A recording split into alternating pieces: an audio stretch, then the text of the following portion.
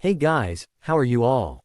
Welcome to Let's Start Story on If Naruto Slept Many Nights with Nami. So do 4 blue hearts. Comment, be sure to subscribe to our channel and like this video, and please share with your friends and watch till end. Also check out Patreon for I have upload Naruto X Ino uncensored spicy version, link in description.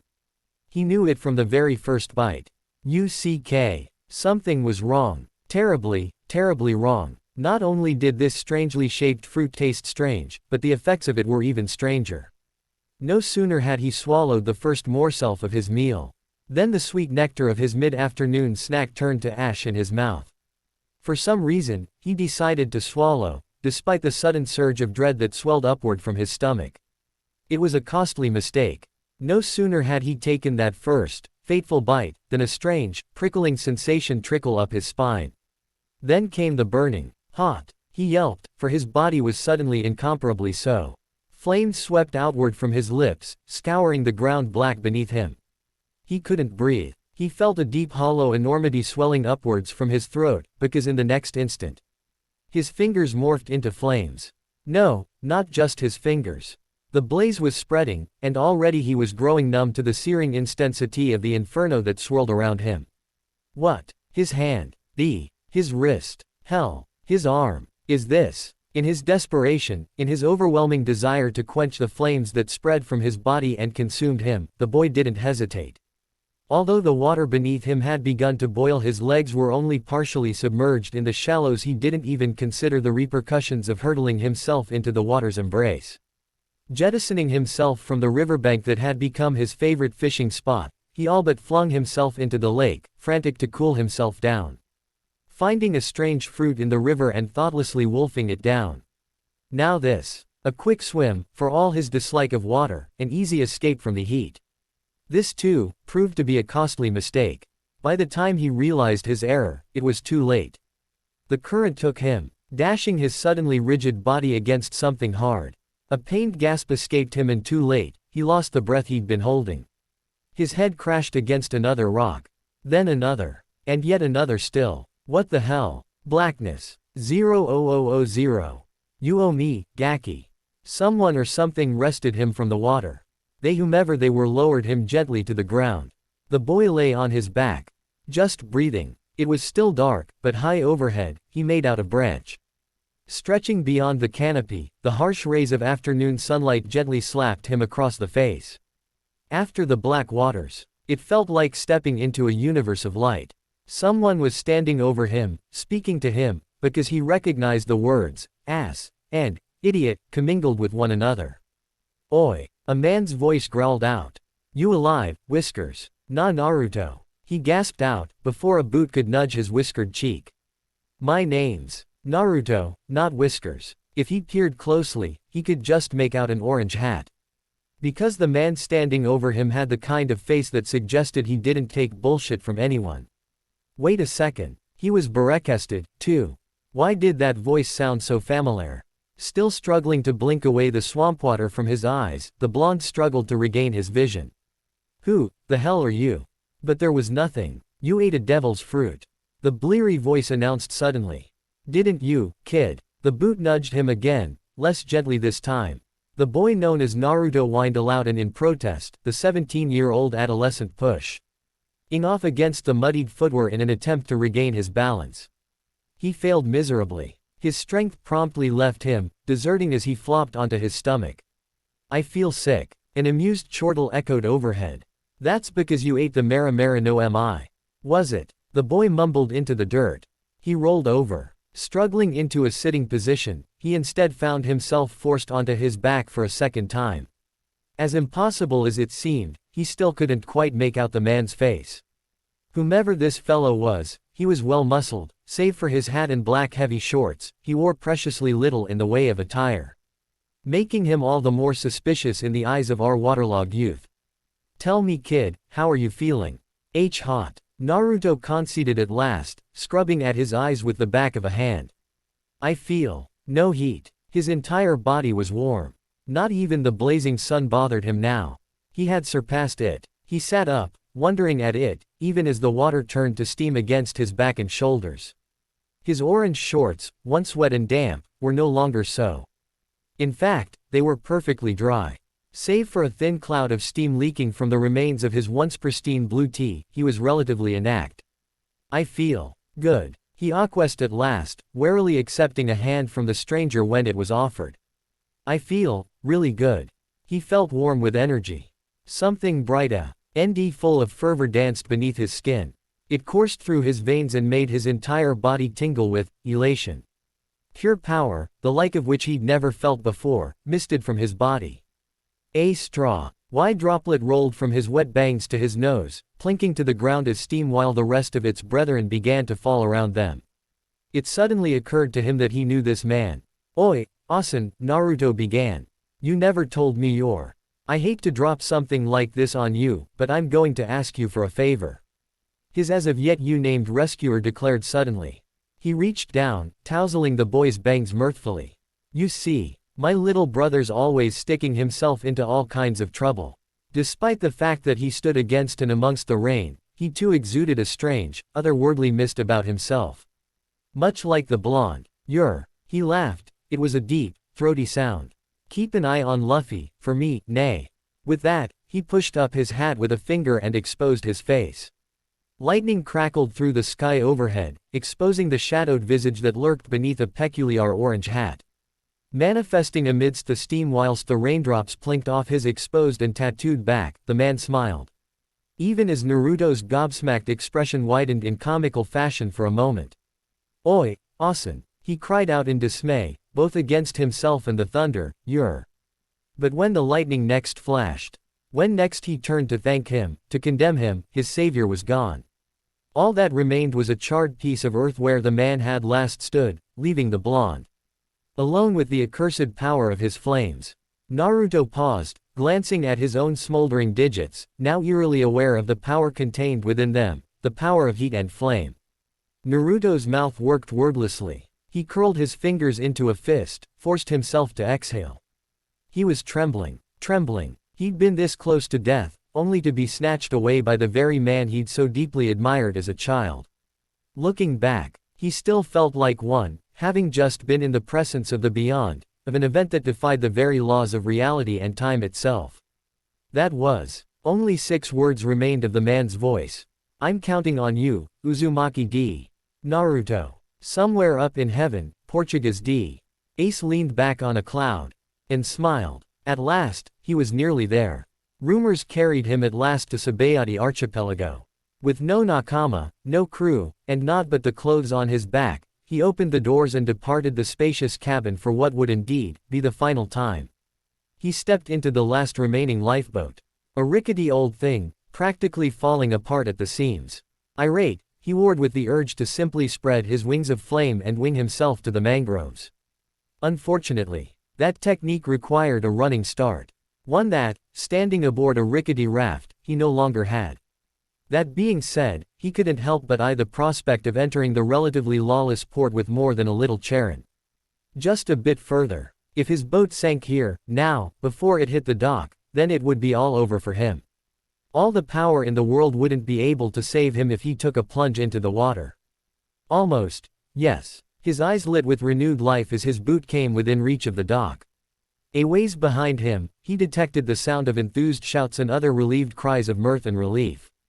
Mirroring those of the slaves he had freed. The ensuing chaos had attracted a large crowd of people, and for that, he was grateful. Even as he heard the odd cry or shout of thanks directed at his backside. He remained grateful for them. What happened? A woman cried. What were pirate ships doing this close to the Saboti? Someone sank those ships. This from a wizened old coot who looked old enough to be Naruto's grandfather, as if he even knew him, discerned as everyone milled about. That meant it was time to leave. The Marines were bound to hear of this, the sinking of 3 ships. Done in by a wanted criminal. That said criminal just so happened to have a great and terrible loathing of all things related to slavery, was unimportant. The last thing he needed was to draw attention to himself. Not here. Not now. There would be time to pat himself on the back, later. For now, he had arrived at Sabayati. The worst was still yet to come, especially, Siali if he encountered a celestial dragon. With that thought in mind, Naruto drew his cowl up to his face, pulled his head down, tucked his chin in, doing his level best to be discreet as he began to move amongst the people. Men, women, children of all ages, many were drawn to the sight of 3 ships blazing upon the open water. They knew not the culprit, only that there was a spectacle to be seen, and naturally, such a sight drew unwarranted attention. By the time the slaves had disembarked and been helped onto the dock, he was already gone. He thought that the clear-eyed one, Hinata, locked eyes with him for a moment as he slipped away. But, surely, that was impossible. Must have been my imagination, he mused, frowning as he watched her tug on the sleeve of another figure, the latter's face hidden within a cowl. Sugoi. What a woman. Wait, was that a fan on her back? He frowned, recognizing the figure as female, not by her face but by her figure alone. Then Hinata pointed. Then the cowled woman turned, her jade-green eyes peering through the cowl, seeking, trapping, finding his sapphire. Shit, she'd saw him. Perhaps it wasn't a coincidence after all, he realized, as she began to make her way through the crowd at an undeniable pace, headed in his direction. Without a word, Uzumaki Naruto disappeared into the crowd. If the rumors were true, that the Straw Hats were recruiting members. Then there was only one way to find out. A few miles outside Sabodi Archipelago, Boa Hancock, the only female member of the Shichibukai, was helping Monkey D. Luffy ready his disguise. Far different than he was 2 years prior, save for his recognizable straw hat, Luffy wore a long-sleeved red cardigan with a yellow sash tied around his waist. During the last 2 years, he had seemed to have gotten only somewhat taller, and his hair is also faintly longer. On his chest was the X from scar he gotten from Admiral Akainu in the war over Marineford. That shadow on the horizon is the Shibondi Archipelago. Hancock told Luffy. This is as far as we can take you. We can't afford to risk our association with you to the rest of the world. You should wear this to stay safe. You don't have to do that, Hancock. Luffy replied. Nobody is going find out it's me. It's wise you keep it, Luffy dear, Hancock warned him. While the world believes you had died, your face is too recognizable even if 2 years has passed. I guess you're right then, Luffy responded as he put on his disguise. And don't worry about your things, Hancock also said as she brought in a very large and heavy book bag. I have assembled everything that is yours. Make it light, said old Nyan. Thanks for all this, you guys, Luffy replied in a gratitude manner. Also, there is just one other thing I wish to ask you, Hancock. Growing embarrassed. What is it? I'm still not going marry you, said Luffy. No, Hancock half lied, still having the schoolgirl crush look. What? I'm trying to say, don't say goodbye to me. It will be easier we don't say goodbye to each since we won't be seeing each other again. What are you talking about, Hancock? Luffy answer in a good manner. Now that we're friends, I hoping to see you again. However, as Luffy left, Hancock mistaken what he says as a marriage proposal, although old Nylon told her it wasn't. Just as Luffy's boat disappeared from sight, someone called out. There is a ship coming from Sabayati. Hancock sent a Kuja pirate to grab a telescope for her while she went to have a look herself. Looking through the telescope, Hancock sees what appeared to be a majestic ship. A massive galleon. Hancock notices that the ship was heading towards them. Sister, I think that ship is heading tight towards us, said Boa Marigold. Is that so? Hancock replied in an emotionless tone. In that case, let's strip everything that ship owns. Wait a minute, Snake Princess, said one of the Kuja pirate named Aphalandra. She was recognizable with her great height over the rest of the Kuja pirates. She was using the telescope to take a closer look on the ship. I think O notices someone on the ship that looks familiar. As the majestic ship came a little bit closer, the whole Kuja pirates got good look on the people of the deck. That is when they notices 2 young women that wearing Kuja outfits. That looks like Ino and Hinata, said one of the female pirates named Marguerite. Ino and Hinata, old Nylon repeated in surprise. Those 2 girls went missing several days while hunting. What are they doing here? Boa Sandersonia said in confusion. A moment later, after coming aboard the ship, Ino and Hinata was kneeling before Hancock. It was reported that you 2 had been gone missing for 5 days after you went to the mountains hunting. Hancock spoken down on them with stern tone. Eyes motionless. Where have you 2 been and what were you doing at Shibondi? Both Ino and Hinata were quiet for a moment, as if they were too embarrassed to say anything. From the look on their faces, They feel a heavy pressure under Hancock's gaze. Finally Ino responded in a hesitating tone, "We were kidnapped by some Slaver's snake princess." "That's impossible," Hancock replied in a disbelief tone. "There was no way any Slavers could have kidnapped you from Amazon Lily." "We thought it was impossible as well, Snake Princess," said Hinata. "However, we lear that the Slavers use some sort of material to easily sail across the waters of Amazon Lily, immune to the Sea King's senses." "What kind of material they're using?" Old Nyan asked, sensing something on what Hinata was saying. "I believe it is seastone material, Grandma Nylon," Hinata replied. Everyone was already aware of seastone material. It is a substance that naturally originated from the seas. It is also the main thing that can cancel out devil fruit powers. Because the calm belt is infested by countless numbers of sea monsters called Sea Kings, Amazon Lily is naturally protected against outsiders. However, thanks to a brilliant scientist named Drive Vegapunk, the Marines begin using seastone on the bottoms of their warships, which they escape unnoticed by the Sea Kings. With their protection now eroded, the only way to keeping outsiders from entering Amazon Lily is for the ruler of the tribe, such as Boa Hancock, to uphold her standing as a Shichibukai, and sign a treaty with the world government for their continued security. But now Slavers are using seastone substance to easily infiltrated Amazon Lily. If what Hinata and Ino said is true, how did you two manage to escape the slaves? Said another Kuja pirate named Sweet Pea. The Slavers were attacked by someone, Hinata began to explain. He single-handedly defeated all of them before he disappeared into Shibandi. However, Hinata was very hesitant as she seems afraid to finish what she said. However, what Hinata? Hancock insisted. "Did you see your savior's face?" "I did," said Hinata. "I recognized him from the wanted posters. He was regarded by the Marines and the world government as an extremely dangerous pirate."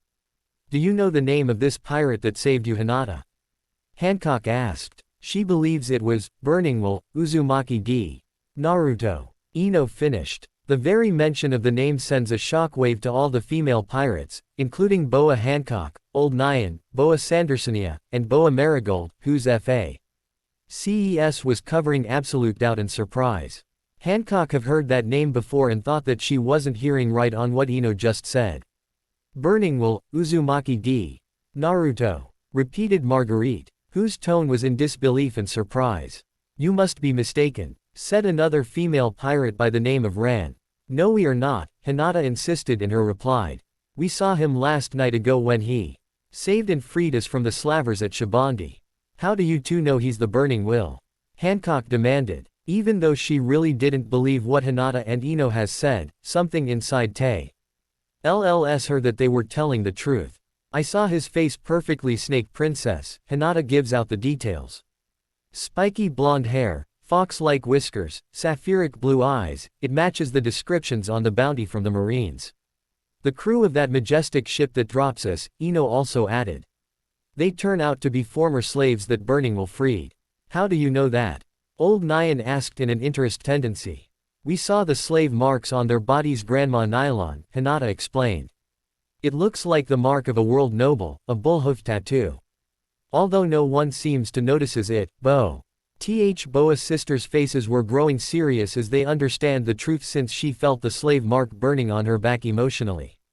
They claimed that Naruto freed them from the world nobles and heading back to a hidden camp of escaped slaves. Ino carry on with her story.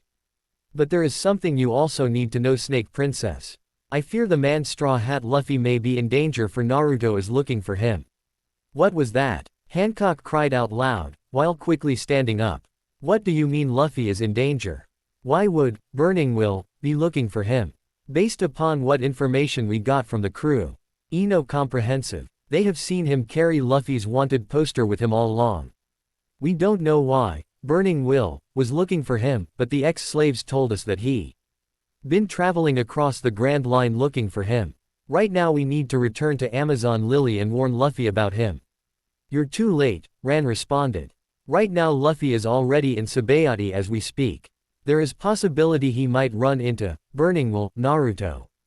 If he's there, then we must find him and warn him about Burning Will," said Hinata. "We don't know what his motives are towards Luffy. Suddenly Hancock bolted from her seat and began walking towards one of the smaller boats of her ship. However, old Nylon stopped her.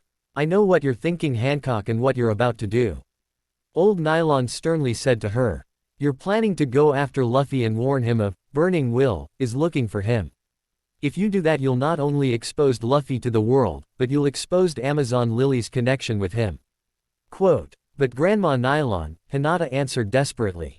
"Despite Luffy being a man, he's our friend. He owns him that." "She right," Marguerite also agreed. "We can't just stand here and do nothing. It's out of our hands, Hinata and Marguerite," old Nyan responded. "There is nothing we could do. All we need to do is trust in him in case the Burning will catch up to him." Although she hates to admit it, Hancock knows old Nyan is right.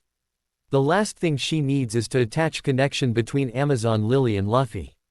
If the world government finds out about it, they wouldn't hesitate to revoke Hancock's membership as a Shichibukai and move into position to destroy Amazon Lily, a pirate nation.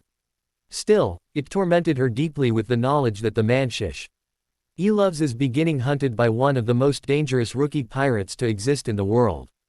Hancock has to have faith that man she loves is able to protect himself since he had been trained by Sliver Rayleigh, the former first mate of the legendary Pirate King, on how to master his hockey powers. Yet she slowly begins to have doubts since Burning Will was looking for Luffy. After the attack on the capital Marieoa, a large task force of marine warships and soldiers was dispatched to go after Burning Will, Uzumaki-D, Naruto, and bring him to justice.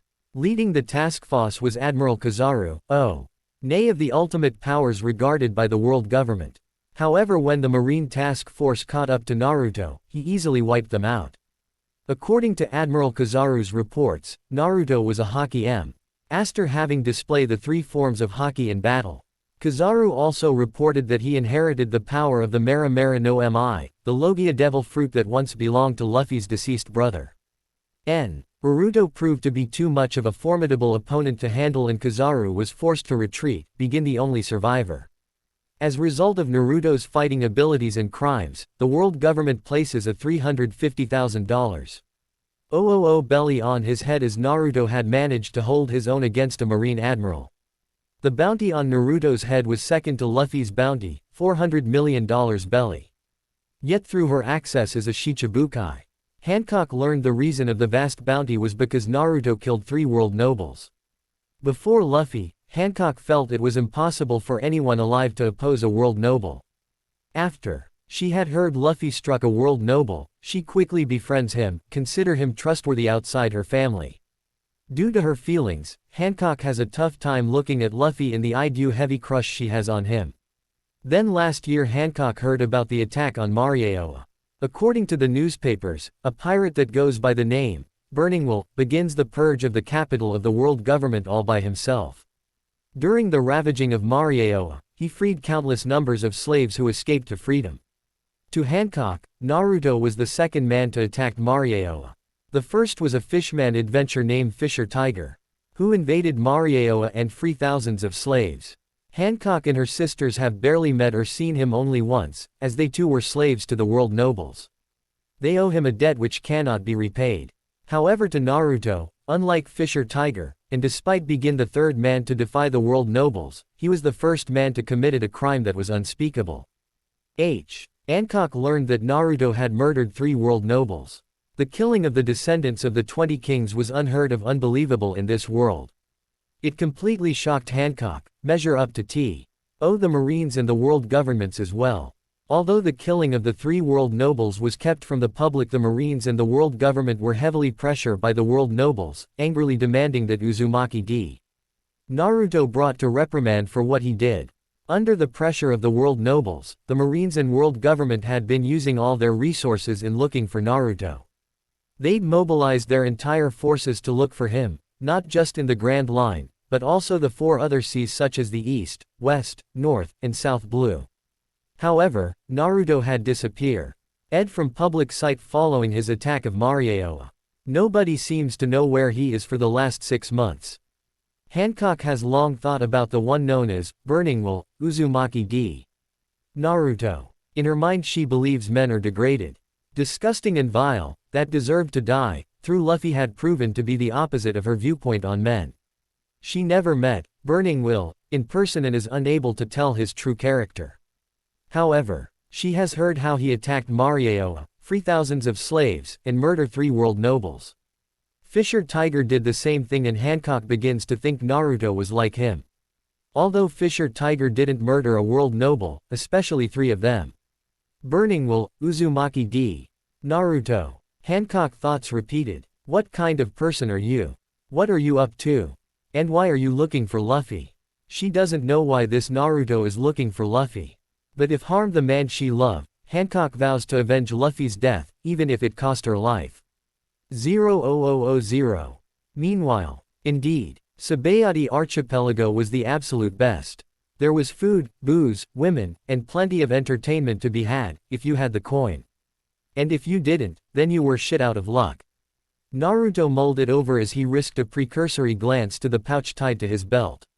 100 million berry. Someone was bound to try and snatch at it, sooner, rather than later. The same could not be said of his raft however. The light Dingy having already capsized during his skirmish with the slavers, practically sinking even as its former master stepped off the mast and onto the dock. Isking a precursory glance back at this vessel, he tipped his head in farewell, because the mast had already quietly dipped below the waters of the pier. Now it was merely a matter of staying out of sight until he could find what he'd come here for. Of course, there was also the matter of ditching the bothersome wench who'd taken it upon herself to tail him halfway across Sabayati Archipelago. He was nearing Grove number 47 as planned. But so too was his pursuer. Now, he dodged into one of the many ramshackle establishments set up by the street vendors, chosen a seat, and contented himself to see what it was that fate had in store for him. That had been nearly an hour ago. Something on your mind, stranger? Naruto had been ignoring the ruckus outside. It hadn't been any of his concern. Now he creaked an eye open as someone approached the empty seat at his right.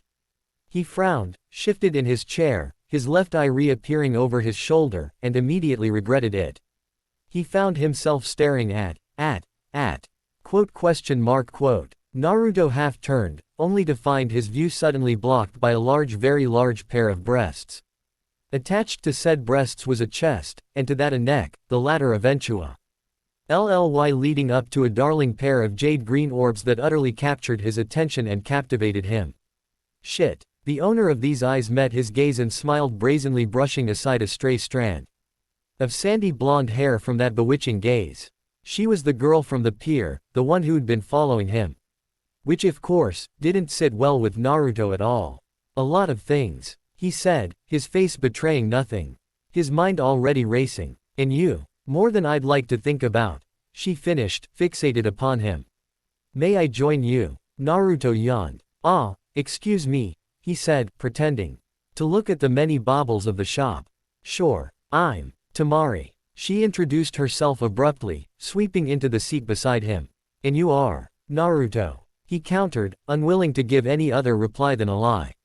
I'm a traveling merchant. Fascinating, Tamari smiled warmly, reaching into her right sleeve as she did so.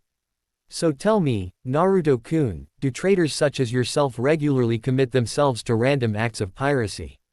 She emerged with a charred piece of timber and summarily slipped it onto the bar beneath them, her gaze never leaving his, not even for an instant. I don't think that's any of your business. Naruto countered, smiling thinly.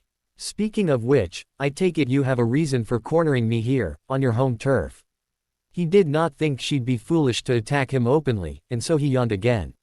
He hadn't freed those slaves because he'd wanted to, it'd merely been a matter of professional disgust and distaste. There was nothing personal about the way in which he'd slaughtered the slaves.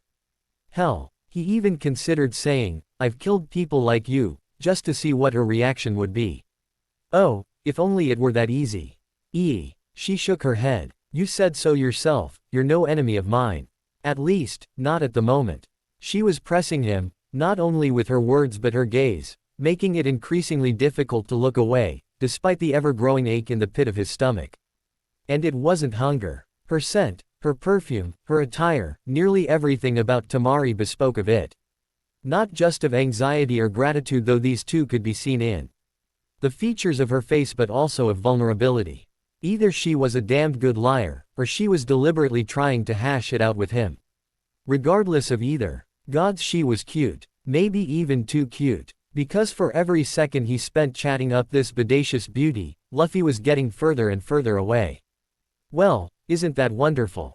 Naruto snapped back. Not really. She turned aside, sparing a longing glance out the porthole, the smallest of smiles adjourning her features at the sights she found there.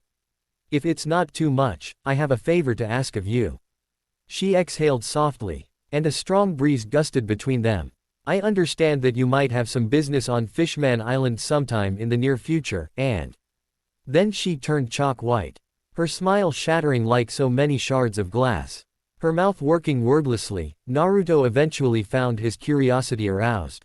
Reluctantly, he allowed his gaze to drift across the table and alight upon the spectacle that had Ptu read her attention so and left her riveted. It must have been something, to stop a woman like her in her tracks. Ah, shit. And it was something indeed. He felt his spirit sink like a stone as he saw them marching a steady rank and file line across the streets. Marines. So they were onto him after all. Blast. So much for secrecy and stealth. If the Marines knew him to be here, then an admiral was likely to be already on the way. Troublesome, as his old friend had once said. So very, very troublesome that for a terrifying second, Naruto considered just wiping out the whole of Sabayati in one giant fireball. The realization that he'd likely be destroying himself as much as the Marines, put a slight damper on that plan. As did any other notion of finding Miss Tamari to be incredibly attractive. Now, unless he wanted to tangle with an admiral again and risk destroying the archipelago itself, all plans for leisure would have to be discarded. That meant cutting ties with said buxom blonde, and cutting them fast. Naruto painted a smile onto his face. And here I thought I'd kept myself inconspicuous. Tamari smiled thinly, her face only just regaining its usual pallor. I could say the same for Monkey D. Luffy. I beg your pardon. Naruto blinked, his composure forgotten. Here, his fellow blonde offered the unamused Logia a poster. Think of it as a gift. Oh. Naruto read over it rapidly. I see. He's gathering followers here in Sabayati. Naruto frowned, the words having scarcely left his lips before a fireball ignited within his hand. He smiled at it, twirling it over in his hand as he would a coin. You've done me a wonderful service, Tamari-san. However, whatever your favor on Fishman Island might be, I'm afraid I'm not in the business of simply stealing or kidnap. Or whatever it is that you might possibly ask of me. But, no buts. He leaned forward, breaching the distance between them with a deceptive amount of agility. Tamari stiffened. One moment he'd been within arm's reach. The next, he loomed over her, his lips brushing her outer lobe as he spoke, whispered softly in her ear. There was something seductive, almost primal in his gaze when he spoke. If I find out that you had any part in the Marine presence here, he purred, tracing a finger over Tamari's jawline. I'm going to find you, rip out your spine, flog you with it, then scour the flesh from your bones until you beg me to kill you. He paused, let it sink in, let the words soak into her features. And if, by some chance, you had nothing to do with their arrival, then I will be perfectly blunt with you. If I see you again, following me, shadowing me, in any way, shape, or form, I will send you back to your master or masters or whomever it is that sent you to possibly recover any possibly lost property of any possible person that is possibly an owner of a possible ex-slave, in a body bag.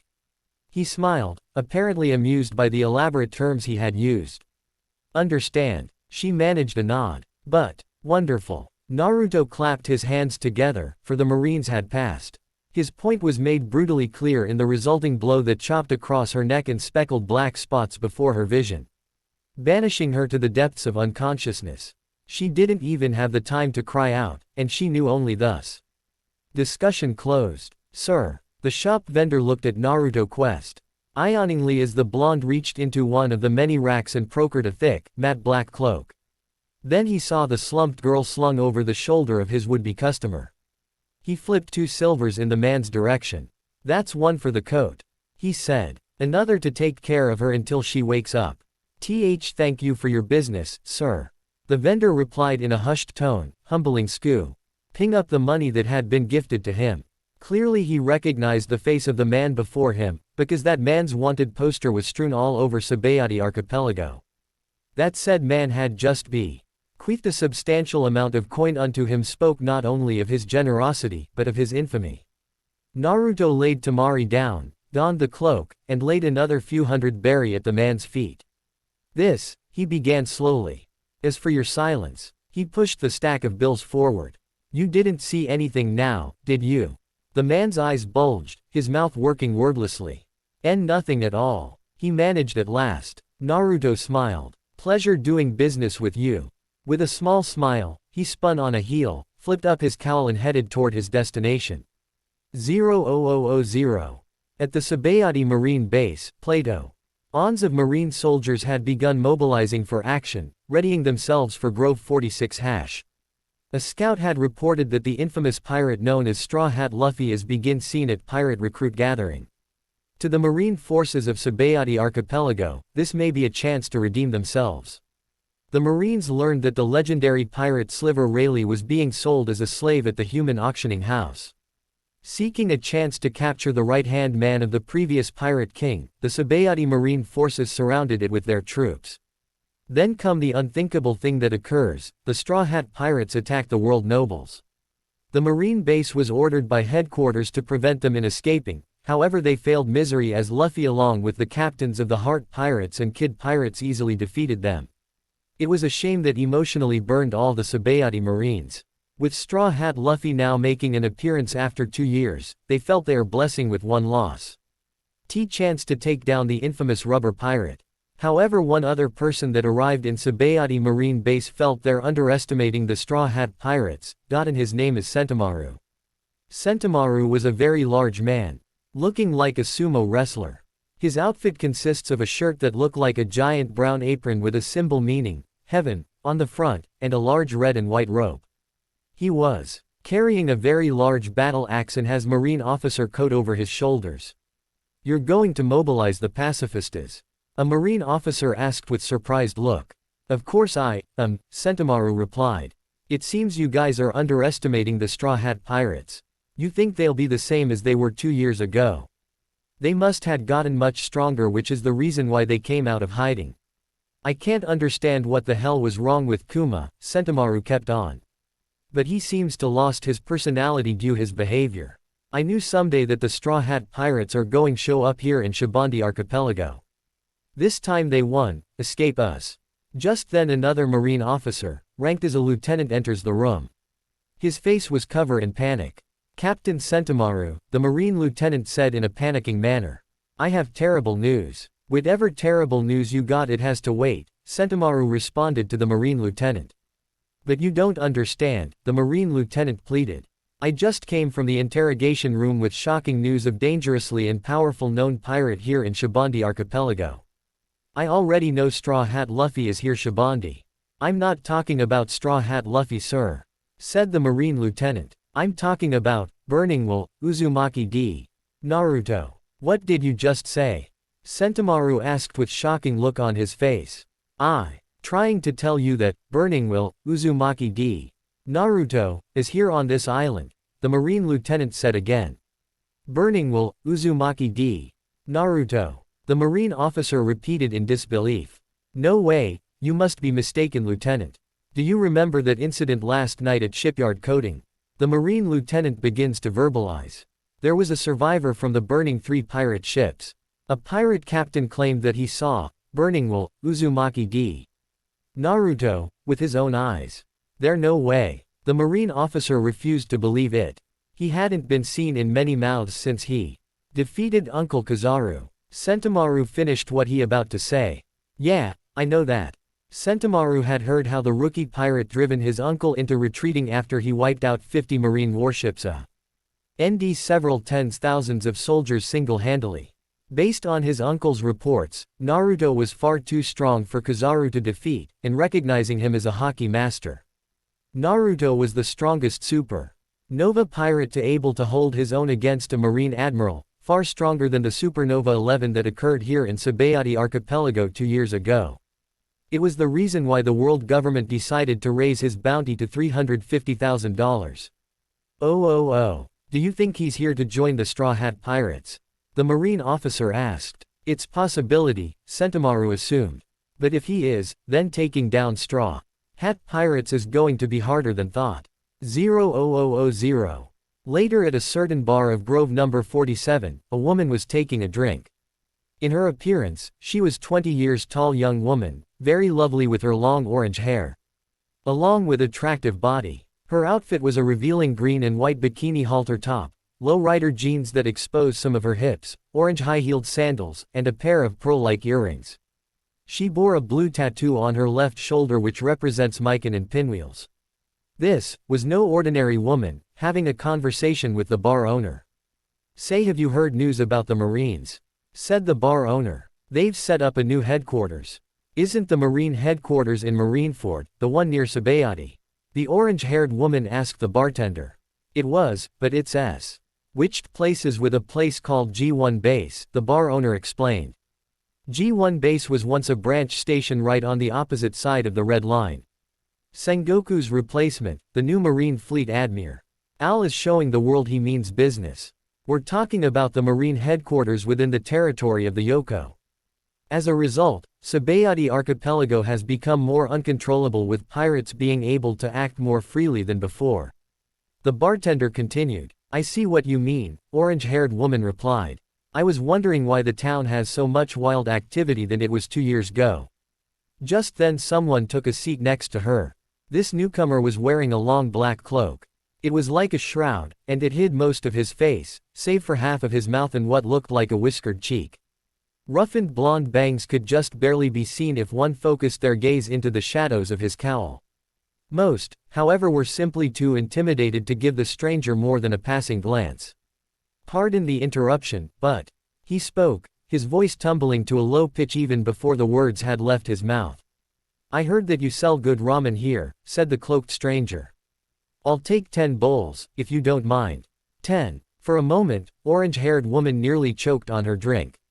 She rounded on the voice, almost expecting to find him there.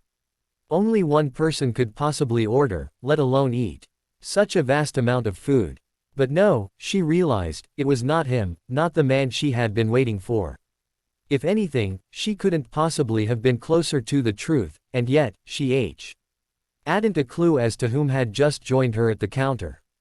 10. The bartender gawked. "Kid, are you sure you can eat that much? I'm more than willing to pay." The voice reassured the baffled owner of the bar. "Please, heat them up right away." Having a new customer, the bar owner turned round to arrange the cloaked stranger's order. The orange-haired woman studied the stranger carefully. This man's body, as well as his face, was carefully hidden. That was nothing new. Many a man wanted to keep his identity a secret from those around him. Given the lack of marine presence in Sabayati, it really wasn't much a surprise that he wanted to keep his identity a secret from the general public. Then she noticed a necklace around his neck. It looked like a perfectly shaped green stone object around the stranger's neck. Examining the necklace careful, Nami estimated its worth to be lots of berry. That is, if she could manage to steal it. That was also a sizable pouch of coin that he had strapped to his waist. "Can I help you with something, miss?" "Damn it." She balked. It seemed that her attention hadn't gone unnoticed after all. She'd been noticed as well. Upon raising her gaze to meet his, she was greeted by a small smile. Twin oars of pure sapphire, and the strangest inclination that she'd seen this man somewhere before.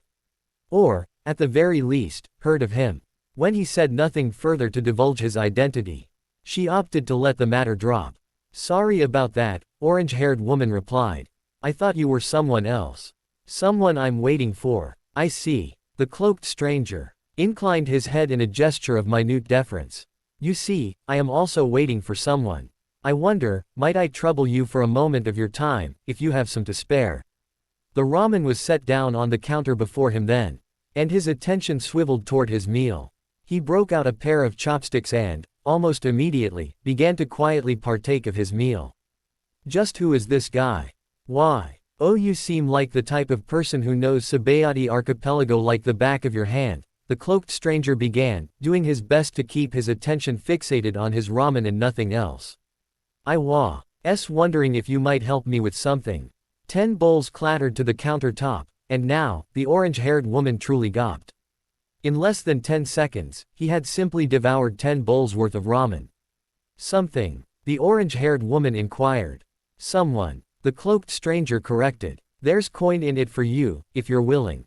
After a pause, he decided to add that money was of little to no value for him. And she would be well rewarded for her services.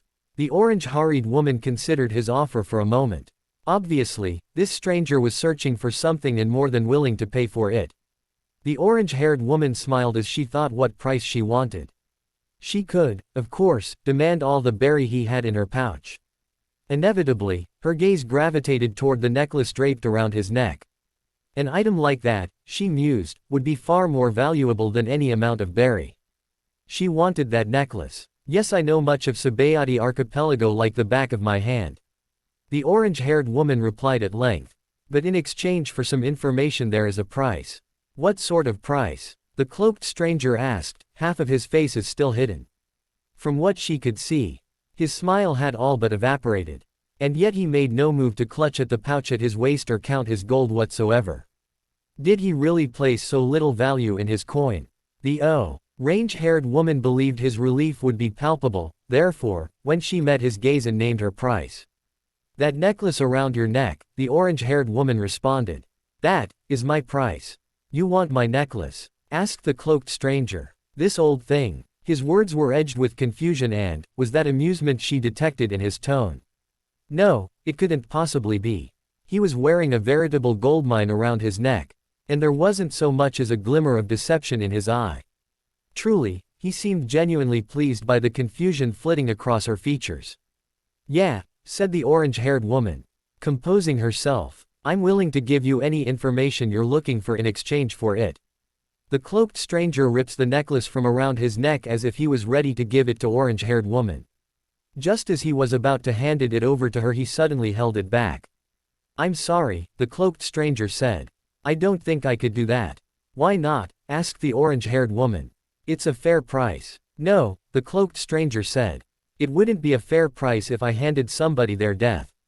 What? The orange-haired woman answers back in a surprised tone. Wait a minute, what do you mean by that? Handed my death. Well, the cloaked stranger began to explain. This necklace once belonged to my godmother. She once gave it to her little brother and friend because it is a sign of good luck to help them in their journey. However, however, the cloaked stranger continued. Her little brother, then later, her boyfriend, each died a gruesome deaths. The necklace that she had given each of them the day before that death inevitably returned to her, and she began to view it as some kind of curse. He paused, peering at a point past the orange-haired woman. Almost as if he'd seen something there, but he said nothing. How come you're wearing it? Her curiosity piqued, the orange-haired woman couldn't help but broach the subject further. Or should I expect you to die a horrible death as soon as you leave this bar? Her concern wasn't entirely fade. If the necklace was indeed cursed, then she wanted to sell it as quickly as possible before it could be passed on to her. Well, the cloaked stranger began to say. I made a bet with her. I bet her that I would be able to unlock my Haoshoku haki. She didn't believe I would have it. Since only 1 in a million people can possess the power. The orange-haired woman had heard the word haki before. As she tried recalling her memories on what it was, someone interrupted her thoughts. Did I just hear right? Someone's loud voice was heard. $55 million belly. Bang. A gunshot was heard that causes everyone in the room to turn their heads. At a table with food and drinks, a large and fat middle-aged man has shot a pirate in front of him. He was wearing a straw hat, a shirt that is open and too tight to close due to his overweight figure, and he wearing what appeared to be boots. His legs are thin and hairy. He has an X-shaped scar on his stomach and another scar on his left shoulder. Try reading the poster correctly next time, the fat man with straw hat sneered. The least bounty is $70 million belly. I'm not interested in taking captains with bounties lower than that. But hell, I'm amazed you ever made it this far. Who is that guy? The cloaked stranger asked. That guy there is Straw Hat Luffy stranger. Said the bar owner behind the cloaked stranger and Nami. Straw Hat Luffy. The cloaked stranger responded in an almost surprising tone. You're telling me that guy is Straw Hat Luffy? Of course he is, said the bartender. He's the son of the infamous Monkey D. Dragon and the grandson of the legendary Monkey D. Garp the Fist. His bounty was increased to $400,000. Belly after his actions between the inescapable Impel Down and the war over Marineford. Right now he and his crew are coming out of hiding, the bar owner continues. They're recruiting a strong crew for the new world. Get lost trash. Straw Hat Luffy cruelty shouts down on the wounded man. I'm the son of the legendary revolutionary dragon, you know. We don't have any time for weaklings who are going to slow us down. Said a Sniper King. You've just not at our level. You think we're dumb enough to allow a fool into our crew? Turning to another crewmate, Luffy said, Hey Frankie, how many do we got? The total is about 100, Frankie replied. 3 full pirate crews have joined us. 10 of them had bounties on their heads. And 2 of them are supernovas everyone talking about, Luffy sneered. They are the brother captains, Wet Hair, Caribou and Blood Splatterer, Koribo. Their bounties are worth $210 million and $190 million belly on their heads. Those are the kind of guys we needed in our crew. Wouldn't it be so much fun if we had Burning Wool, Uzumaki D. Naruto on our crew, Captain? Said Nami. He has the largest bounty of the supernovas, $350 million belly. The biggest bounty we've come across so far. Yeah, agreed Sogeking. But nobody's seen him these many months since the incident at Marieoa last year. However, even if he did want to join our crew, it will be a big risk since he's been hunted mercifully by the Marines and the world government. Perhaps you're right, sighed Luffy. Screw it. We got enough bounties to expand our reputation in the new world. Ain't that right? Turning to the bar owner where the cloaked stranger and the orange-haired woman are, Luffy shouted, Oi! Bartender! Bring me some rum. He grinned lecherously seconds later as his gaze fell upon the orange-haired woman whom the man had been servicing a moment before. And you lovely lady, it's obvious you've been standing there for a long time. Why don't you come and have a drink with me, No thank you, answered the orange-haired woman curtly. I'm waiting for someone. Everyone in the room felt their jaws drop and their eyeballs bulge from their sockets. A refusal, a blatant refusal. Orange-haired woman had turned down Monkey D. Luffy. To refuse an extremely dangerous pirate with a bounty of $400 million was unwise. So unwise in fact, that the bartender felt inclined to remind the woman of her mistake. Listen lady, the bar owner whispered to her on frightening tone. You'd be better off doing what that guy said. That mad pirate went charging into the middle of the war 2 years ago. I'm sure you heard about it, right? She refused to honor him with a response. Waiting for someone, are you? Said Sniper King as he approached the orange-haired woman. I'm sure he just a puny weakling who'll be crying on his knees the second he hear Captain Luffy's name. Now get over here right now.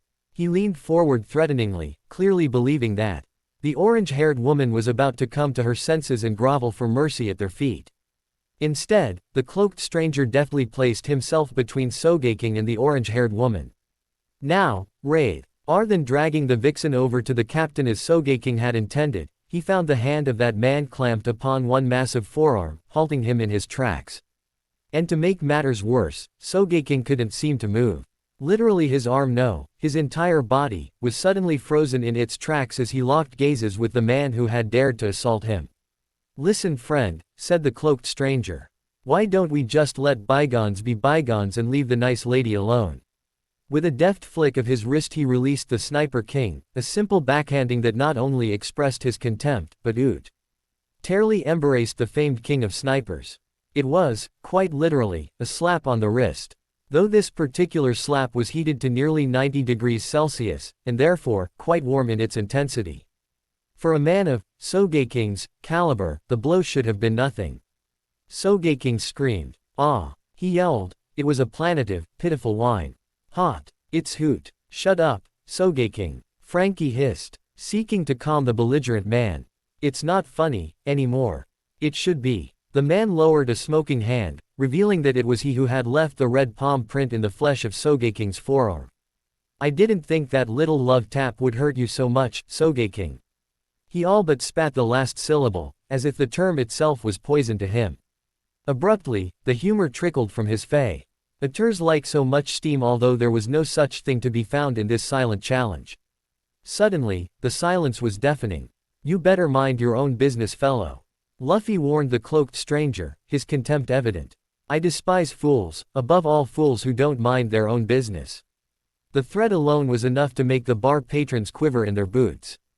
The orange-haired woman simply arched an eyebrow, took a sip of her drink and wondered at the true identity of this man who had so pointlessly come to her aid.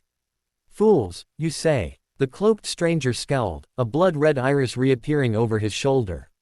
"Funny you should mention that." It was then that Luffy had a hard time seeing the man's face. It was carefully hidden by the hood of his black cloak, save for his mouth. And he'd gone to great efforts to keep it that way. "I too despise fools. Above all, a fool who thinks to pose as a pirate and pass himself off as one." "Why are you wearing hood over your head?"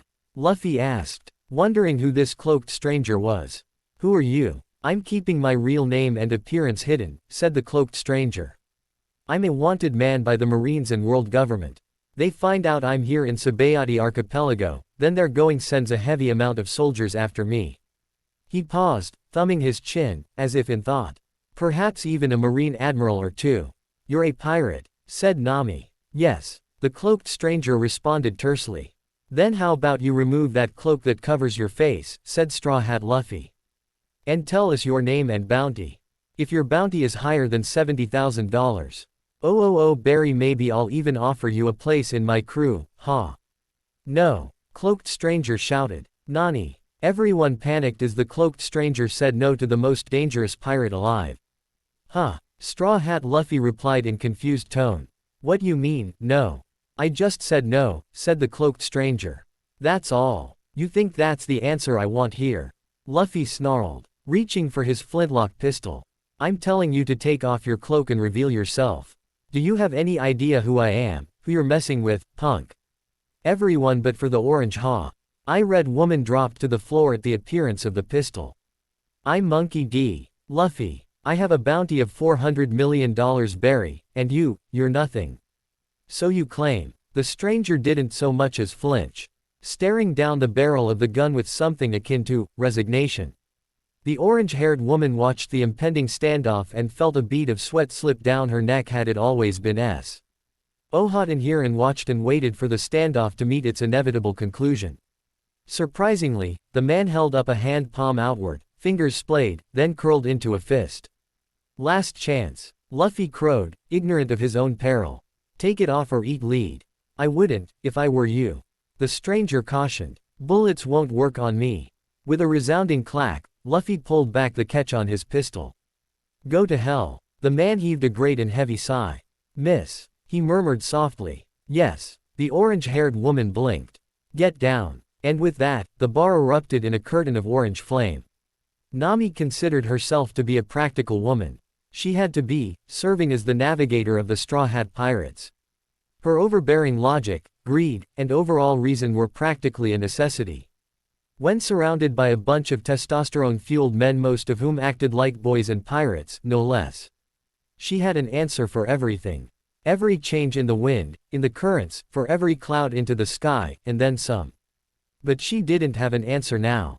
Not for this. Only a moment ago, Monkey D. Luffy faked that he had shot a perfectly harmless stranger. One who had little to no monetary concern whatsoever.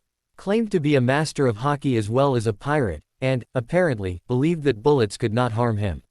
While she found this interesting, the fact that he claimed to be a wanted man whom both the world government and the Navy were pursuing was more than enough to set her threat estimation to a bright "get the hell away from this guy, Red." "Miss." She blinked. "Get down." Unfortunately, she'd been too mesmerized at the time to even consider fleeing. And she really didn't want to turn a blind eye to the fakes who were claiming to be them. That ugly bitch didn't look a damn thing like her and give them the satisfaction. Instead, she sat there, her eyes growing ever larger as negotiations broke down between the pirate and the faker, ending in the former taking a mouthful of lead from the latter. To which the former smiled disarmingly. Bang! Imagine her surprise when the bullet went clean through his skull, wedged itself in the wall, and that smile did not fade in the slightest. He'd died on his feet, she supposed.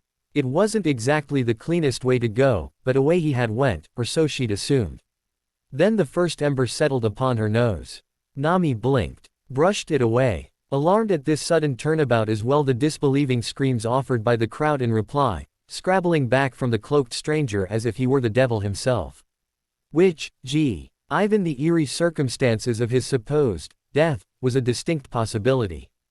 The cloaked stranger half turned, exposing a blood-red iris over his shoulder. Flames licked across the gaping wound that had severed the left side of his face. But instead of blood and guts and gore as there should have been, there was naught but flame. Glowing tendrils of smoky shadow and flame gathered about the offending injury, forming up on one another after the other, gaining substance and form, until something miraculous happened. Bereft of the tattered cowl that once shielded it, the ruined portrait that was his face consumed itself in flame and simply closed the wound from the inside out. For a moment, for one blessed moment in the instant before he yanked that blasted cowl back into place, the orange-haired woman saw his face.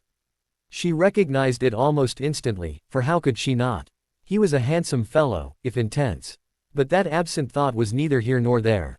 Oh, my gods. Despite herself, despite all her calm, cool level-headedness, Nami lost the ability to breathe. She'd seen him. She'd seen his face before, many, many times over the past 2 years. His was a face that was known even in Weatheria. For tales of his infamy exaggerated or no had spread far and wide, even there. She saw him in those flickering embers of flame and fire and she wanted to say something but she could not bring herself to speak the word she wanted so very desperately to say. She was looking at a man. A man amongst men, a man whose very soul was said to be blacker than the ninth circle of hell. A man who murdered whomever dare stand in his way, and a man not to be trifled with, because his wrath was simply not something that mustn't be aroused. She'd heard the stories. She'd read the papers. This was the one man whom stirred in her both fear and respect, though whether the former was stronger than the latter remained to be seen. This was, oi, young lady. She dimly recalled the warning Mr. Haredes had given her. If you see burning will on Shibandi, will you give him my regards? Nami had dismissed the comment at the time, chalking it up as nothing more than one of the man's many quirks. Thanks to the donation he made, we'll be able to continue our research here for what might be another decade. She hadn't bothered to ask how it was that Mr. Haredes knew one of the most infamous rookies in the Grand Line. Let alone why said criminal would possibly make a donation to something other than whores and booze. She'd been busy at the time, far too busy to take heed of what might have been her only warning. But how could she have known that Mr. Haredes would know that burning will, aka Uzumaki D. Naruto, would be on Shibandi Archipelago? It was also at that time that Nami realized something else, something far more devastating than knowing that she'd nearly been duped into accepting a cursed necklace from a potentially chivalrous stranger. No, this was worse than that. Much, much worse. She had looked him in the eye and she hadn't even known. She'd been shooting the breeze with a mass murderer without even knowing it. Oh, this is just too much. His words, the words of the man who had the entire world after his head, gently tugged Nami from her reverie. The infamous rookie had doubled over with one hand clutching at his stomach. As though it might burst between his fingers. He was laughing, Nami realized. Incredibly, he seemed to find the fact that he had been shot amusing somehow, and at length, he straightened, standing woodenly and not taking enough care. I came here looking for Monkey D. Luffy. He snickered softly to himself. But you know, I never expected to find him this quickly. Suddenly, he turned, his gaze fixating on Nami with such an intensity that for a moment she thought he might turn on her as well. He didn't. Instead, he looked her up and down as if truly noticing her for perhaps the first time. Nami felt her cheeks darken. Such was the overbearing power of his eyes. Abruptly, he averted them. He chuckled softly as his gaze slid away from her. Ha ha ha. The formerly cloaked stranger laughed. It was a deep, throaty sound and it chilled her to the bone. Everyone, including the Strafut pirates, cowered before that laugh. Only the fake Luffy managed to maintain some of his former belligerence. He jammed the flintlock pistol back into its holster, wiped the shock and dismay from his face, and rushed to his feet as though he feared someone would somehow beat him to the punch. Aha! He laughed, painting a smile upon his face when all eyes eventually found their way back to him once again. Why yes, it's just as I suspected. The great, burning will, has decided to join us, after all. Seeing their captain's bravado feigned though it most certainly was, the crew of impostors seemed to regain some of their former bluster. It was only Burning Will who smiled in kind. Oh, I'll join you all right. He paused, smiling sardonically. But first, I have a question. Sure. The Luffy seemed to be rapidly regaining his composure, Nami realized, and her own sight of Burning Will was rapidly evaporating. She found herself making for the door, all respect for this so-called criminal lost and forgotten. Then an unusual inquiry stopped her cold. She paused, her curiosity piqued. And before long, it became clear to her just what kind of man this Burning Will truly was. Tell me, Luffy, Burning Will continued with that deadly soft tone of his, why waste a bullet on me like that? Aren't you a rubberman? The silence was deafening. Hey, that's right. Someone whispered. I heard that Strafut was made of rubber, wasn't he? Yeah, that's right. Another added. But then, why use a pistol? Still another asked. Shish. Quiet. He'll hear you. For a moment, fear seemed to prevail over the bar patrons. Then, Burning Will took a step forward. It was a small step. Nothing imposing about it whatsoever, but the intent behind it remained clear. Peering upward at Luffy, he reached into his breast pocket. Everyone cringed aside in terror, expecting him to pull out a weapon of some sort, only to flush with shame as he exposed a wanted poster bearing the latter's face. Also, would you mind telling my why you don't look a damn thing like your wanted poster? He asked genially. In that moment, as the whispers grew ever louder, Nami mentally reassessed her opinion of Burning Will. Now would have been a perfectly reasonable time for her to leave, as she could not hope to gain any coin from staying to watch the impending brawl. Like a certain priest she knew, Burning Will was well renowned for his legendary temper and an annoying tendency to incinerate those who vexed him. It was for this reason, if not her own personal satisfaction, that Nami observed the proceedings with great amusement. She couldn't be bothered to deal with the fakes herself, of course. But witnessing their downfall would still be all too satisfying. Especially at the hands of this, rather handsome pirate. Now, if only he'd take off that blast cowl too so she could get a good look at his face. Meanwhile, the tension was reaching a breaking point. You better watch yourself, buddy, Luffy snarled at his fellow rookie in a dangerous tone. You might be a hotshot with a $350,000. Berries on your head, but my bounty is $400 million berry, which is higher than yours. Meaning I'm 10 times more dangerous than you can never be. He loomed over Burning Will with his girth, clearly trying to use his reputation in a feeble attempt at intimidation. Yes, and more's the pity. Burning Will sighed. Unfortunately, you're not the Luffy I'm looking for. What? Burning Will cocked his head to one side, the smile dropping from his face to shatter across the floor like so much broken glass. Abruptly, the bounty poster in his hand began to fizzle and wither, burning itself from the bottom up. In a matter of seconds, it had been reduced to a pile of ash on the floor. Now it was that everyone's attention fell upon him, this stranger who had not once, but twice, demonstrated the powers of flame and fire. Hey, did he just? Nami watched as the realization flowered in their eyes and withered in equal measure. She watched as they shrank back from him, men, women, and children alike. Watched, as Naruto brought his palms together, and called upon his element for the third and final time. When they parted, he was clutching a brand, no, a pommel, no doubt was that a hilt of some sort.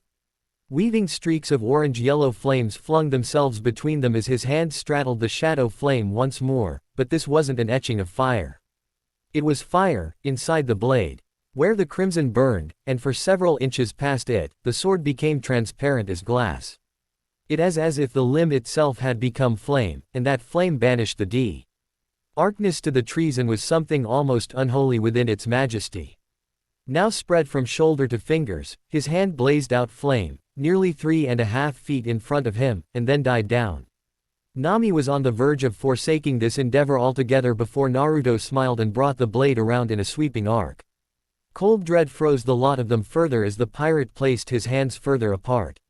He'll set the bar on fire. He brought the other hand up and flexed it and his fingers closed around the fires.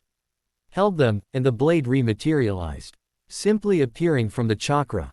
Glowing reddish-black as was his skin, the crescent hook of a tip dangled from a relatively simple and not at all oblong pole of a handle, one that he shouldered it deprecatingly. Naruto didn't seem to mind at all that he was holding a weapon composed of more flame than actual steel, and if he did, he wasn't doing much to convey that annoyance. Once more, the gaze of Burning Will found hers. His eyes narrowed slightly, a silent, unspoken warning that told her to, quite simply, get down. Kagutsuchi. By the time she did think to drop to the floor, a screen of orange blaze was discharged without warning.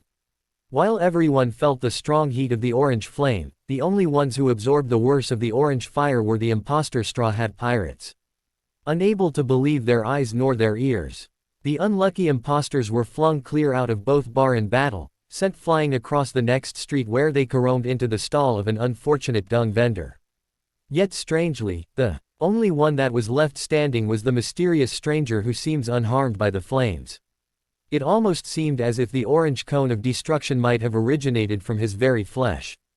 But that was impossible. The only person she'd ever seen using such an ability had been dead for 2 years now. The only other man who held such an ability had vanished from the face of the earth for 6 months. After making a name for himself in battle and blood and booze. Now, as a curtain of orange flame swept itself between them, roiling, boiling, baring its fangs with a mind-numbing intensity, she began to understand. With a squelching soft sound they retreated inward, forming human flesh once more. Sorry about the mess, the cloaked stranger apologized to the shocked bar owner, paying for the damages inflicted by the fire. I believe this should cover the damages, plus a little interest for making me those last 10 bowls. The owner gawped as he beheld the stack of berry that had just been handed to him. Muttering to himself that he'd never seen so much money in my life, he offered his most humble gratitude and swiftly departed. Nami's sweat dropped. Is this guy for real?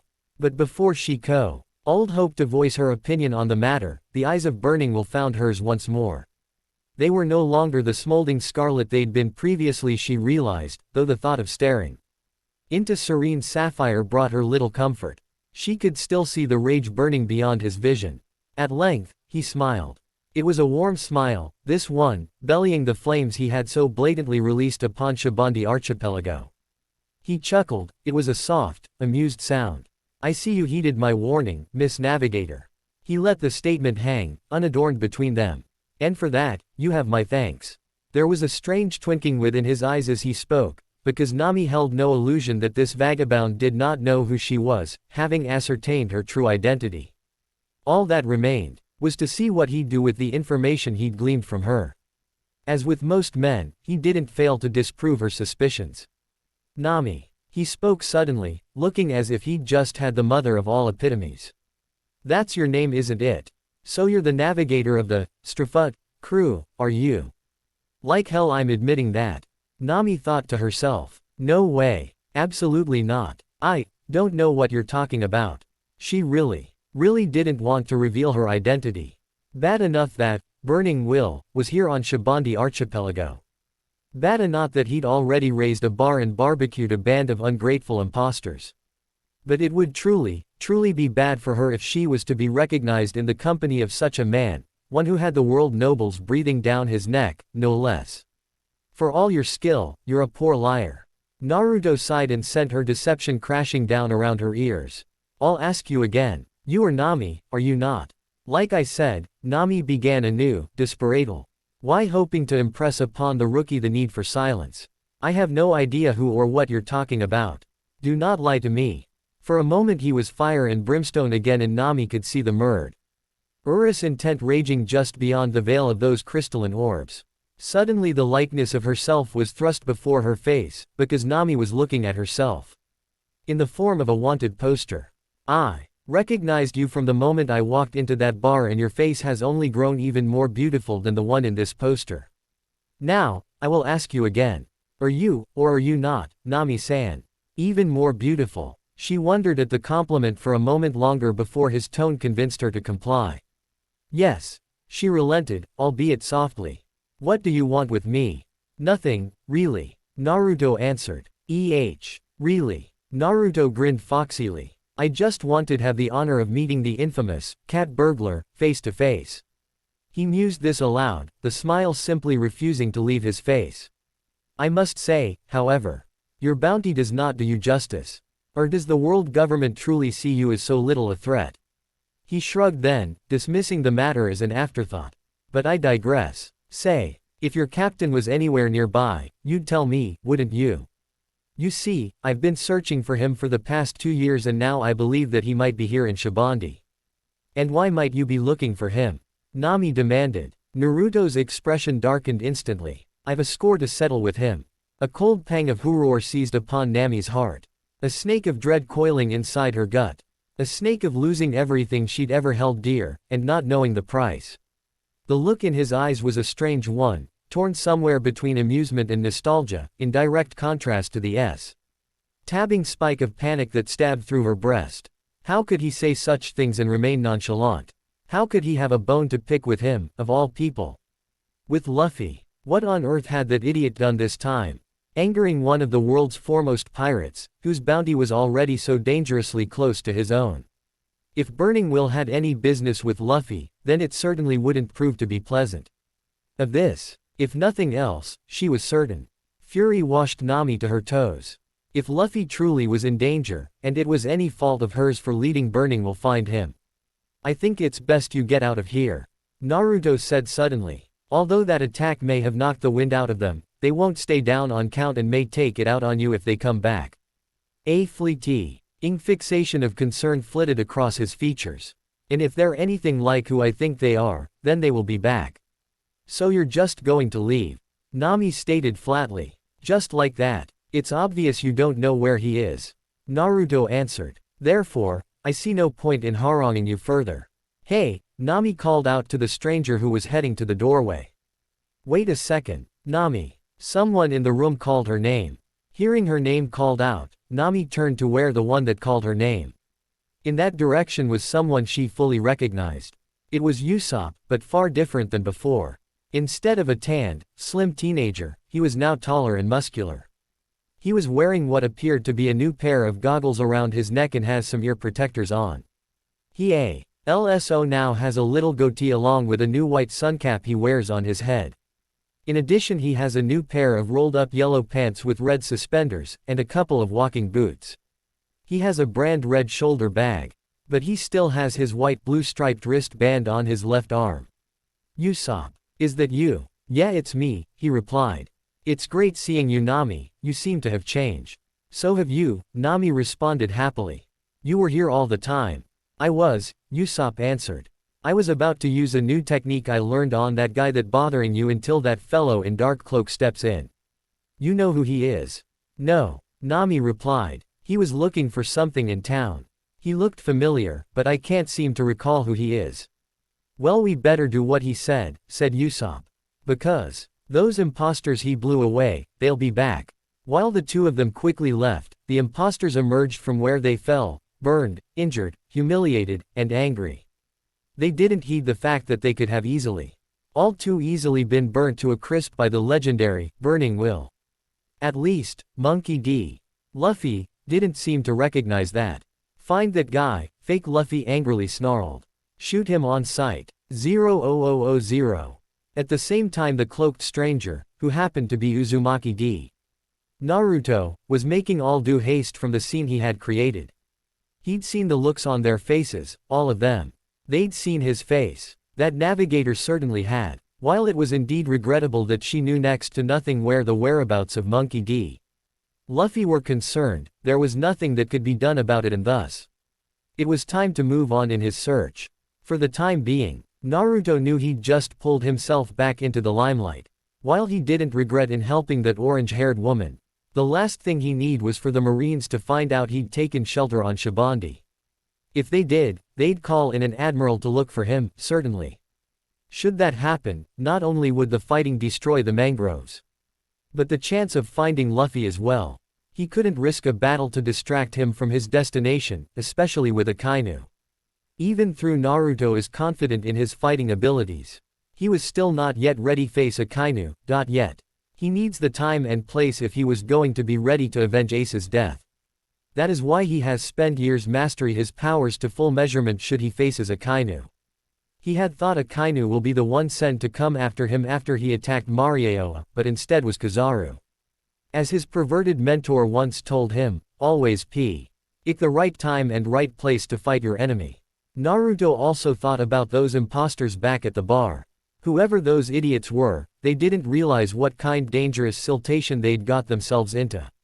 While they appeared to dress in the similar fashion of the Straw Hat Pirates he remembered, they looked nothing like the originals, let alone act the part right. The leader that was pretending to be Luffy, was the worst of them. That fat fuck should be grateful I didn't kill him outright. Naruto groused aloud to himself. He reminded him of the world nobles, though rather less extreme. Awfully cruel and arrogant, using Luffy's status to act with impunity, getting away with everything while the men and women around him lived in utter fear of his reputation. Surely he must have been a brilliant liar. If he was able to fool everyone into thinking he's the real deal. But he's an idiot for thinking he could possibly emerge unscathed, also stupider than he imagined. While the imposter Luffy may not realize it, his arrogance was leading to his downfall far sooner than he realized. And to the imminent arrival of an Admiral 00000. Meanwhile, in Marieoa, what you mean you're coming with me? Kizaru asked in drawn disbelief. There's no need for two admirals. There are two extremely dangerous pirates roaming around on Shibandi Archipelago, Akainu cut him off. Not only, Straw Hat, Monkey D. Luffy but, Burning Will, Uzumaki D. Naruto as well, this truly is a job for two admirals, if not three. He let the statement hang unadorned between the two of them. The silence was deafening. For a terrifying second it seemed like Kizaru would outright refuse the offer of his fellow admiral. Then he sighed. And why is it so important that you come with me? He asked again. Burning Will. Came Akainu's curt reply. Oh ho. Kizaru arched an eyebrow. So that's the reason, is it? Akainu cringed, refusing to admit that he had a personal stake in this. Because it was personal. He'd been humiliated by a certain pirate nearly a year ago, though said pirate'd fled from him rather than fight when Jewelry Bonnie had quite literally been snatched out of his grasp and impelled down. Most speculated that Burning Will's infiltration of prisons past were solely to gain follows to his cause. Akainu knew better. Jewelry Bonnie hadn't even spent all of an hour in the infamous undersea gall before another nameless prisoner had joined her. Akainu hadn't taken any notice, nor did he care for that matter, who appeared to be in her crew. All he knew was that, somehow, Burning Will had snuck into Impel Down. Massacred the guards, defeated Magellan with substantial ease, and made his departure. And after his escape, amongst the countless hordes of prisoners that could not be recaptured, was Jewelry Bonnie. He shouldn't be dwelling on such a simple matter, but still, it irked him. He'd caught up with this so-called escapee, only to have his ship burned out from beneath him. LST Burning Will and his fellow fugitives made their escape. But Borsellino was peering at him expectantly, and thusly, Akainu had to grace him with a reply of his own. There's no doubt in my mind Monkey D. Luffy is stronger than he was before 2 years ago, Akainu continuesti, he's probably acquired the use of haki by now. And, Burning Will, Naruto, this is the same man that defeated you a year ago. And he's bound to have only grown stronger by then.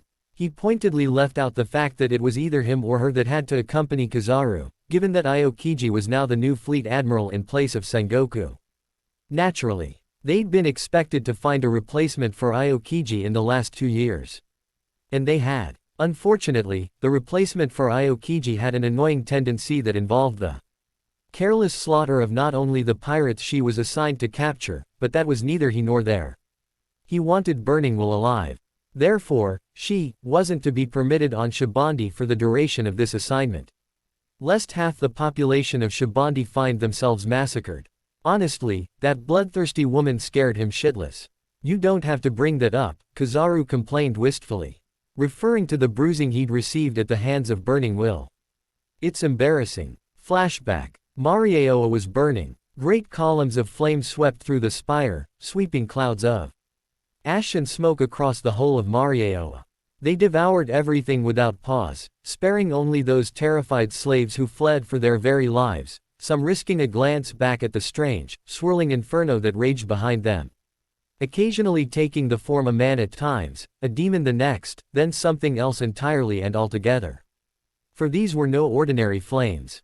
Contrary to the whims of the wind, the fire seemed to move of its own accord, barreling down not on the slaves who tried to escape its wrath, but whomever was foolish enough to dare impede their path.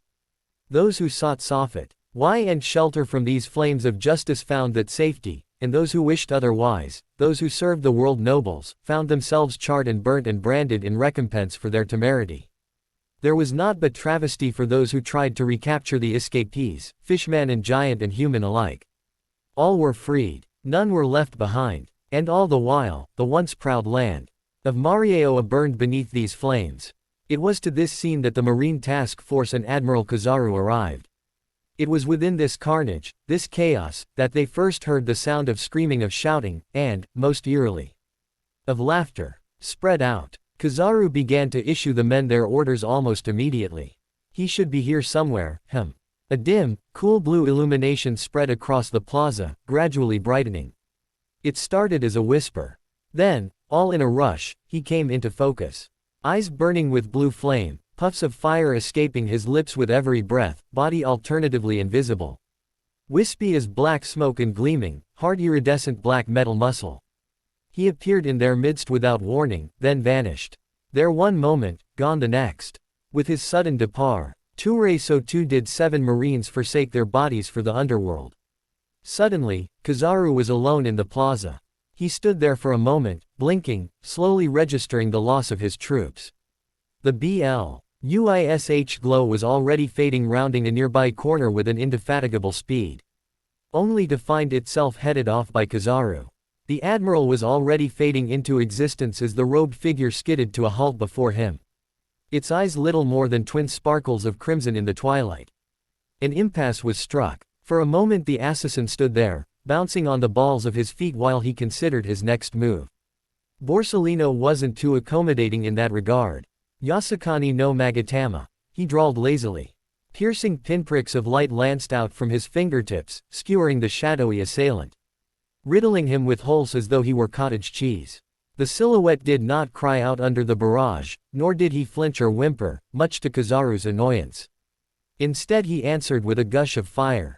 A veritable sheet of violet indigo flame rushed forth against the harsh jewels of Infinite's brilliance and set the entire courtyard awash with flame. Oh! Borsellino blinked as Axe spots speckled across his vision for a moment. You're a Logia type, aren't you? The intruder did not honor him with a response. At least, not of the verbal realm. His heel crackled outward, little more than an electric blue blur. And for the first time in nearly a decade, Kizaru tasted blood in his mouth. The flinty, acrid taste caught him off guard, lending his attacker just enough time to plug his knuckles into the Admiral's gut. Damn, but the boy was quick. Then there was pain. Pain, searing and agonizing, pain, the likes of which he'd never felt before, even as he felt one of his ribs splinter beneath the blow. Hockey. Somehow, the boy had imbued both blows with hockey, so much so that he was able to deal actual damage to his physical form.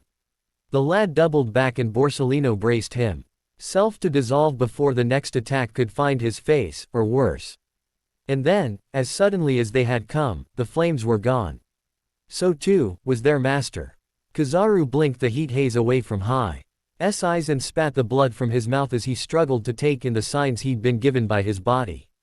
The boy darted out of sight around the next corner, nearly loosing the hood of his cowl as a stray beam took out the hem of his robe. Then he was gone again. Undeniably irate, Admiral Kizaru stormed around the corner. Ryusenka. Kizaru stood in dumbfounded disbelief as he materialized directly in the gaping maw of an inferno. And still the intruder reached out with the flames, past him farther, farther still until his element was barely even recognizable. KK Cram. An unspeakably bright flare peeled open the horizon behind them. Despite the shouts and the screams of his men, Kizaru didn't turn. He'd seen this technique before, already he knew what he would find there, should he show his back. The destruction of their fleet, ruination surrounding them, one and all. With the loss of his ride home, he stormed into the keep, ready to do battle with this flaming apparati, on whose abilities so greatly resembled those of Portuguese D. Ace. Still, he couldn't believe his eyes. He sat motionless as God atop the mountain of corpses, the demon awaited their approach. Set upon his throne of destruction he inclined his head politely, looking down upon them for the ants that he clearly thought them to be. So still was he, that Borsellino almost mistook him for a statue at first. But a statue did not move.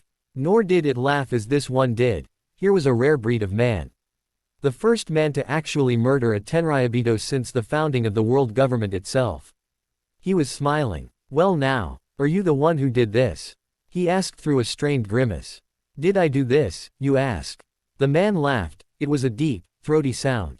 My name is Uzumaki Naruto. Remember it well. You who allow the subjugation of those who are oppressed. He beckoned, indicating the chaos and destruction that had not so long ago been the holy land of Marieoa.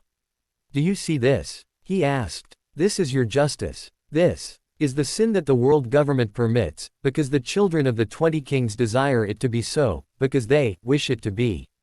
It is filth. It is perversion. It is decay. He scoffed, rising from his throne of bodies and flesh. Tell me, Admiral, do you know why it is that I have not simply destroyed this postule of a city? He stood woodenly, not taking enough care. I will tell you. Were I to destroy this place, this Marieoa, I would leave no evidence of my existence behind. Therefore, I have decided instead to wait for one of your so-called champions of justice, a marine admiral, to find me in this place, so that I could make my cause clear. Kizaru snapped his heel forward. Naruto twisted, arching his back at the very last instant. Instead of striking him in the face, as the admiral had intended, the wisp of light banked overhead, narrowly missing its given target, where it screamed off into the horizon. The blonde held his pose for a moment longer before he straightened. Bending at the knees with all the grace of a fluid dancer, such was the ease with which he rose again. I warn you, do not underestimate me so easily, Naruto pointed out. I have mastered all 3 forms of haki. I tell you what's not going to be easy, Kizaru began to warn Naruto. After what you did, the world government is not going rest until they catch you. I'm sure they going place an enormous bounty on your head, if you're able to fight me evenly. Yet even if you kill me here, there will be other that will still coming after you. He sneered with a smile as he'd always done. But the pirate's remark failed to leave him anything less than amused. I'm not trying to kill you, Naruto declared. Not yet. I've made sure that the others managed to get away. As I said previously, fight me at your own risk, but know that you shall not pass, regardless of the outcome. He clapped his hands together and suddenly his hands were wreathed in flame. But these were more than any flame. All manner of color and perception clouded his fingertips, wreathing his hands in various shades of oranges, reds, yellow, indigo, violet, black, and beyond. Kizaru pondered these flames and their eerie properties before speaking. I take you won't surrender, then? Kizaru ventured. That depends. The burning specter blew a drawn-out breath. Are you truly intent on fighting for a cause so unjust? Now, isn't that a silly question? Kizaru drawled. I've come here just for you. The burning man did not find this amusing. So you've come to take my head, Marine Admiral. He swept his fingers forward in a grandiose gesture, encompassing the ruination surrounding them. I must say, you have disappointed me. I'd hoped that you, of all people, would understand. But if you do not, then perhaps you'll fare better than the others. Sure. He shrugged his shoulders, and the cloak fell to the wayside, smoldering away in a trail of embers. If you desire my head, by all means, try and take it. He raised the flames to the surface of his skin, and brought them not only into his arms but around his face. He allowed them to break through his scalp and form a living crown. A blatant mockery toward those he had slaughtered. There was pain there in his face, pain as they broke the skin and as they broke through channels of power that he had blocked long ago. He was powerful again now. Powerful and dread. What do you think you are, Fisher Tiger? Kizaru challenged Naruto on that fact. I'm sure you know what happened too. Not at all. Not at all, Naruto replied.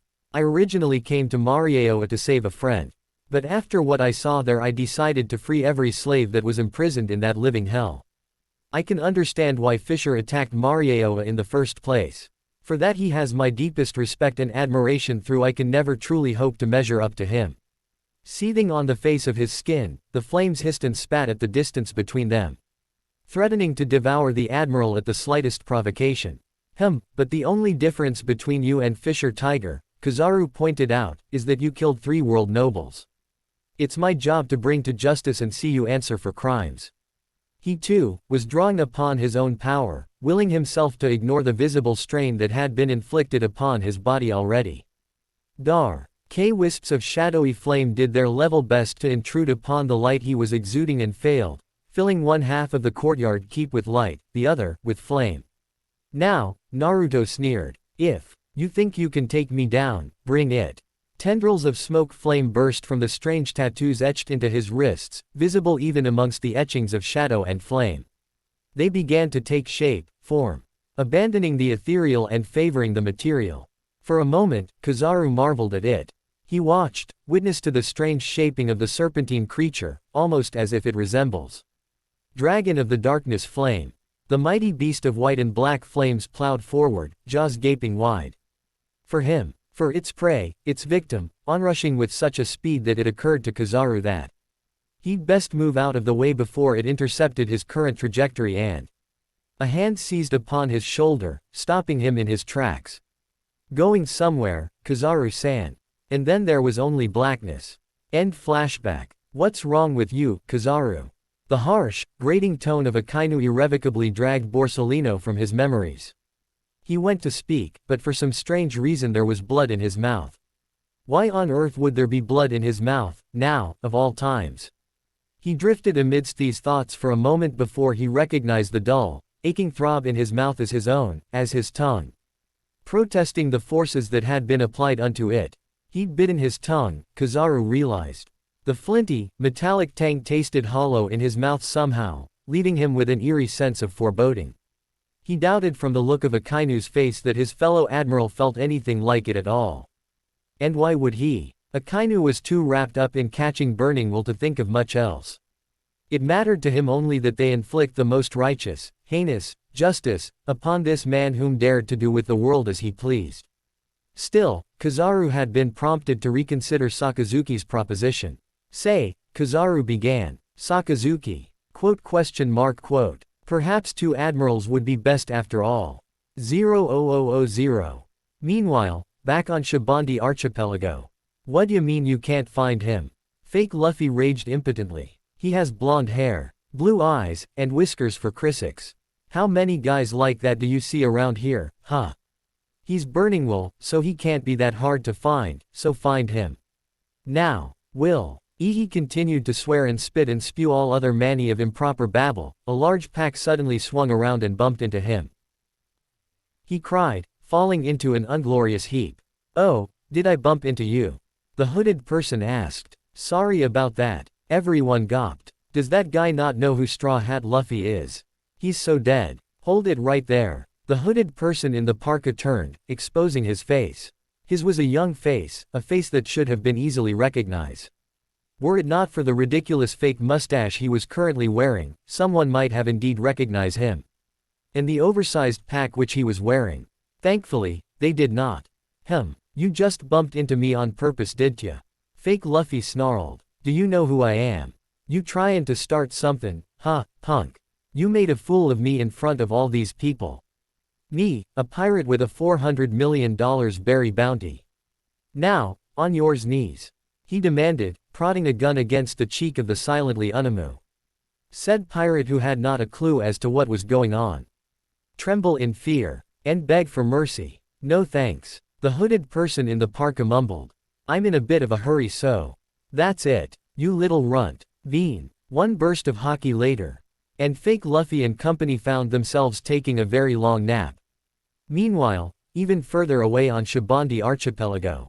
The galleon was massive. Sails that wool soon be fat with wind were currently furled. A deck which often bore the brunt of many scurrying feet was now pristine near to perfection.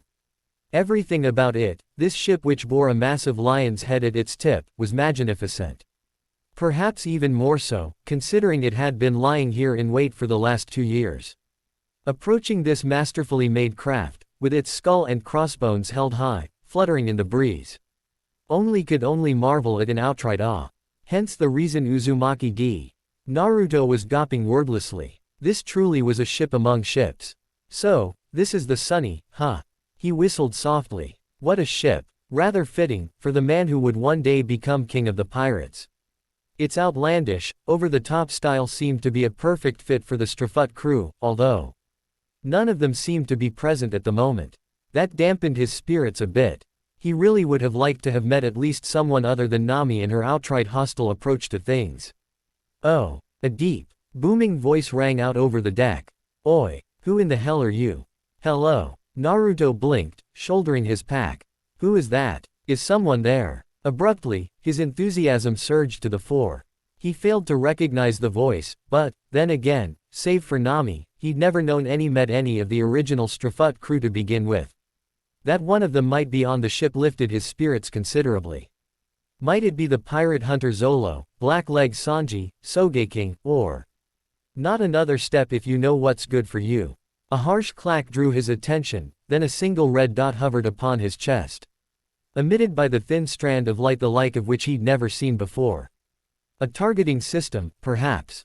Seconds later, nearly a dozen other gleaming red periods joined it, having a grand total of 12 weapons locked upon various parts of his body. Who's there? He called across the deck. Is anyone home? You bet your ass I am. Naruto had been expecting some semblance of welcome. Instead, he found himself face to face with the strangest looking human being he had ever seen in his life. Words alone could not suffice. Nor could they hope to describe him, this massive muscular monstrosity of mirthful metallic substance. With one of those giant hands, he tilted up his sunglasses and peered across the expanse that separated in less than an instant. Oi, bastard, he called. Keep your hands off Sunny. All right, Naruto held up his hands. I'm not touching. See. What the hell do you want? That earned a response. Naruto puffed out a stray strand of flame from his lips. Is Luffy here? Luffy. The strange man-bot blinked. Just how the hell do you know him, huh? Will you believe me if I tell you? Naruto asked. Probably not. The cyborg conceded. You're not the first to try and play that card. Now get out of here. If you'll just listen, I won't. To what I have to say.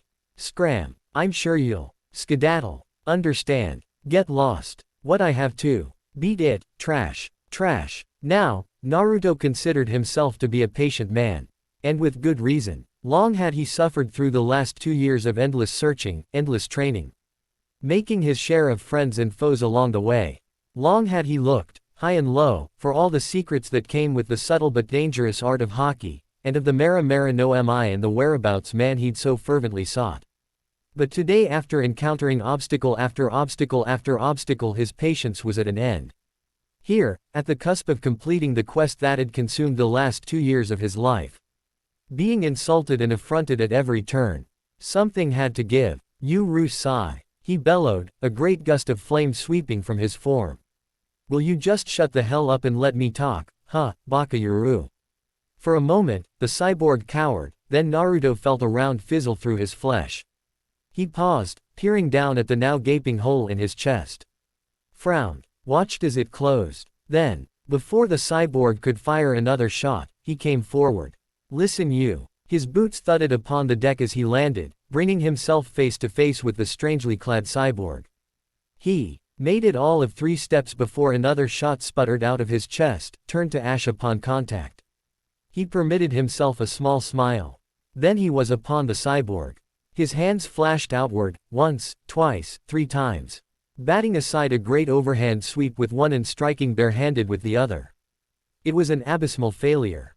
He'd neglected the use of his flames during the attack. He couldn't bear the thought of damaging the ship, but in the end, all it gave him was a pair of swollen knuckles. Hands throbbing, he backed off, leering furiously. Yow! Naruto yelped. What the hell are you made of, cast iron?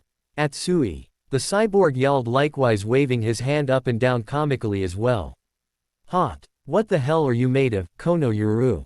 Why I oughta. Frankie, a voice like living liquid interjected softly. There's no need for violence. Frankie. Naruto blinked. Wait, so you're actually Frankie? Oh, the strange cyborg shouted suddenly, eyes sparkling, that voice. He turned, as always, striking a pose. That booty. Naruto twisted, a blue-red Ursus slowly reappearing over his shoulder that niece beauty can only be. For the first time in his life, Uzumaki D. Naruto was truly, utterly speechless. Despite all the majesty her eyes held, keeping his gaze focused upon her face was quickly proving to be its own a trial, thanks in part to the open blouse and the glorious sight that lay within. Naruto felt his cheeks inexplicably darken as a result. Then he chastised himself with a shake of the head. He was a pirate for Crisix. So why couldn't he stop staring at a pair of. My eyes are up here, if you don't mind. Her voice gently tugged him from his reverie. She had a gentle look about her, and it was then, in that instant, that he realized the identity of this buck's beauty. Nico Robin. Naruto croaked out in disbelief. You're looking well, yourself. The blonde blanched. Well, shit. Listen up men, fake Luffy, now fully wreck. Overd pronounced before a crowd of pirates. You may not know Theseus' face now, but from here on out every one of you is a member of my crew, the Straw Hat Pirates. Once I become the king of the pirates, the impostor continued. You guys are going to be crew of the Pirate King. And for that goal you all will serve as my arms and legs in the adventure that are to come. All the pirates cheered by the fake Luffy's words. It's like a dream come true, said one pirate. I can't believe we get joined the notorious crew of the man who destroyed Enies lobby, created chaos at Impel Down, and charged into the heart of the Whitebeard War. This legendary pirate is going to be our captain, another cheered. He's really a candidate for the title of Pirate King. But before we set sail for the new world, fake Luffy continued. Biting off every single word as if it were flint, we need to teach those a lesson for disrespecting me. And one of them is known as, Burning Will, Uzumaki D. Naruto. For a terrifying second, there was silence. It was deafening. Like a mighty wave, so too his words rippled out amongst those that had assembled to become his subordinates, plastering their faces with expressions of shock, awe, and in exceptionally rare cases, fear. There wasn't a single pirate alive that hadn't heard that name. All the pirates gawped at their captain and what he'd just said. Burning Will, Uzumaki D. Naruto. They thought he was joking, such were their expressions. Monkey D. Luffy wanted revenge. On the only man who had dared to murder not one, not two, but 3 Tenryubito and D escape with hundreds upon hundreds of slaves, not to mention equally priceless treasures and artifacts, and invaded Impel Down, no less. The infamous rookie who, given enough time, might very well fill the vacancy left by Edward Newgate. One of the 4 now reduced to 3 Yonko. Their captain wanted the head of Burning Will brought before him like some spoil of war. No way. Impossible. Truly. If there was a man more terrifying than Strafut Luffy, then Burning Will clearly fit the bill. At length, members of the newly reformed Strafut pirates began to murmur amongst themselves, with a complete and utter lack of regard to captain's orders. Burning Will, Uzumaki D. Naruto. Gashed, Albion, another of the rookie pirates joining the imposter Straw Hat Pirates, repeated in a shocked tone. Damn, that makes my bounty of $92 million berries look like chump change. No way, gasped Lip, Service, Doughty, another rookie pirate whose head was worth $88 million. He's here in Sabayati Archipelago. But though he vanished forever, one of the pirates said, quaking with fear. This is not good, another pirate answered fearfully. That guy tends to attract an admiral from miles away. Which mean there a marine admiral may be on his way here by now, a third pirate cried out. But there's more. Fake Luffy brayed, wheezing in a brash tone that would make even a donkey cringe. Now there's only one reason I gathered you all here today. Some low-life scumbags claim to be his friends, and, as such, they too, have had the nerve to disrespect me, your beloved boss. And they are still somewhere here in the archipelago. I want you to hunt them down, and drag them, kicking and screaming to me. And then that so-called legend will come running over here like the fool he is. Yahahaha. You mean if we hostages, Burning Will won't harm us? A stray voice murmured. That's right. Someone stammered. If we take his friends captive then there's no way he'd lay so much as a finger on us. Yeah. Their logic continued to degenerate further, much to the ire of a single pirate among them. He watched the fools bolster themselves with false hope, with the delusion that, by taking hostages, their lives could somehow be spared from the wrath of the man who'd once burned an entire island to ashes in a fit of rage. The fools. They had no idea, their lives, would soon be made forfeit. Kami, may you have mercy on the fools. Cackled a man of such infamy, that those around him, his brother included, shivered in fear. Blood spatterer, Caribou displayed no such fear. He, with a bounty of $210,000. Berries, did not fear the reputation of the man who rumor has it had once fought off this likes of Admiral Kizaru himself and managed to escape from Akainu with only superficial injuries. Nay, this pirate did not fear this man, because fear was an emotion as alien to him as mercy and kindness were any pirate, only more so. He too, remained utterly ignorant the man with the fake mustache being led toward them by fake Zoro and fake Sanji. So fixated was he upon Burning Will in fact, that for the moment, that he even forgot to bury the Marine Scout T had, oh so foolishly, tried to shoot him not an instant ago. He left that man's fate up to his brother, Karibo, and those of his faithful pirate crew, while he waited and watched and willed away the minutes with his wily plotting. So you've come at last, Burning Will. His eyes were filled with hatred, his soul with vengeance. Yes, by all means, come. Come here, Burning Will, to Grove number 46. Because I'll be waiting, and this time, I'll finally have my revenge for what you did to me all those years ago. Meanwhile, Achu. Many miles from Grove number 46, Naruto suddenly sneezed. Bless you. Robin chimed pleasantly. Ah, thanks. Naruto raised his gaze to meet her own. It was a mistake. Once again, he was stricken speechless. He took in the large eyes, perfectly coiffed hair, clear skin, full lips, and lean, firm curves, and he marveled at her. Hers was a beauty beyond describing, but, ultimately, it was the eyes that ensnared him. Her eyes were cool, twin pools of crystal blue, not unlike his own. Hers were eyes that knew pain, but at some point that pain had been taken to pieces, it had been dissected, disassembled, examined from every angle, and then, summarily conquered. Despite all the majesty her eyes held, keeping his gaze focused upon her face was quickly proving to be its own a trial, thanks in part to the open blouse and the glorious sight that lay within. Naruto felt his cheeks inexplicably darken as a result. Then he chastised himself with a shake of the head. He was a pirate for Crisix. So why couldn't he stop staring at a pair of. Haven't we been through this already? Once more, her voice gently tugged him from his reverie. Once more, it wasn't for very long. He had a fleeting glimpse of her face, then the details swarmed him like a plague of locusts, devouring what little restraint that he had left.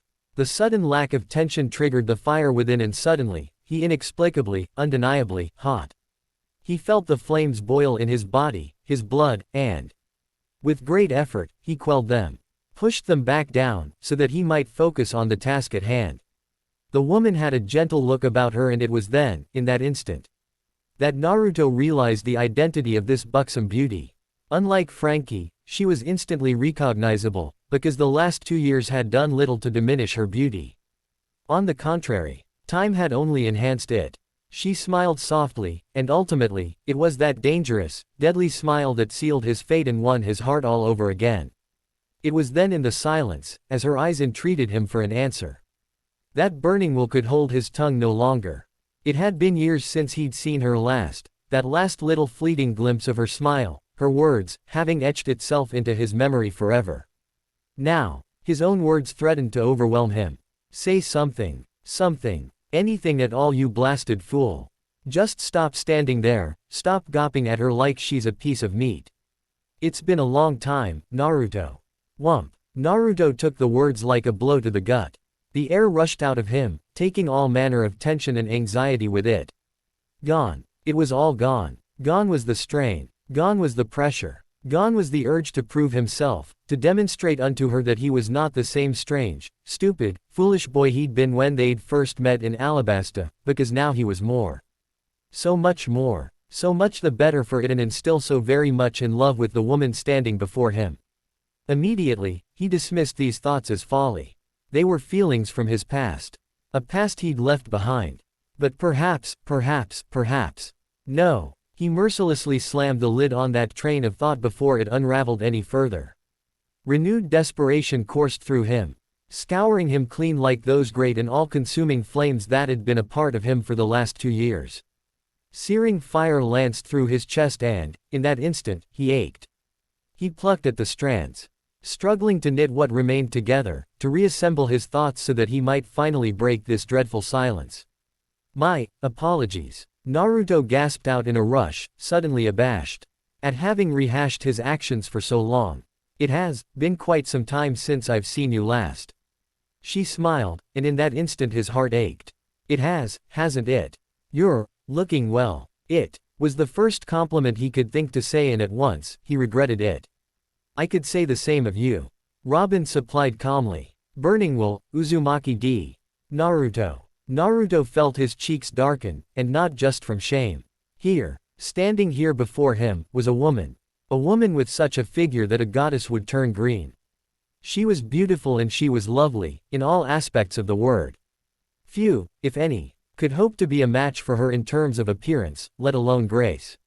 Even Boa Hancock, the great pirate empress herself, might be hard-pressed to outdo such a bodacious beauty. She'd been beautiful the last time he'd seen her. Now, she was drop-dead gorgeous. There were no hidden truth in her words now, as there had been in Alabasta. Robin remained brutally honest, if a tad polite. Her years with the Strafuts might have tempered the strange, tempestuous creature she'd once been, years before. He needed to say something. Anything. How have you been? He asked, and immediately. Telly cursed himself for the words thereafter. Damneedle. He'd read the papers. He'd seen the devastating aftermath of the Buster call upon Eni's lobby. There was no knowing what kind of trauma that must have put her through. And then, after all that, to be separated from her nakama for not 1, but 2 years, was too much to ask of anyone. Especially Nico Robin. Well, she aced, the RNERS of her lips turning up in an expression that was not quite a smile, not quite a frown. I've been well. The silence stretched on for what felt like an eternity. Naruto would have been content to have that silence last. Had it simply stayed that way. To have simply allowed this moment to exist, would have been truly, truly wonderful, to work out whatever differences still lay between them. He just wanted it to last. For a little while longer. It did not. Frankie had to go and ruin it all by jacking his jaw. Oh, he shouted. What's going on here? How do you know this guy, Robin? The archaeologist of the Strafut Pirates shook her head lightly, the motion sending a wave of raven hair cascading down her back. For a moment her eyes lingered, locking within and caging his heart forever. Then she turned aside, gracing him with a smile for the first time in what felt like to him a truly truly long time. Whatever trespass he had first committed, whatever mistakes he had made on the road to Shibandi Archipelago. He could see them all, in her eyes. He saw them all, every flaw, every error, every one of the men and women who'd laid their lives down for his sake so that might arrive here, to this moment. And he knew that their sacrifices had not been for naught. It was worth it. Frankie, meet, Burning Will, also known as Uzumaki Naruto. He saw it in her eyes and the soft, not quite shy smile that bespelled her lips. Whatever sleight of hand that had first caused them to part ways, apparently she bore him no ill will over it. Good. The last thing he wanted was to make an enemy. All was forgiven. Burning Will. Frankie gawped in disbelief. Oh, you actually know this super guy. This is that guy, Burning Will, in the flesh. Unless you'd like me to charbroil what's left of yours. I suggest you be silent. Naruto snapped back, irate at the pervert cyborg that nearly broken his knuckle only moments before. He wouldn't be making that mistake again. Maker preserve me. If I hear one more word out of your mouth, I swear all. You're looking for Luffy, aren't you? Naruto made a squelching sound. He already knew who had asked the question. When he turned to greet it, Robin was looking at him expectantly, arms folded, eyes oddly distant. Almost as if she were staring through him, past him, and a ways beyond him. He wanted to turn, wanted to follow her gaze. But sheer astoundment prevented him from doing such. How on earth had she known that he'd been searching the archipelago for Luffy, this entire time? He hadn't even told her that. Gay, how did you know I was looking for him? He ventured. Woman's intuition. Was that a hint, just a hint of smug satisfaction in the pools of her eyes? Naruto did not doubt it to be so. Perhaps the old Nico Robin was in there somewhere, after all. She'd certainly held onto that stereotypical confidence of which she'd been so proud. Why not relish the chance to trump him, as she'd just done so now with little to no effort? Bah, women gave him a headache. But that was not the reason for which he had come to Shibandi. So is he here? Naruto asked, suddenly eager. Luffy, I mean, if he is, I really need to. Unfortunately, he isn't. Robin's answer sent his spirits plummeting, but only briefly. Not yet, that is. I'm the 8th to arrive. Luffy should be arriving any day now. May I ask why you're so interested in meeting him, Naruto-kun? Well, there was that eating contest in Alabasta, and that's not the point, he shouted. You're distracting me again, damn it. I'm not here because of that. My reasons are my own and that's the way they'll stay. Robin laughed softly. You haven't changed at all, have you? Oh, yes I have. Naruto answered, eyes darkening with anger. In fact, I can show you how much I've changed right now. Hold it. Now what? Naruto painted indifference onto his face, despite the storm brewing behind his eyes. It was Franky. The cyborg had remained silent thus far, apparently content to let the two have their moment, but now, he'd decided to intervene. He loomed over Burning Will with shoulders squared, forearms practically bristling in frustration. Naruto leered up at the perverted bot for a moment longer before honoring him with a secondary response. Say, you wouldn't happen to know where Luffy is, would you, Franky-san? Nope. Franky answered stiffly. Usopp and Sanji have been here already. Usopp's out to get fuel, and Sanji's stocking us up on fuel. However, he drawled angrily, something's been bothering me for a while now. You keep telling us you're Burning Will. But you keep asking for Luffy. How do we know you're not some sort of government spy or something, huh? Franky, Robin began, that's enough. So you doubt me, Naruto wasn't having any of it. Squaring his jaw, he took a small step forward. You doubt what you've been told then, Franky. As if. Franky growled, I just don't trust you. I knew it. Naruto fired back. Then that means you don't trust Robin, either.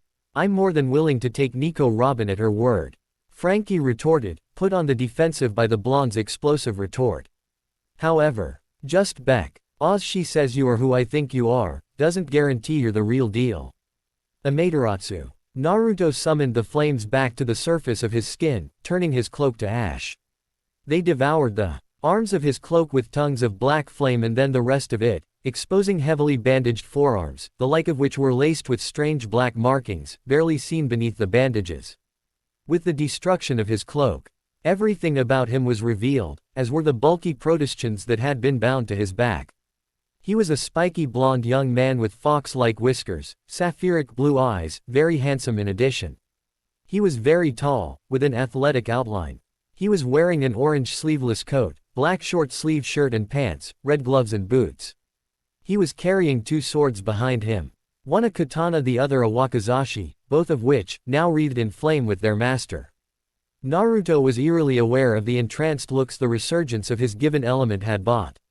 Franky looked as if he'd just busted a cog. Likewise, Robin's expression was equally stunned, but even as he looked on, her surprise began melting, molding into something else, something he daren't give thought to. No. He forced his emotions back down. Now is not the time. No. No. Willfully, he banished the flames from his body. Satisfied, he asked Franky, folding his legs and dropping into a squat between the two of them. The last of the flames spurted from his body and dissipated, turning to quiet ash upon the deck, and then they too were gone into the afternoon. Because I won't be doing that again. For a moment there was silence, and in that silence, he gauged at best their reactions.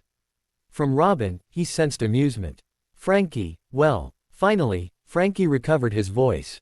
That was. Naruto grimaced. So help me if you say what I think you're about to say. Super. Arg. 2 of 3 things happened in that instant. First, Naruto twisted from the crouch into which he'd fallen, and flung himself at Franky. Second, Robin burst out in laughter, and third, a very familiar, very unamused voice rang out on the hill just above the Thousand Sunny. So loud was it, that it caused both pirates to immediately cease their squabble and turn toward the source of the sound. You. Naruto detected a blur of orange hair in his peripherals before everything went straight to shit. Something very fast, very large, and very solid crashed into his back and sent him sprawling. His head kissed an iron-hard board and black spots speckled before his vision. By then, he'd already phased out of existence. His body turning to flames as whatever it was came around for a second pass. Imagine his surprise when the rinder careened off of him and careened into the railing of Thousand Sunny. Stunning itself for a moment. What the hell is a reindeer doing here? And that moment was all he needed. He simply tracked with the motion, took aim, and fired. Dos fleur. Suddenly, the reindeer was gone. A pair of hands wrested him away from the ensuing gust of flame, instead hurtling up the mast and out of harm's way. Naruto hesitated for a moment, fearful of endangering the Thousand Sunny any more than he already had. Confusion warred with wrath as he rounded on Nico Robin, a round of expletives and questions already forming on his lips. Robin, what the hell are you doing? Oi, Robin, get down. Naruto half-turned, his eyes flying wide and large as he picked himself off the deck. Almost immediately thereafter, a strange-looking projectile skittered across the deck. With a deafening hiss reminiscent of a boiler exploding, a giant Venus flytrap reared up before him seconds later, jaws wide and gaping as they closed around him. Not an instant after the fact, a bold bolt of fire ravaged its roots to the core, eviscerating the carnivorous plant beyond any hope of survival. Bothersome weed, he hissed, curling his nose at the noxious smell. The creature gave it its sudden departure from the land of the living. Within seconds, it and its brethren, foul-smelling and all, had been reduced to little more than dried husks upon the deck. He didn't even bother to turn when the great hulking fist of Frankie came hurtling toward his head, because he'd already caught it, not even bothering to become intangible. You're awfully quick to attack me, Frankie. He mused, his expression turning thoughtful. Why is that? You know damn well why. Naruto shook his head. Actually, I don't know. But, Frankie, you should know. He drew the cyborg close. A sly smile flitting across his features. That I don't pull my punches. He didn't pull this one, either. Flames licked across Naruto's fist, wreathing his wrist in fire. He clenched his fingers and they erupted, spreading outward in an orange discharge so violently sudden, that the infamous shipwright likely saw little more than a red-white blur before the debilitating blow struck. When he finally came to, he realized that not only had he been ejected from the Thousand Sunny, but now, one of the Yukimaran mangroves was upside down, seeing as Frankie himself was wedged within one of them. Even as he struggled to free himself from the sappy tree, he was forgotten. Naruto was already moving on to his next target. As he'd suspected, a steadily darkening cloud was indeed forming above him, burgeoned by a series of red and blue spheres sweeping upward into the stang nimbus. Lightning crackled from within its depths, popping many of the resin bubbles surrounding the Sunny. The coating itself remained all but unbreached. But there was absolutely no guarantee it would remain as such. His fingers flexed for the second time. Heiken. The compressed fist of fire expanded with alarming speed, erupting upward from the Thousand Sunny in a veritable ring of flames, so searing, so intense, that they veritably obliterated the gathering clouds above it, clouds that should not have been forming in the first place. He didn't have the time to admire his handiwork. Yet another strange plant was already sprouting behind him, crumpling before the first, so he hadn't the time to see who'd launched the weather-manipulating attack. Naruto was still in the process of extricating himself from its withered jaws when he caught sight of the sniper. Robin was shouting something at him, but he paid it little heed, shoving his forward with such force that a wall of superheated air rushed forth from the motion. It hurtled upward towards its target, the offending sniper blissfully unaware of the massive hurt that was headed his way. Stop. He registered the words as if through a haze, and turned, wondering who it was that dared to shout at him so. They were under attack. There was no reason for anyone to be shouting at him, least of all her. And still, he couldn't help but wonder. Stop. Naruto. Stop. Robin's words finally reached him, just as he saw who the supposed sniper was. He also saw who was standing beside him. Her flaming orange hair too much of a dead giveaway to be mistaken for anyone other than whom she was. And the blast was hurtling toward them both. Too late, he realized his mistake. Too late. When he realized whom he was about to attack, about to incinerate, about to kill. He saw his folly and understood. Shit. He tried to pull back the blast, but it was too late. He could only watch. Watch as the invisible column of boiling current hurtled through the atmosphere, a harbinger of doom and destruction for its unwitting target. A target that was never reached. Because a blade sliced through the fire and the flames as though they were butter. Sundering and severing them, raining down in a series of soft sparkling embers, bringing no harm to Nami or Usopp, leaving the sparks to sputter. Then die. Naruto could feel several pairs of eyes boring into his back, save for Robin, each sporting a withering glare, but he was already repentant for his deeds. Shame, embarrassment, and disbelief washed him to his toes. What was that just now? He hadn't gone off like that since Marieoa. He shuddered with revulsion at the memory. All that blood, so much blood. Bloody bodies everywhere, and then had come the rage, the deep, all-consuming fury that had swept him up and splattered the world a deep, impregnable scarlet. Looks like we made it in time, after all. A smooth voice wafted across the clearing toward them, gently plucking the blonde from his bloody reverie. For that, he was grateful more than any of the Strafuts knew. He held no desire to revisit it, those darkened days of memory and misery. Relieved to have something with which to preoccupy himself, his attention shifted toward the small hillock from which the voice, and Nami's disbelieving cry, had come. Rayleigh-san. There, standing upon a small hillock, were Silver's Rayleigh and Shikuyaku.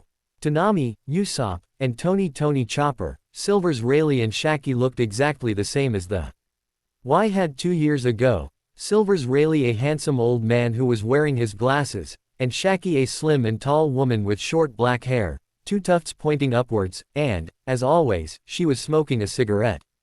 To Naruto, they looked like a pair of complete strangers.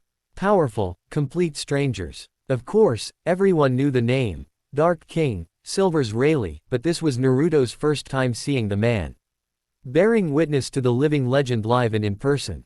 That man had just sundered the powers of the Mera no Mi as if they were nothing. That, if nothing else, demanded respect, and warranted caution to the highest degree. If he engaged this man, even in his advanced age, Naruto knew that he would not emerge unscathed. He couldn't afford a battle like that. Now, not with an admiral at his heels and the world government breathing down his neck. Surely they'd gotten wind of his arrival by now. Meaning, that his window of opportunity for finding Monkey D. Luffy was about to slam shut in his face. That, and that thought alone, stayed his hand. Silver's Rayleigh. His voice conveyed none of the awe he felt, being in the presence of this magnificent man.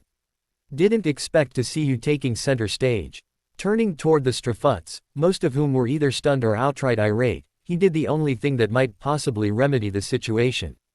An act of insolence so demanding, so great, that it could shatter the core of his being and shake his very soul. All of you, listen up. He barked loudly. I have something to say and you're going to hear me out. Unceremoniously, he knelt. Uzumaki D. Naruto. The man known as Burning Will, the man who'd raided Marieoa, freed thousands upon thousands of slaves, penetrated the impenetrable undersea gall known as Impel Down. The man whose bounty was superseded only by that of Monkey D. Luffy himself, took a knee. He reached around to the matchless blades that adorned his back, and laid them on the deck at his feet. Careful to remain facing away from Robin as he did so, genuflecting before the Strafut pirates as a whole. Hear me, Strafuts. He began slowly. My name is Uzumaki D. Naruto, son of Minato and Kushina. Some of you might also know me as Burning Will. My bounty is that of $350 million berry for various crimes and offenses, some of which are so terrible that they have been stricken from the history of the world itself. For the past 2 years, I've been training, honing my skills and abilities, and searching. Searching for all of you. He paused, letting his statement hang, unadorned between the lot of them. One by one he read their expressions, his gaze falling first to Nami, then Chopper, Usopp, Frankie, and finally, Robin. Shock, dismay, horror, confusion, and amusement. Then his attention shifted, sweeping toward Rayleigh and Shaki, noting that both the former and latter were entirely too pleased by his actions. Though that struck him as odd, the Strafuts hadn't attacked him yet. That was good. What he said next would truly test their mettle, as well as his own. He was choking on his own pride as it was, bowing before them and offering his swords in deference. Truly, it went against his better judgment to demean himself in such a manner, but demean he did and continued. Now that I've finally found you, after all these years, I have something that I must ask of you. But I warn you, consider your situation carefully before you give your answer, because if you should refuse my offer, then I promise you, I will be a formidable enemy to you all, should you ever cross me. He felt the tension spike at that. And it occurred to him that they might indeed attack him after all. They might perceive his actions as a threat and forego any means of parley on his part, if he pressed the matter further. It was a risk he had been born to take. Willing himself to be calm, to speak slowly, and coherently, Naruto forged on ahead. But I digress. I have not come here to quarrel. He bowed his head further, nearly scraping the grass turf of the deck. Quite the contrary, I believe that the proposition that I am about to offer you will be mutually beneficial to all. Every word boiled in his gut. Every syllable brought him one step closer to shattering the facade he'd worked so hard to project outward, if not for his sake, then their own. The next sentence tore a hollow hole inside his gut. I hereby humbly ask permission to join your crew. The silence was deafening. Shock had wiped their faces clean. Even Rayleigh and Shaki seemed to be at a loss for words, such was the audacity of Naruto's proposal. Only Nico Robin remained unfazed throughout, though her expression also remained torn somewhere between stoic and chastened. Naruto did not move from his position, intent to await them and their decision. Should it be made in his favor? Then, Nani, I thought this might happen, said Rayleigh. Now, why don't we all sit down and talk about this? What's there to talk about, Rayleigh-san? Usopp cried in disbelief. You heard what he said. He's killed people. He almost killed us. And now he wants to join our crew. No way. Absolutely not. There's no way in hell that I'm letting this guy anywhere near Luffy. I heard about you, Tony Chopper said fearfully as he cowered behind Usopp. You're the one that attacked Impel Down, burned down Marioa, and murdered 3 world nobles. Scary. You're a scary guy. There's no way, no how, can you be in our crew? No way. Frankie seconded. The new, armored me, wants nothing to do with this guy. Nothing at all. Chopper gawped, his fear momentarily forgotten, as was that of Usopp. Frankie, is that you? OWWWWH. It sure is. Frankie laughed boisterously. But we'll save that for later. Right now we need to decide what to do with this bastard. Naruto's sweat dropped, wondering if Frankie had conveniently forgotten the brutal beating he had received only moments before. There would be no deciding of anything. He reminded himself. He'd finally found the Thousand Sunny, and he planned to stay with the Thousand Sunny, until he found, and presented, his offer to Luffy. Until then, he wouldn't be budged. Even if everyone denounced him and spat at him and refused to allow him in the crew. I think we should give him a chance to prove himself. Robin interjected politely. That one threw him for a loop and half. He'd half expected a vehement refusal on her part if anything else. Her support, though marginal, suddenly meant the world to him. He caught her gaze, suddenly aware that she was smiling. As if she found the disbelief and confusion of her crewmates to be the most natural thing in the world. Yes, her smile seemed to say, I accept you. Yes, it said, I forgive you. Yes, it assured him. I want you to be a part of this crew. He had no idea what he'd done to warrant such kindness, but he knew at once that he didn't deserve it. He was rotten to the core. He hadn't freed those slaves because of any righteous bullshit. It had simply been a bit of temporary insanity. A bout of foul morality. A horrifying fit of decency, that was all, he told himself. And then Usopp had to go and muck it up. Robin. Usopp spluttered loudly, with Chopper nodding emphatically all the while. Did you not see what he did to us back there? He tried to kill us. He nearly burned down the Thousand Sunny while he was trying to do it, too. He didn't attack me, Robin said pointedly, as if this solved everything. Well, I guess he didn't attack you, but to be honest with you guys, Naruto said in an honest tone as he stood woodenly, not taking enough care. When I began my pirate career, it wasn't my intention in attacking Impel Down and Marioa. And I only attacked you because you attacked me first. His tone held no malice, no spite whatsoever, but somehow, those words rooted everyone. Of course it wasn't, said Shikuyaku. Jiraiya and Tsunade told us he reason you attacked those places was because you were trying to save a friend of yours. Ayame, I think her name was. But more than just saving your friend, Rayleigh also said. You ended up free in thousands of slaves at Marieoa as well as raiding their treasury, which means you most likely have several items of substantial value in your possession. Well, it wasn't like that at first, not when I arrived in Marieoa. Naruto began to articulate. But when I saw how miserable all those slaves were, how they were suffering and being treated as less than human, I just couldn't leave all of them like that. Then his expression darkened. And if I just so happened to make off with a few dozen legendary treasures and weapons, then what of it? I doubt that Tenryubito had any real use for them, other than collecting dust.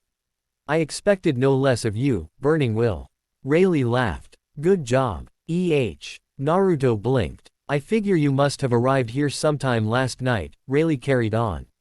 Following the incident at the shipyard coating, there have been a large number of attacks on slave traffickers as well as slave owners themselves. All claimed that a mysterious hooded figure attacked them by using fire while freeing the slaves. Obviously, you're the only pirate who can wield fire, so. Wait. Rayleigh, you know this guy? Usopp asked, confused. Well, not personally, Rayleigh replied. But Jiraiya and Tsunade told me what kind of person he is. His gaze slid back to the brooding blonde, who, thus far, remained all but inconspicuous, despite his infamous reputation. He's not all bad, I can assure you. Oi, so why are you really here? Usopp asked. Like I said, I want to join the Straw Hat Pirates, Naruto answered his question. Not those imposters running their mouths around town. The real thing. Unfortunately, not a one of you seems to know where your captain is, and I haven't had any luck in finding him. Why would you want to join us? Nami asked him in suspicious tone. I thought you were hunting down Luffy. Naruto chuckled sheepishly. Actually, well, I'm doing this to honor a friend of mine, Naruto told her. I want help Luffy in becoming the new king of the pirates. Your friend, repeated Usopp. 4 years ago, Naruto began to explain. I met him in my hometown. He was hunting for someone named Blackbeard, and rumors of his appearance must have brought him to where I lived. He stayed for only a few months, but in that time, we became very good friends. He was so impressed with me that he offered me to join his pirate crew. Well, why join us instead of this guy's crew? Tony Chopper asked hesitantly. Naruto's expression turned dour. He died. The sudden somberness in his eyes rippled across them all. I'm sorry, replied Tony Chopper in an apologetic manner. I didn't mean to. No, it's perfectly alright, Naruto said to Chopper. Besides, my reason for joining Straw Hat Pirates is to honor his memory. You sigh. That your friend offered you a place in his pirate crew? Robin asked him. He did, Naruto answered. He was impressed with my fighting abilities when we fought and offered me a seat in his crew, the Whitebeard Pirates.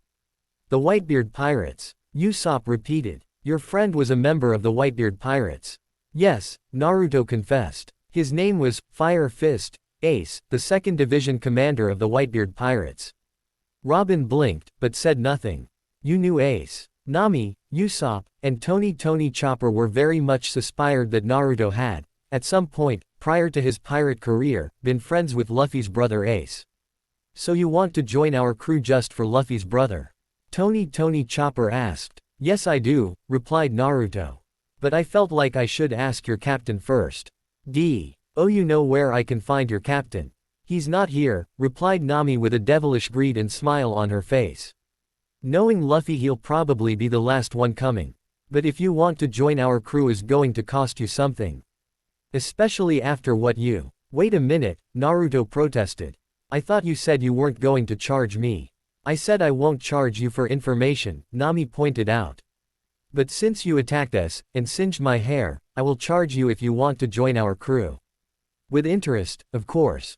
How much? Naruto asked. $5 million belly, Nami cheerily named her purse. $5 million belly. Naruto cried out loud. Come on, I already paid that much in getting here to this island. You don't have to worry about that, Naruto dear, said Shaki. Since you're a godchild of Jiraiya and Tsunade. I'll pay for it. Arrogate out, Shaki-san, Naruto said with growing appreciation. I'll pay you back, I promise. Excuse me. Naruto glanced downward, surprise. To find Tony Chopper tugging at his sleeve. May I ask you a question? Sure, why not, said Naruto. Chopper half cringed, as if he expected the fearsome pirate to grow horns and a tail and start spewing fire. With the latter being well within the range of his abilities. When Naruto did no such thing, Chopper mustered up his courage to ask the question that, to a doctor like him, needed answering. I heard Silver's Rayleigh and Shikuyaku say the name of Tsunade, Tony Chopper alleged. Do you know Tsunade the slug doctor? Yeah I do, replied Naruto. She's my godmother. You're a fan of her. Oh I am. Tony Chopper said happily. She's regarded as one of the greatest medical doctors in the world. I always wanted to meet her. Well, if we run into Granny Tsunade someday I'll introduce you to her. Naruto promised. Thanks, Tony Chopper replied cheerfully. I'm going go out and look for Luffy, said Rayleigh. Naruto why don't you come along? I'd like to have a little chat with you. You know where Luffy is? Nami asked. I didn't say I know where he is, Rayleigh answered back. But have a good idea where he might be. All right then, Nami said before turning to Naruto. If you manage to find Luffy make sure you bring that idiot back to the Thousand Sunny since he has a bad habit in walking into situations. I will, Naruto replied before turning to Rayleigh. So I take it you really are Sliver Rayleigh, the right-hand man of the King of Pirates. Jiraiya and Tsunade tell me you're a hockey master, said Rayleigh. I take you also learned Haoshoku Haki. That I do, Naruto replied. Learning Busoshoku Haki took some focus and time. Kanbunshoku Haki was hard and painful to begin with. But Haoshoku Haki, man, that was a big surprise. Oshoku Haki is an extraordinary form of Haki that cannot be attained through training, Rayleigh gives out the details. Only 1 in a million people carry it. It's no surprise that you possess that power. You probably inherited from your parents and I said, Rayleigh repeated, that you most likely inherited the conqueror Haki from your parents and myself. What do you mean, Naruto? Asked confused on what Sliver Rayleigh just said. Naruto, Rayleigh began slowly, I know this going to be shocking to you, but I'm your grandfather. Everyone, excluding Robin and Shaki, screamed. What did you just say? Yoho.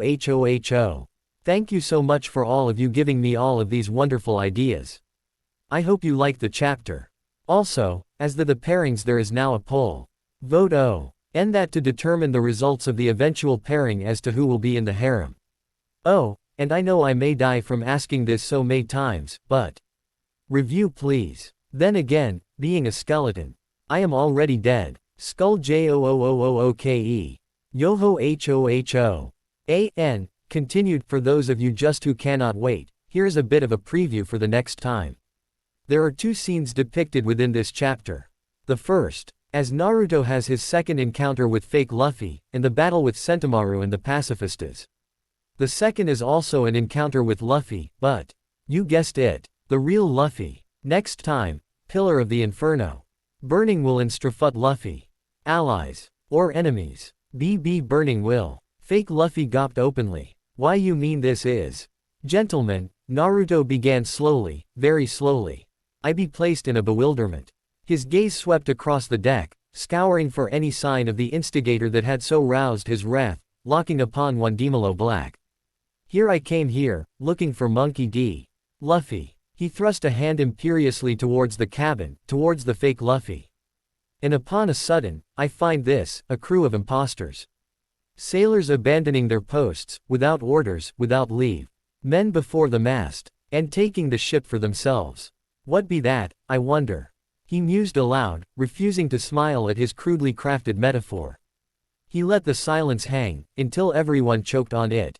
Mutiny. Someone shouted suddenly. Naruto didn't skip a beat. He didn't care that he couldn't see them. He knew the voice by sound alone. It was Temari. She was here somewhere, hiding amongst them, tucked safely out of sight. He knew that much. For a moment, he almost laughed at the absurdity of it all. What a persistent. Again, Naruto held a hand to his ear, feigning deafness. Mutiny. Came the reply, though slightly exasperated. Naruto nodded, his form bending, shimmering beneath wave upon wave of oppressive heat. Mutiny. And what fate befalls mutineers? Now we know the answer to that, do we not? Mutineers. Hang. Flames boiled outward from his fist. Now, all of you. Die. Heiken. Naruto roared, his knuckles bursting before the command, summoning a spiraling pillar of flame, subsequently engulfing everything within a 3-mile radius. The fleet never stood a chance. A massive fist of heat and fire barreled forward, its jaws wide and gaping as it lurched toward its prey. Within 2 beats, the entire Navy fleet was all but decimated, and everyone was left to wonder at the aftermath of the attack. Ace. Luffy gawped. That was Ace's attack, just now. Oi. Naruto barked. Baka Yuru. Do I look like Portuguese D? Ace to you. Nanda. Luffy blinked, suddenly very much aware of the blonde standing at the helm of his ship. Who are you? He squinted at the blonde whose body roiled and broiled like so much flame, and he found his words taken away as he recognized the color of those flames, because this was the very same power that his brother had wielded, prior to death. It couldn't be. No way. Naruto grinned wickedly. Haha. I've finally found you, Luffy. Now, let me join your crew. Luffy blinked, then grinned. Sure. For an instant, Jewelry Bonnie was almost certain of it. She could have sworn that she heard it. His voice. It was the voice that whipped itself into a fury from outside her cell, all those years ago. The voice that had awakened something within her. The voice that had an irresistible, aching longing lodged within her breast, an almost physical need night and day for the sweet warmth of his presence once more. Even her own GLU. Tony paled in comparison to this great and terrible need that swelled within her breast. Jewelry Bonnie tore off another copious streak of meat from the steak she'd been chewing on and gulped it down in one bite. When she reached for another, her fingers closed around a small length of chain instead. She frowned, regarding the object with ill intent a moment longer, before, her features abruptly softened. Fingering the clasp between her thumb and index finger, her perpetual hunger momentarily forgotten, she flicked the locket open, exposing the contents within. Bastard! She hissed, fighting the onslaught of tears. Even as her eyes glistened anew.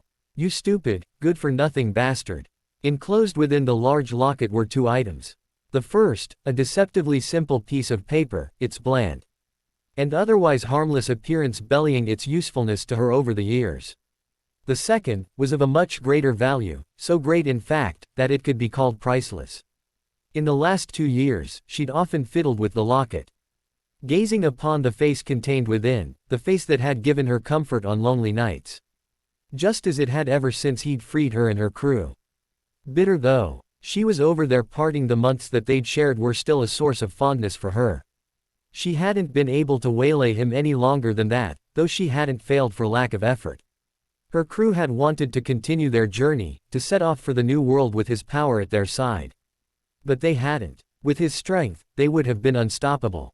And there was time. Bonnie thought he might take her up on the offer, to serve as her first mate, to bend knee to none but her will. He certainly had no qualms to that between the sheets as her second in command. Then came the Marieoa incident.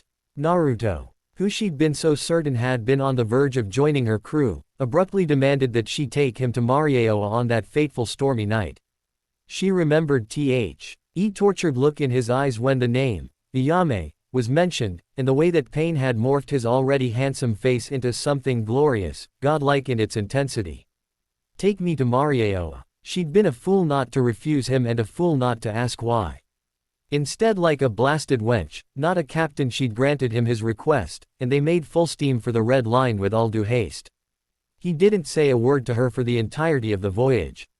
Whenever she'd felt the urge to press him for answers or anything for that matter, the same tortured expression reared before her visage, the same memory of that horror amongst horrors dawning upon him, and her resolve withered away. Upon their arrival to that mountainous wall of red stone, he'd done the unthinkable. She remembered everything that had been wrong about him that day. His touch, his taste, his lips, hungering over her, trailing delicately across her jaw. He'd pushed past her flailing hands and kissed her neck and then lower on her neck, and then he was pulling down the bra she'd gone to all the trouble of wearing that night, and then her hands weren't flailing anymore and his lips were gone. It was fun while it lasted, Bonnie. She remembered his words. spoken with crystal clear clarity. But this is goodbye. And just like that, he was gone. Back then, she'd only an instant to watch the flaming wings unfurl from his back, and then, with a great and mighty gust of pyrokinesis, he roared upward into the night. Reduced to little more the likes of a distant orange speck, and then that too, was lost in the clouds. He'd never returned. And since that day, she'd suffered as only a lovelorn woman could suffer. His face was the scourge of her dreams, because it was also a nightmare. A constant reminder of how close she'd come to losing everything.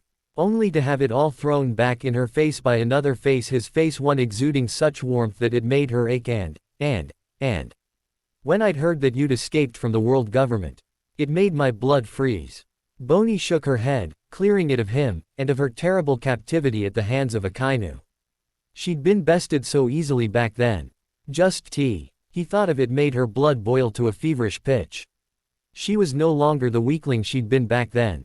She was no longer a rookie, either.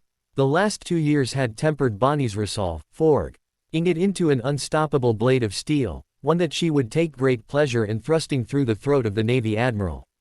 But for now, vengeance would have to wait. Because now, at long last, she'd tracked him back to Shabandi. The Vivre card was pointing that way, due west from here. Where here was, however, remained to be seen. She'd left her crew back at the docks, in the distant hope of keeping her identity a secret. Of course, a hooded woman with pink hair, a killer body, and a massive stake in hand wasn't exactly inconspicuous either. She could already feel the stares of passerby boring into her. Whether from recognition, or, perhaps, confusion. It didn't take her all that long to realize why.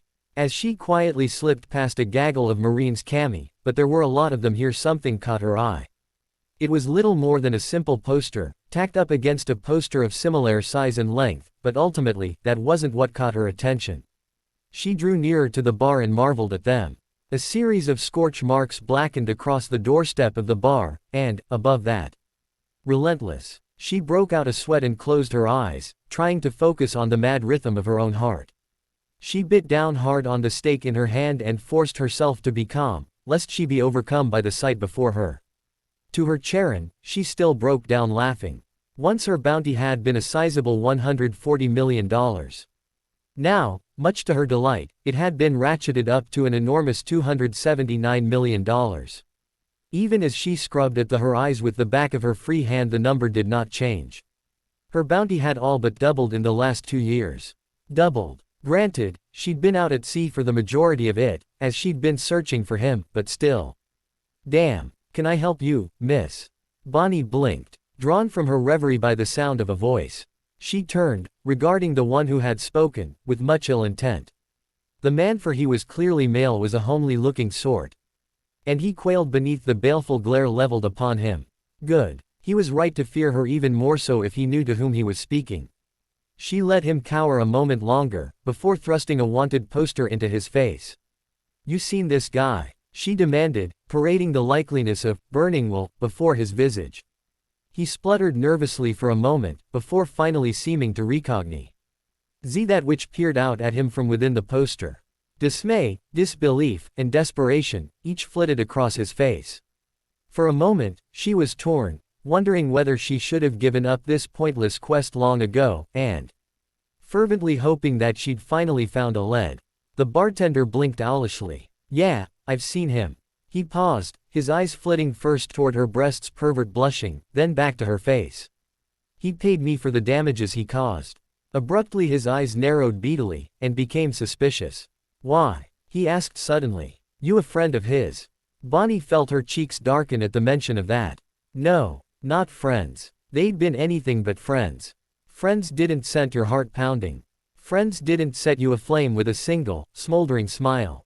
Friends didn't sit your cabin late at night and torment you with the vast intricacies of pleasure that the human body could offer. No, definitely not a friend. Have you seen him or not? Bonnie all but snarled, her free hand clenching into a claw around the massive stake upon which she'd been chewing, rending the bone asunder as easily as one might break a stick over their knee.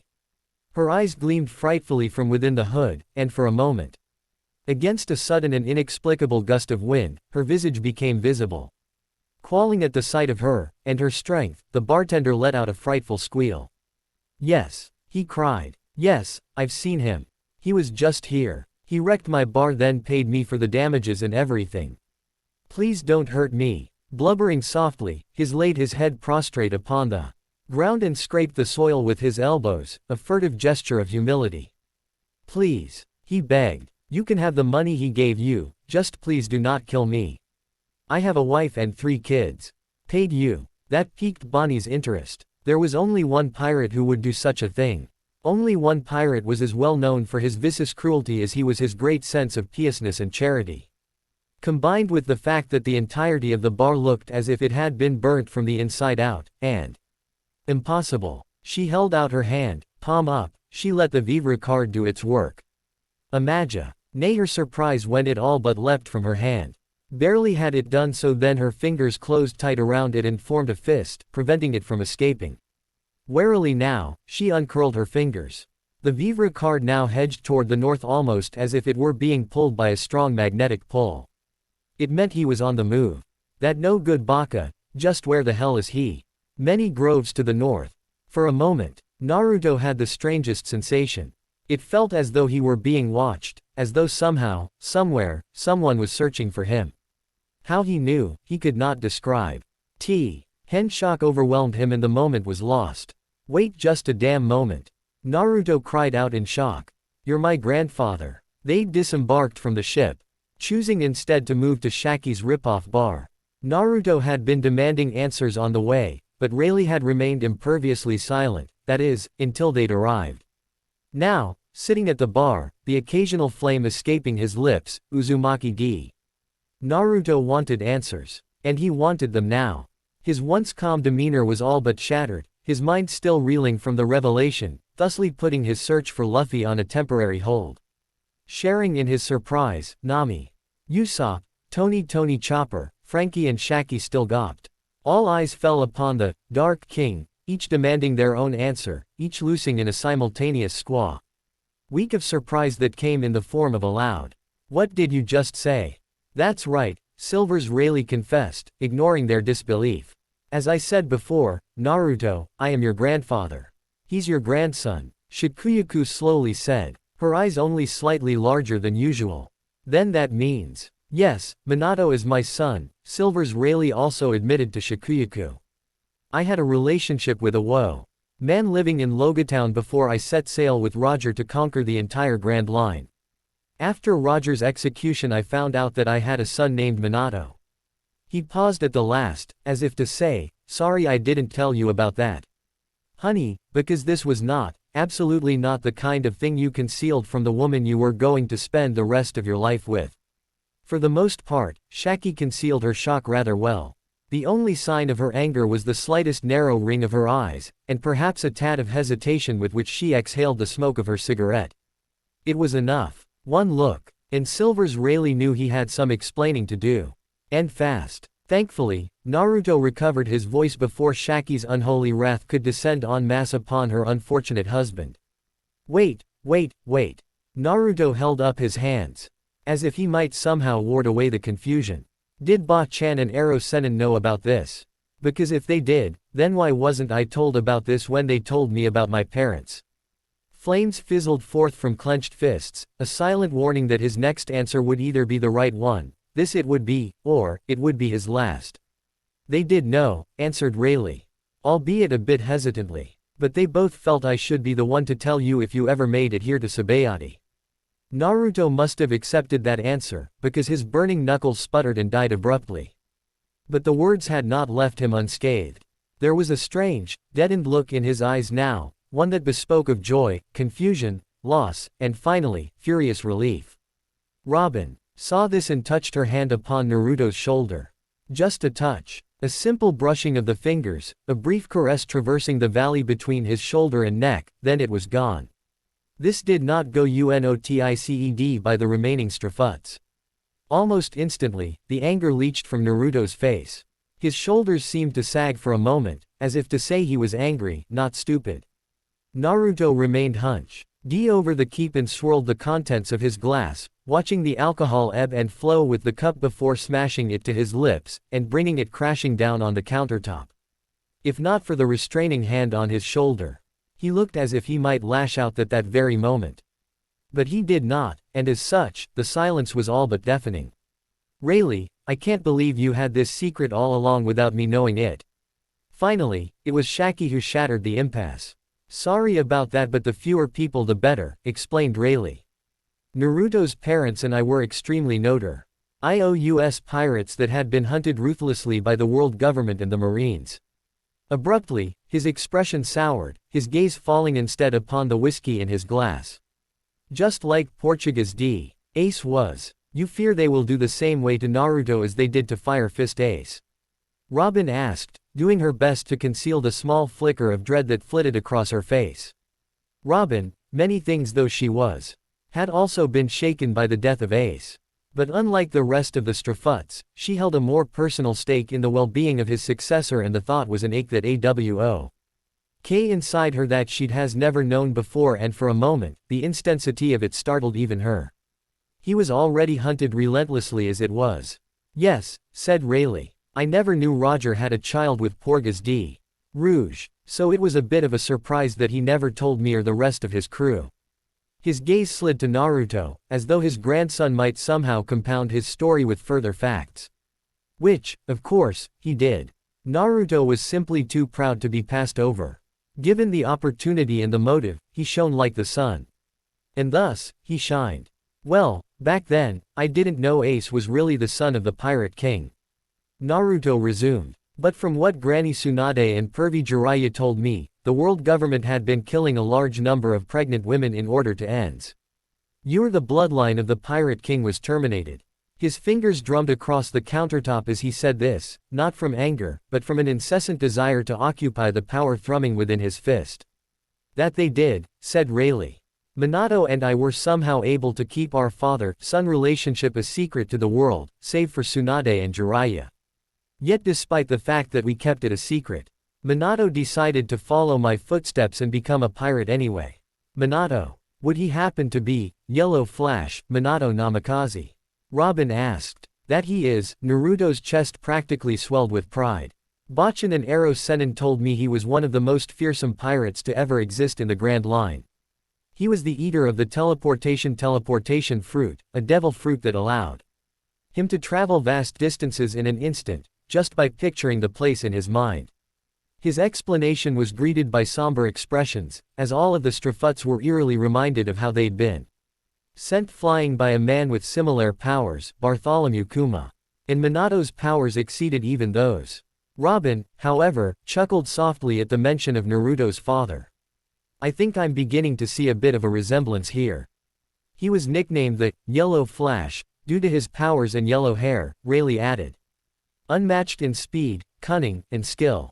Whether they be pirate or marine, Anion. He would rather retreat and face the gallows, rather than face him. For a moment, the faintest wisp of nostalgia flitted across his features.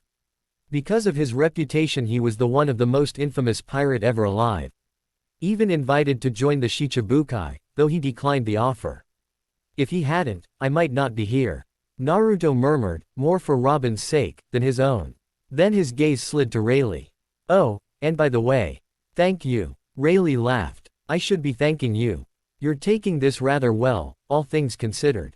And suddenly, Naruto felt relief.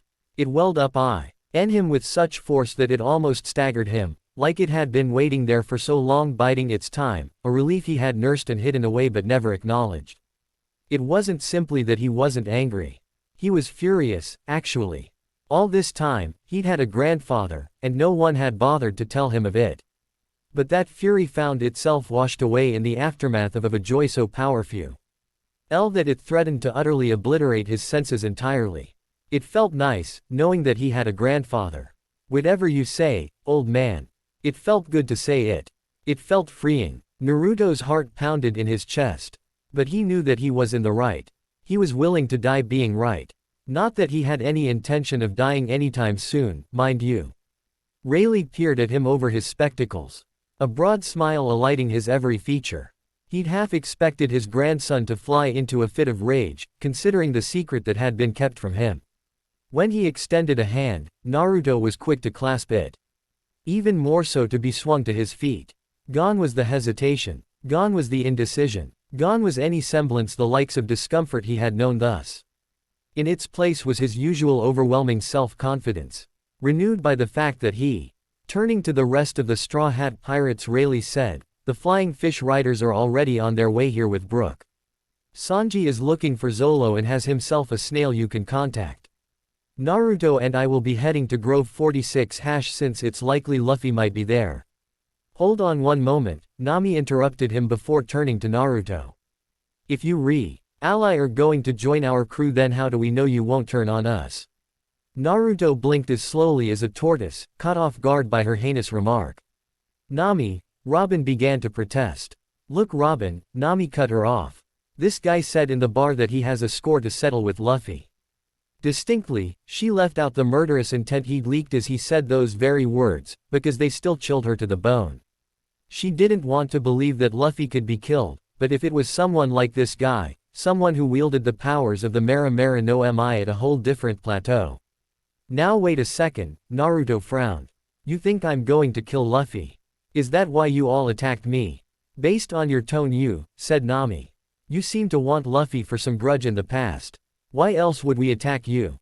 added Usopp. "I'm ready to fight you to the death before I let you harm Luffy." Chopper seconded. "You'll have to go through all of us first." Everyone's sweat dropped as they realized that, despite his vehement protest, he was still hiding behind the hulking cyborg. It was almost laughable, really. No, it was laughable. Hence the reason Naruto surprised everyone, then. He laughed. "You're all idiots. It's not what you think," said Robin. "I'm not surprised you've forgotten about him, Usopp." "Huh?" Usopp replied with gasp as Naruto departed. "What you mean? I've never met this guy before. Are you telling me you've forgotten about Alabasta?" Robin asked Usopp with a smile. Usopp blinked. Once, twice, 3 times. "Huh." Naruto was still laughing. "I get it now. Really, I do." He managed to squeeze out the words between copious bouts of innate laughter. "You guys thought I was going to kill him. Huh." He slapped his knee in genuine amusement. "That's a good one." He watched as realization dawned in their eyes save for Frankie, who seemed all the more confused and burst out, laughing so hard that he nearly cried, such was his amusement. "OWWWWH." Frankie bellowed angrily. "Somebody wanna tell me what's going on here, huh?" Robin whispered in his ear. Frankie performed a double take, then a sudden about-face. "Really? So that's what this is all about?" Robin nodded mysteriously. "Really?" Naruto nodded, scrubbing at his amused, moist eyes, with the back of his hand. "That bastard beat me in an eating contest. I'll tell you all about it." "Wait." Naruto turned, regarding the one who had spoken with a ruby-red iris. "Yes. Before you go anywhere, I have a question that needs answering." Nami stalked toward him, still shouldering her Klima tact. "That treasure you mentioned, just exactly how much was it worth, anyhow, huh?" "About $100 million. Naruto shrugged, nonchalant. "Why do you ask?" Excluding Nami, everyone face-faulted. Save Nico Robin, though even her eyes did widen slightly at the amount mentioned. "Really?" Nami pressed in, her eyes all but glittering with dollar signs.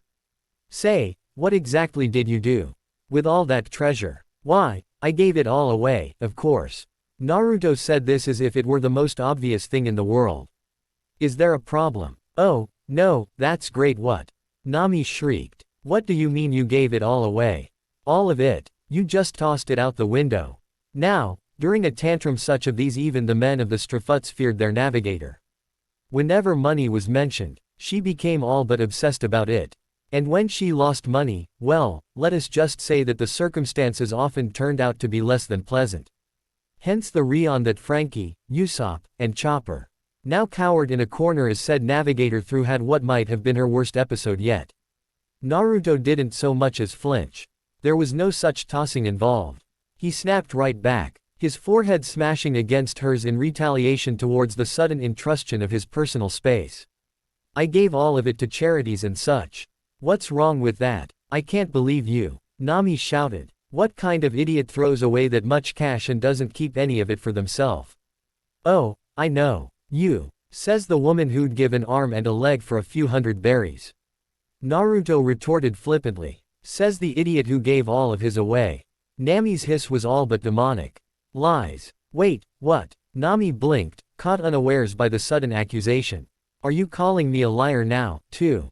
Indeed I am. Naruto barked, his forehead still mashed against hers, the two of them still engaged in their strange, tug-of-war shouting match. Honestly, how can someone so beautiful be so soullessly greedy and dense at the same time? It's maddening, I tell you. Maddening. It was then that Nami realized just how incredibly close she had gotten to him in her ire. Again with the compliments. Nami felt her cheeks darken as she backed away, unsure of how to respond to his sudden vehemence. I can't tell if he's being serious or wait, why am I blushing? Am I? I am. Gods. What do you mean, exactly? Nami cursed herself for the stammer, but it was too late to take the words back. What makes you think I'm lying, huh? Why was it so incredibly hot all of a sudden? Her skin felt hypersensitive as Naruto retreated, his fingers briefly brushing across her shoulder, prickling across her back with goosebumps. Her thoughts went maddeningly awry, and it took every last ounce of her resolve to stay focused on the task at hand, because Naruto was speaking again.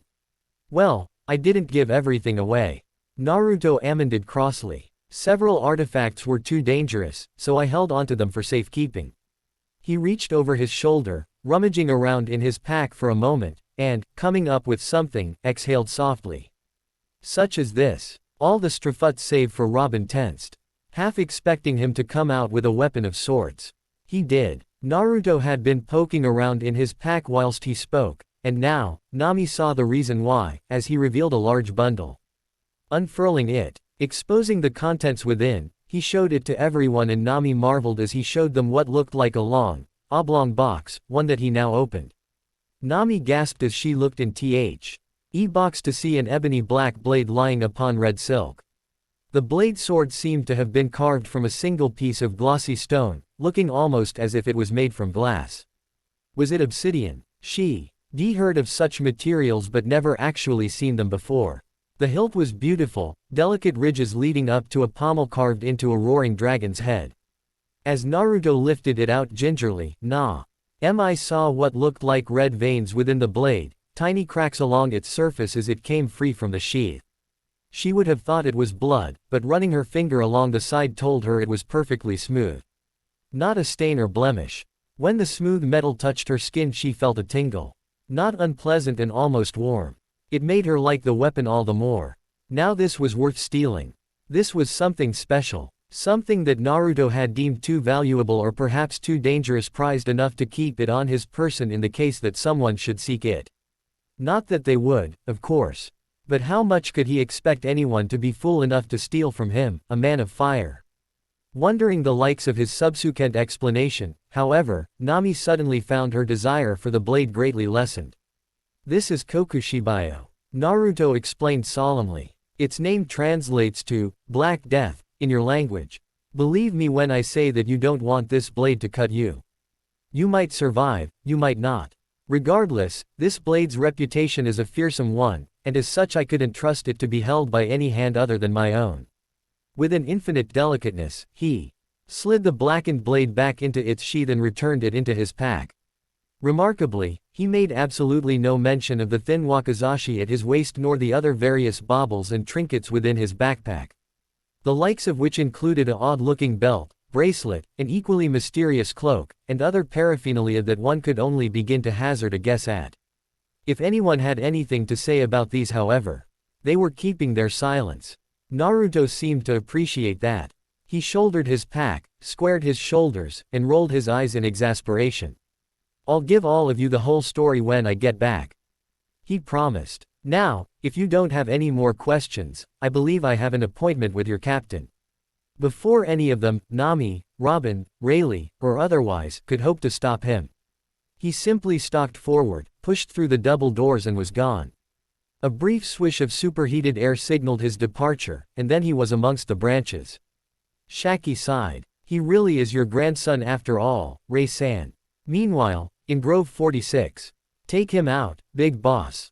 Looks like we've found one of the culprits already. Fake Luffy cackled as the hood. Ed Youth in the parka flanked by fake Zolo and fake Sanj approached him. Let's start by teaching this man a lesson. And just so you all know, what you're about to see happen to this man, is the same thing that's going to happen to you if you ever have the nerve to defy me. So take that as a warning. Zoro, Sanji, do you know this guy? The fake mustachioed youth asked, recognizing the brash Lu. T is the one who'd impeded him prior to his arrival. Thing is, I ran into him earlier. But before the charade could unravel further, a loud crack echoed throughout the air. That's as far as you go, pirate scum. A voice exploded across Grove 46. Strafut Luffy and all you minions. I suggest you come quietly. We have sealed all exits from Grove number 46 and there is nowhere left for any of you to run. Suddenly the grove was filled with the rasp of drawn blades, clacking of cannons, and shuffling of many feet. Each and every gaze turned toward the sound, only to find that the officer had indeed spoken the truth. They were completely surrounded. The Marines. Fake Luffy gasped, eyes bulging. The hooded mustachioed man's sweat dropped. How did the Marines know I was here? Sea Captain. Fake Sanji wailed. They've got us completely surrounded. Don't let 'em throw you, idiot. Why do you think we gathered all these new crew members for? We've got 100 million bounty heads on our side, for Chrisix. With this in mind, he whirled, his gullet swaying ridiculously to and fro as he leveled his gaze upon the most prominent member of his recruits, and quite possibly the most maidened of the bunch. Hey, Caribou! Fake Luffy shouted. Use that marine we captured as a shield. Force him to open a way out. Sorry, big boss. Caribou cackled mirthlessly. I'm afraid I can't do that. See, this snot-nosed brat lied to us. Told us he hadn't called his pals. Grinning from ear to ear, with malice and murder in his eyes, the supernova leveled his pistol upon the wounded marine, sprawled before his feet. Much to everyone's horror, his finger curled around trigger and barrel, his eyes widening marginally with uncontained glee. Clack. Right. Caribou, you idiot. Fake Luffy bellowed. Stop. Too late. With a sickening squelch, the marine toppled over, dead, a bullet in his head. The result was instantaneous. Shoot the pirates down. Before either force could collide, a blazing current of flame enveloped the clearing. Evolving from orange to yellow then red, it boiled through across the void, separating them from each other and one another. It was a veritable pillar of the inferno. Spitting and snarling and snapping at all those nearby, for it would suffer no trespass. Any who dared to brook such an offense, were subsequently reduced to ashes. Snapping and crackling, those ashes smoldered away in the wake of his arrival. Well now, what do we have here? Slowly, they resumed human form. Slowly, ever so slowly, they assumed the shape of sapphire eyes, roughened blonde bangs, and a whiskered visage. One as easily recognized as it was unlike any other. Before, he had been relatively unknown. Now, with no cowl with which to hide behind, he appeared in a great, glorious gust of smoke and flame. Perching upon the nearby bough of one of the many mangrove of Shabandi archipelago. He smiled softly, his great gaze scouring the clearing clean, bringing a halt to the fighting before it could even hope to begin. The silence was deafening. Draped like a shroud, it hung over the grove, thick and palpable. No one moved. No one breathed. All eyes fixated upon him. This burning man who wielded 4 blades, this Oni of fire and ash, this smoldering specter that loomed over them like God himself, ready to dole out divine judgment upon the wicked. BB burning will. Fake Luffy gawped openly. Sweating now, like the pig he was. Why you mean he actually came here? Naruto cleared his throat, and every pirate, every marine, flinched. Gentlemen, Naruto began slowly, very slowly. I be placed in a bewilderment. His gaze swept across the deck, scouring for any sign of the instigator that had so roused his wrath, locking upon one Demolo Black. Here I came here, looking for Monkey D. Luffy. He thrust a hand imperiously towards the cabin, towards the fake Luffy. And upon a sudden, I find this, a crew of impostors. Sailors abandoning their posts, without orders, without leave. Men before the mast, and taking the ship for themselves. What be that, I wonder? He mused aloud, refusing to smile at his crudely crafted metaphor. He let the silence hang, until everyone choked on it.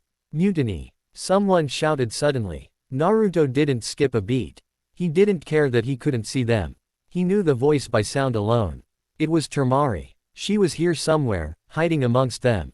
Tucked safely out of sight, he knew that much. For a moment, he almost laughed at the absurdity of it all. Such a persistent wench. Oh, well, best to make full effect of chaos she had sown amongst their ranks. Again, Naruto held a hand to his ear, feigning deafness. Mutiny, came the reply, sounding only slightly exasperated. Naruto nodded, his form bending, shimmering. Beneath wave upon wave of oppressive heat. Mutiny. And what fate befalls mutineers? He paused, his gaze sweeping through their ranks of pirates and marines like a great, cleansing flame. Now we all know the answer to that. Do we not? Flames boiled outward from his fists, eddying forth from his knuckles, swelling with every second. Mutineers. Hang. Flames spewed forth from his fists, circumventing the clearing in a ring of fire. Now, both the pirates and marines were trapped with one another.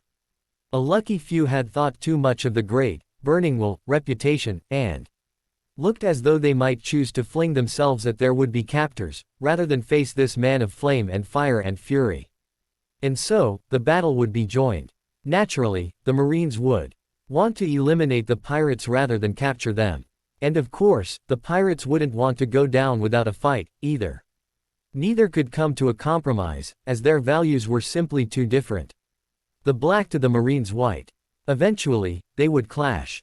Here, with no hope of escape, save through the flames, their choice was to fight, or to die. At least, that had been the intention. A blood-curdling shriek shattered the silence, demanding everyone's attention. Naruto rounded on the sound, flame sputtering, eyes narrowing, becoming furious specks of crimson as he beheld he who dared to interrupt him. Surprisingly, he recognized him. Naruto knew who this pirate is. He was Wet-Haired Caribou, a supernova pirate worth $210 million berry. Based on the rumors he heard about him, this guy has a violent reputation for killing countless marines, a true psychopath. He also recognized the large, rotund, egg-shaped man at his side, his brother, blood splatterer, Koribo. Wicked, and violent. They were both born killers, and now one of those killers had singled him out and turned their wrath upon him. Lovely. Youuu! Caribou shrieked. You're finally here. Naruto gawped. Aghast as the man stalked forward, the mass of pirates and marines parting before him like the Red Sea. What in the? I've been waiting a long time for this. Caribou snarled at Naruto. A long fucking time for this, to kill you. Every time first killed a marine or anyone that crosses me, I think of you, ya bastard.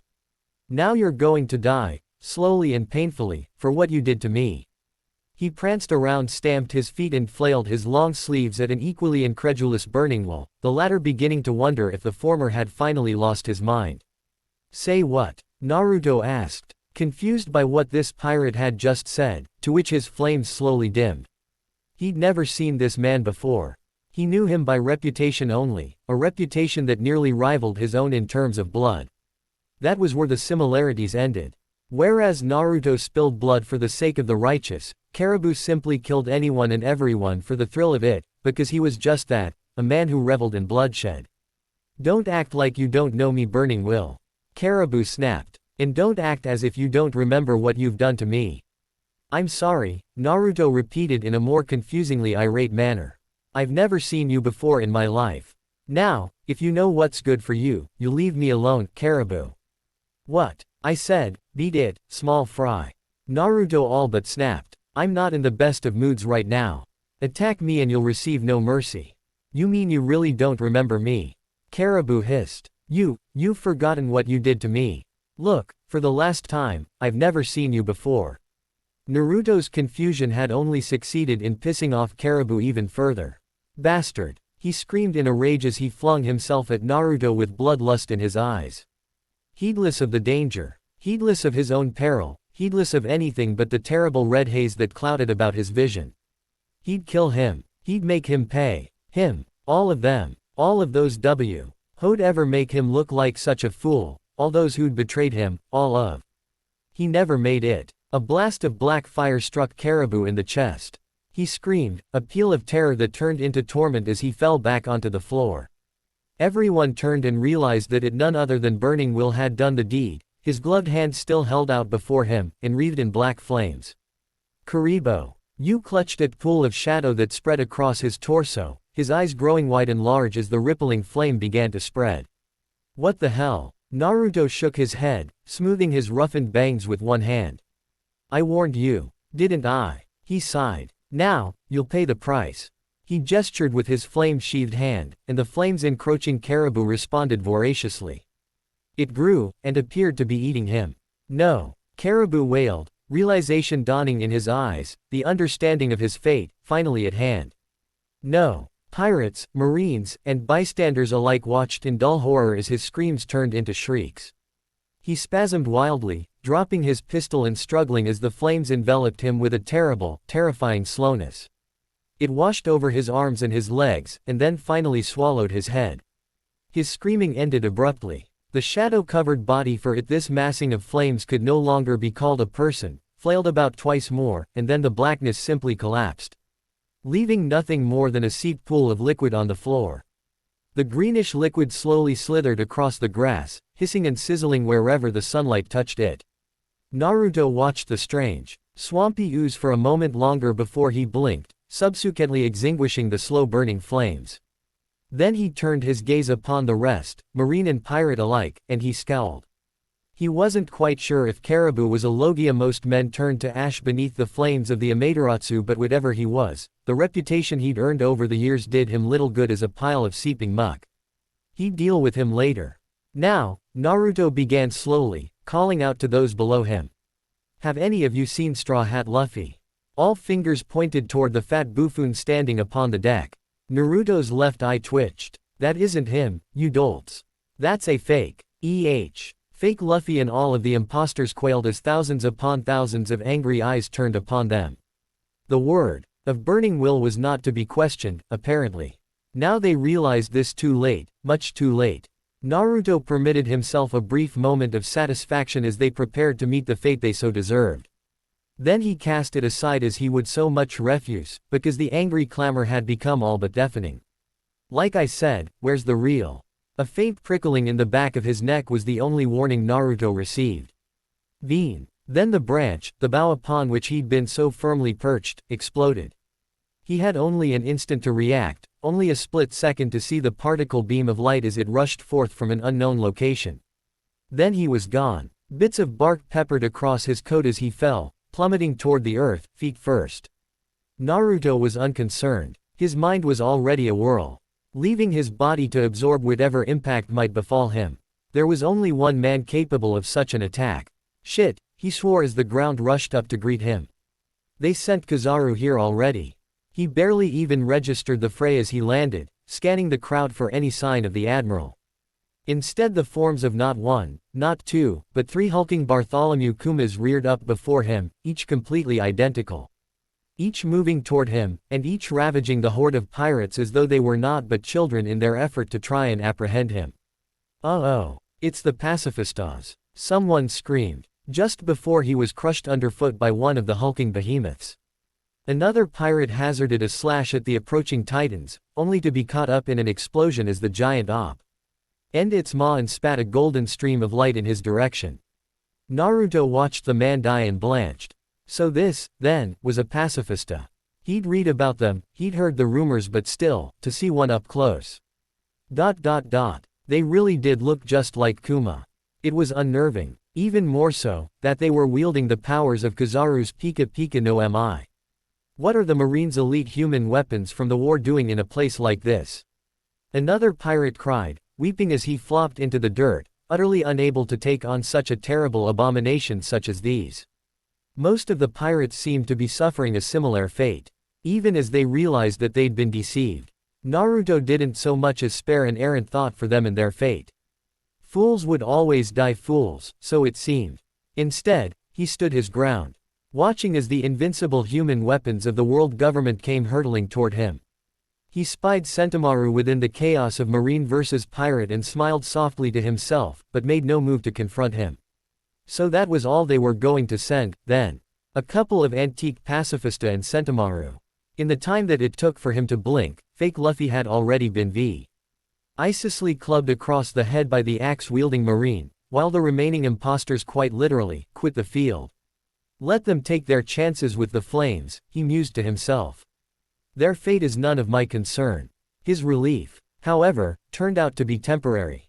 Pirates, Burning Will, Uzumaki Naruto and Strafut, Luffy identified. One of the pacifista announced, its calm, monotone, of a voice ringing out over the clearing. Seconds after the fact, Naruto realized that, during his musings, most of the pirates had been captured, and he was standing conspicuously out in the open. He was dimly aware of that he'd been detected, but somehow, he couldn't quite focus on the task at hand. Instead, the words, Strafut Luffy, rang through his head like a clarion call, filling him with an elation that he hadn't felt since 2 years ago. Take them out, PX5. Sentomaru ordered. You too, PX2. Unbidden, lightning raced down Naruto's spine. Luffy. He's here. Where? He half turned, hoping to find him over his shoulder. Instead, he became deathly aware of the resounding explosion that deafened him, throwing a hail of timber and soil at his back as the deck behind him detonated. He watched as a obscenely large pack filled to the brim with various foodstuffs, spun past, and landed not a yard away from him. Whoa! A terribly familiar voice shouted. Man, was that close? And what was that for? All my precious food is in this bag, you know. All of the pirates and marines cried out as one, and pointing and shouting and screaming, gibbering like they were frightened schoolgirls. They couldn't believe their eyes. He wasn't dead. Monkey D. Luffy, the son of Dragon, was here, alive, in Shibondi. It's the face from the wanted poster. Naruto was stunned. Luffy. Save for the X-shaped scar on his chest and some new attire, he hadn't changed at all. He frowned indignantly at the pacifistas who had nearly incinerated him, but otherwise, he remained unharmed. It was impossible not to recognize him. The Strafut, the stitched scar beneath his eye, heck, even his voice was nearly the same. For a moment, he didn't know what to say. Don't tell me you're gonna get in my way again. He called down to Sentomaru. I don't have the time to deal with you right now. Naruto watched the two of them bicker for a moment longer, before he finally realized that this was not a dream, and this was, in fact, the genuine article. The pirate he had searched high and low across the sea nearly for 2 years now. And so he laughed. Luffy. Naruto laughed aloud, unable to say anything else. Such was his enthusiasm. It's you. It really is you. Nanda. Luffy blinked, suddenly very much aware of the blonde standing beside him. Who are you? He squinted at the blonde W. Ho's body roiled and broiled like so much flame, and he found his words taken away as he recognized the color of those flames, because this was the very same power his brother had wielded, prior to death. Wait a minute. It couldn't be. No way. Naruto grinned wickedly. After all these years, I've finally found you, Monkey D. Luffy. Now, let me join your crew. Luffy blinked, unsure of exactly who this man was. Unsure of why he was on fire, and not screaming in pain, or burning, for that matter. Weird. But he looked strong. And if a strong guy wanted to join his crew, the crew of the future Pirate King. Sure. Luffy enthused. But why are you on fire? Naruto couldn't help himself. He started laughing again. Huh. Just like that, huh. You haven't changed a bit, Luffy. His laughter was short as a beam of light whisked itself past Luffy, who nonchalantly turned his head and let it slip aside. He even had the time to murmur something that Naruto didn't quite hear as the beam passé. D them by and tore through the mangroves. And suddenly, Luffy's arm was turning a strange, rubberized pink and smoking.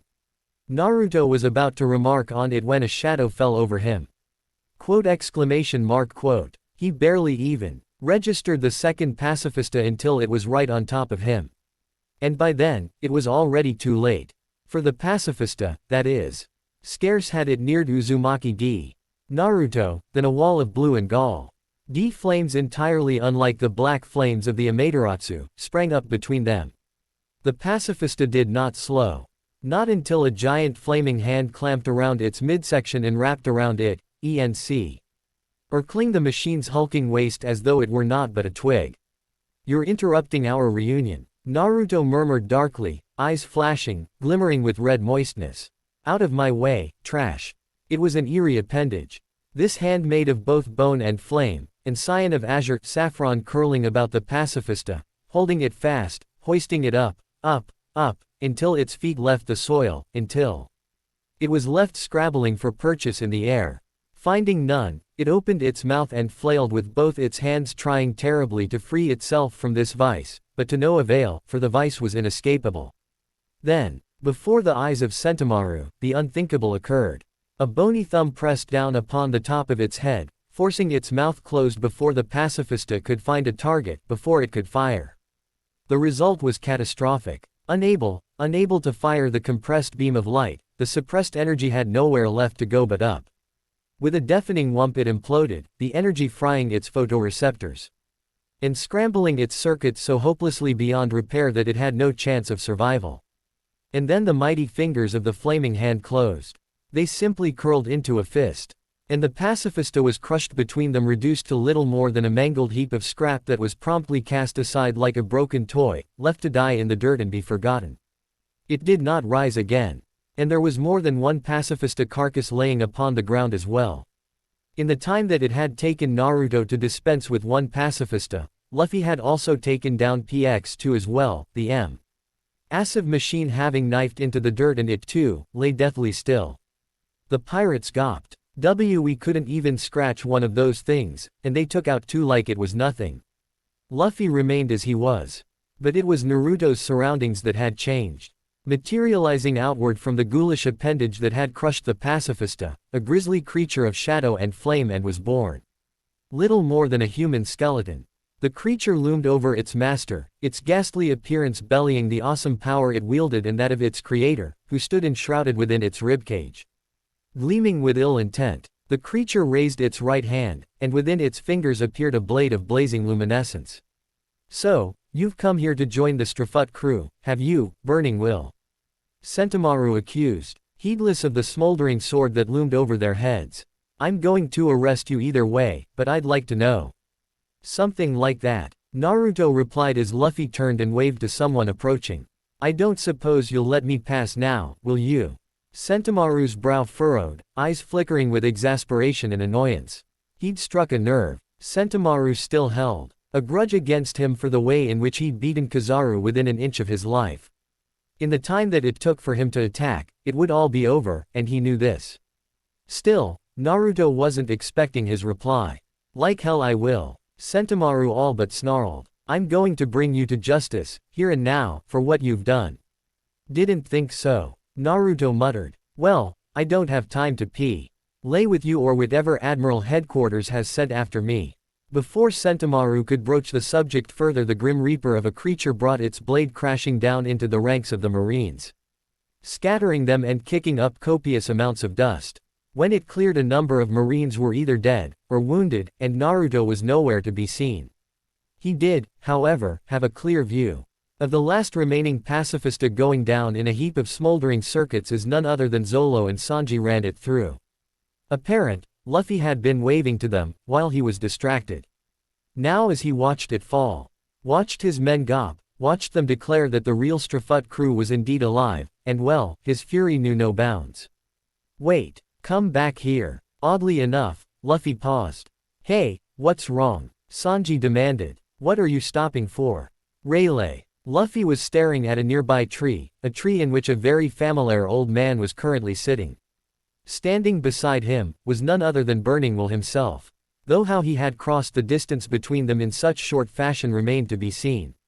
It did not, however, keep the future king of the pirates from calling out to him. No sir, it did not.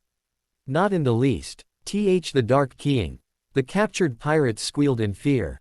"He's here, too. You've done well," Rayleigh shouted to Luffy. "It seems like you've honed your skills even further." "Uh-huh." Luffy nodded enthusiastically. "I also thought I'd come to see you off," Rayleigh said to Naruto, giving the boy an encouraging nudge. "But it doesn't look like my grandson needs my help. After all." For the longest time, there was silence. Utter silence, as Silver's Rayleigh willingly exposed the one secret that he had kept hidden for most of his life, to the world. Naruto burned with the shame of it all. He wouldn't have the nerve to do such a thing, not if it were his grandson. He flushed. "Shut up, old man." He's the grandson of the Dark King, Silver's Rayleigh. Marines and pirates alike gawped at the revelation.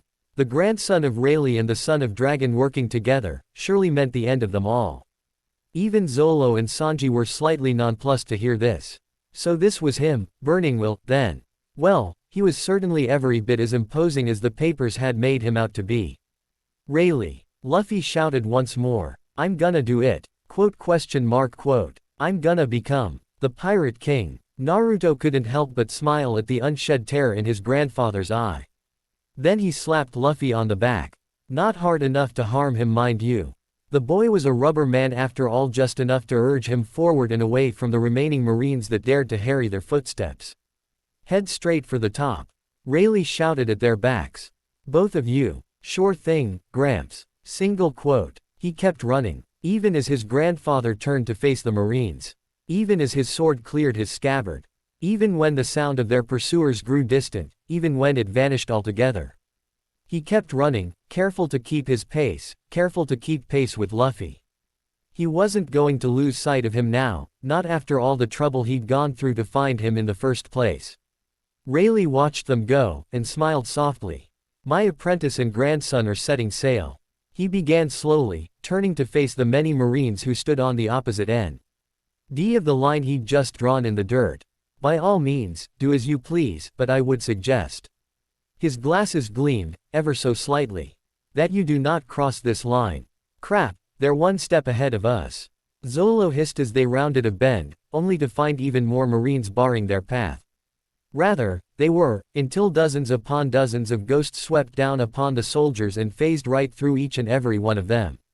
As one, they dropped to their hands and knees, moaning and depressed, and all too full of demotivation. Naruto nearly froze on the spot at the sight of it. Gee ghosts. I just knew this mayhem had something to do with you people. Hovering only a few feet from the now utterly useless Marines, was a woman with incredibly bright and curly pink hair. Not to mention a positively ghoulish outfit that would put any goth to utter shame. Are you still hanging around here? She asked. Apparently, she was the one who controlled the spirits, and as such Naruto stopped well short of her position. Leaving Zolo to nearly run face-first into the strange goth Lolita. That Sanji was fawning over her was even more disturbing. Well, what are you still handing around here? He demanded of the strange girl. It's not like I asked you to stick around.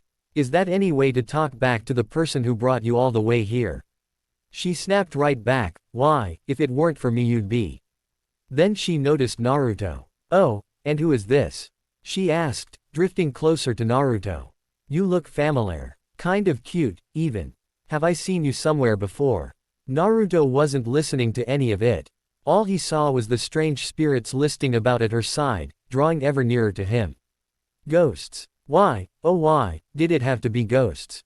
Their sickly sweet smiling and giggling precious little to assuage his intense superstitions, and they were just so creepy. And not really. He averted his gaze as she approached. I don't think we've ever met. No, she insisted, I've definitely seen your face before. Gay. Naruto made a squelching sound as she drifted even closer to him, floating impossibly just above the ground, as if she weighed little or next to nothing. His usual self-confidence abandoned him in the wake of what he'd seen, and in the presence of this foul, ghost-wielding woman. Well, he told himself, at least she was cute. Wait, what if she was a cute ghost? Gah, he couldn't stand it. Naruto nearly jumped out of his skin, so close was she when next she spoke. I thought I recognized you. You're Burning Will, aren't you? Why yes. He refused to look in her eye. Gods. Why couldn't this ghostly woman just leave him be? And I'm afraid I have somewhere to be. Too bad. She sighed, her lips dangerously close. My name's Perona, by the way, cutie. Something deathly cold pressed against his cheek, then passed right through it. To his disbelief and dismay, so did she. There was no substance, no solidarity, nothing at all. She simply phased through him, and emerged behind him. Naruto turned white as a sheet and shuddered all over, lurching back and forth on his heels. He'd just been kissed by a ghost. I think I'm going to be sick. Sanji was gawping at him, eyes full of flame. Luffy looked completely unperturbed. Zolo was blushing. Worst of all, Perona was smiling.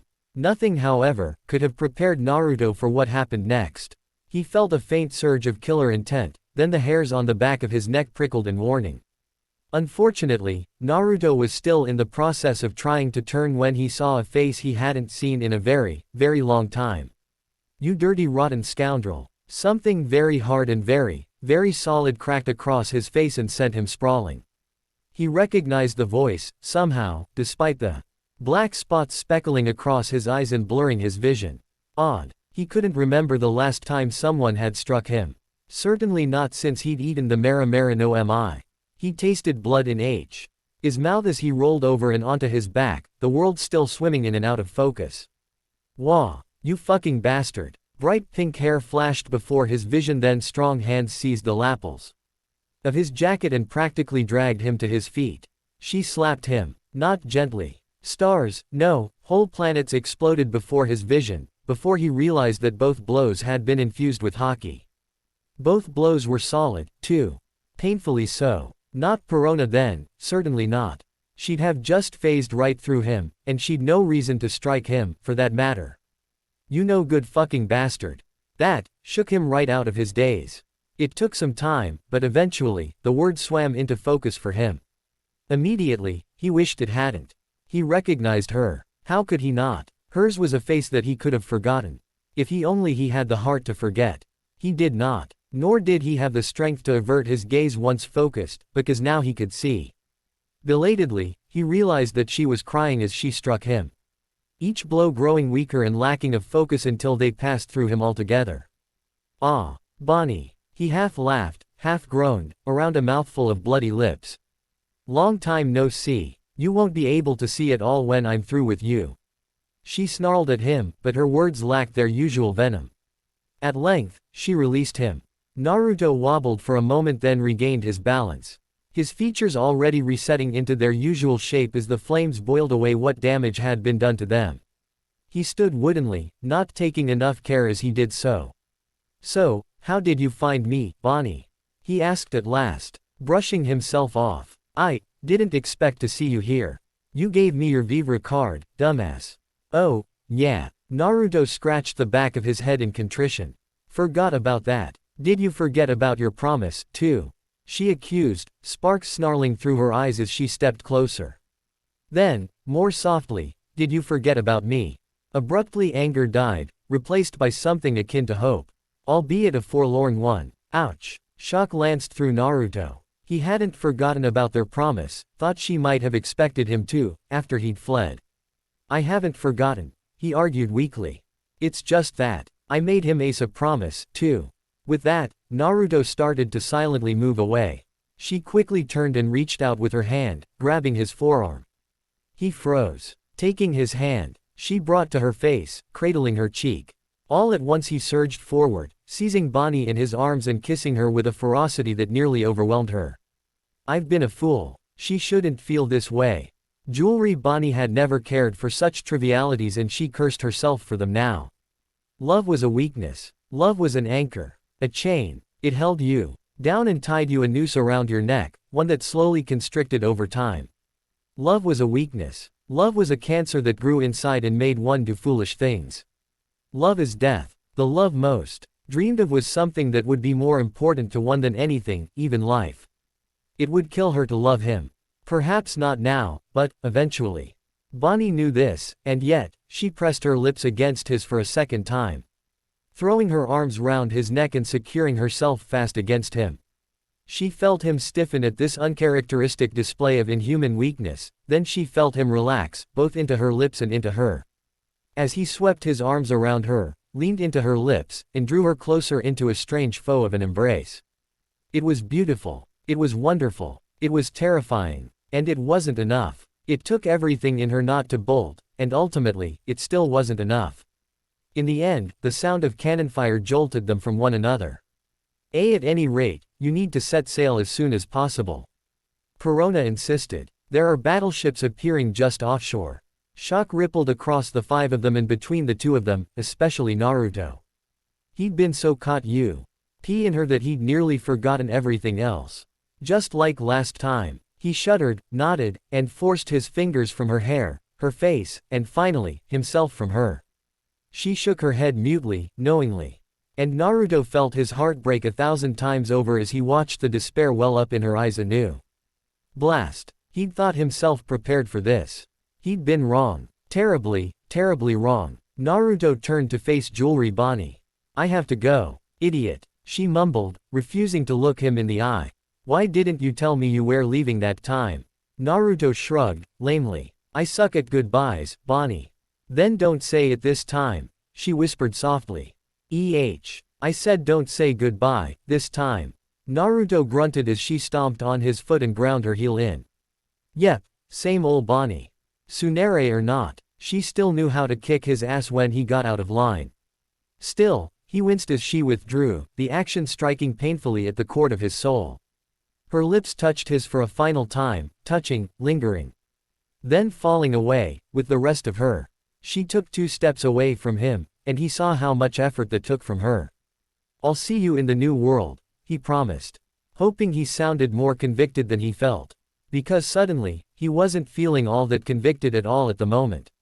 With the former love of his life, things had always been complicated. It had always been that way. You bet your ass you will. Bonnie's reply was softer than he'd expected, not quite sad, nor could it be called happy. He couldn't be sure of what to make of it. NBEF. Or had the chance to dissect it further, she spun about on one heel, and walked away. Watching her watching a woman he'd loved walk out of his life, it took every fiber of his being to stand fast. To stand still and not break in two. Suddenly, it occurred to Naruto that he might not see her again. And so, he watched. He watched her go, watched the swaying of her hips, watched everything and anything about her. He stayed that way, just watching, waiting and watching until she'd rounded a corner and paused. She turned, her gaze locking with his, even across the distance that separated him.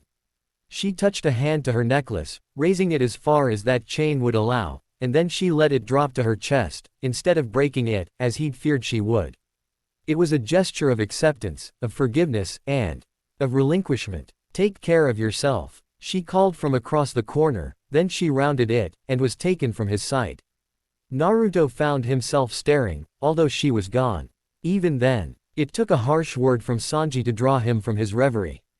He blinked, and found that his eyes were suddenly moist. Why was that? Did he truly miss her already? It wasn't too late, if he wanted. He could chase after her, maybe even catch up. So why wasn't he moving? Because he was needed elsewhere.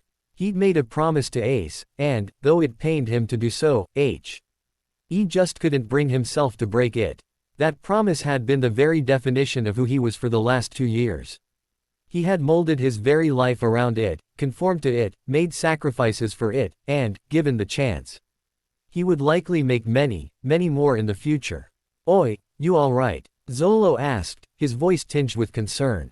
Naruto didn't know the swordsman all that well, but he felt that the man's intent was genuine.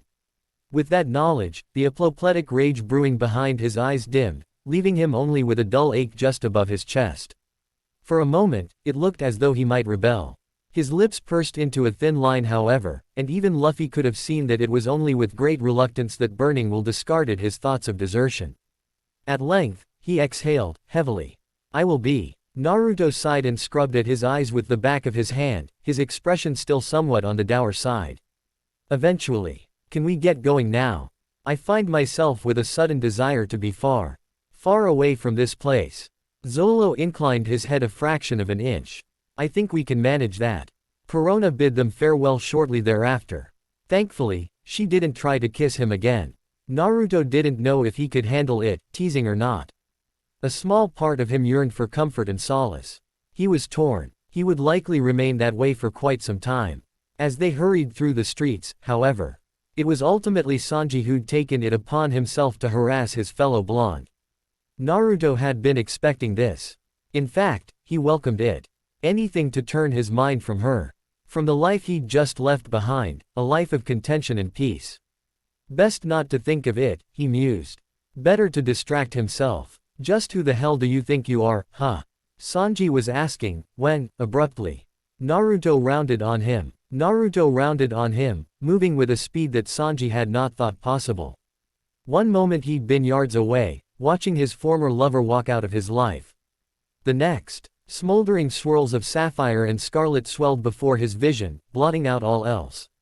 Belatedly, Sanji realized that Naruto wasn't angry. He was furious. Furious was risking the term actually. Perhaps enraged fit the bill. Perhaps it did, as Sanji began to realize that he'd broached the one subject that could easily draw the ire of Burning Will. And in his foolishness, Sanji had drawn ire in spades. Are we talking about my love life or yours? Naruto countered, his tone curt, his expression pitch black. Because, if I were you, I'd hold my tongue. That is, unless you'd like to loose it, friend. He practically spat the word, a wisp of ash leaking through his lips as he spoke.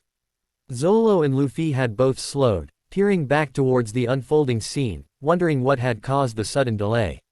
Naruto paid them no heed. Instead, he was suddenly consumed by the desire to cook, the cook, as it were.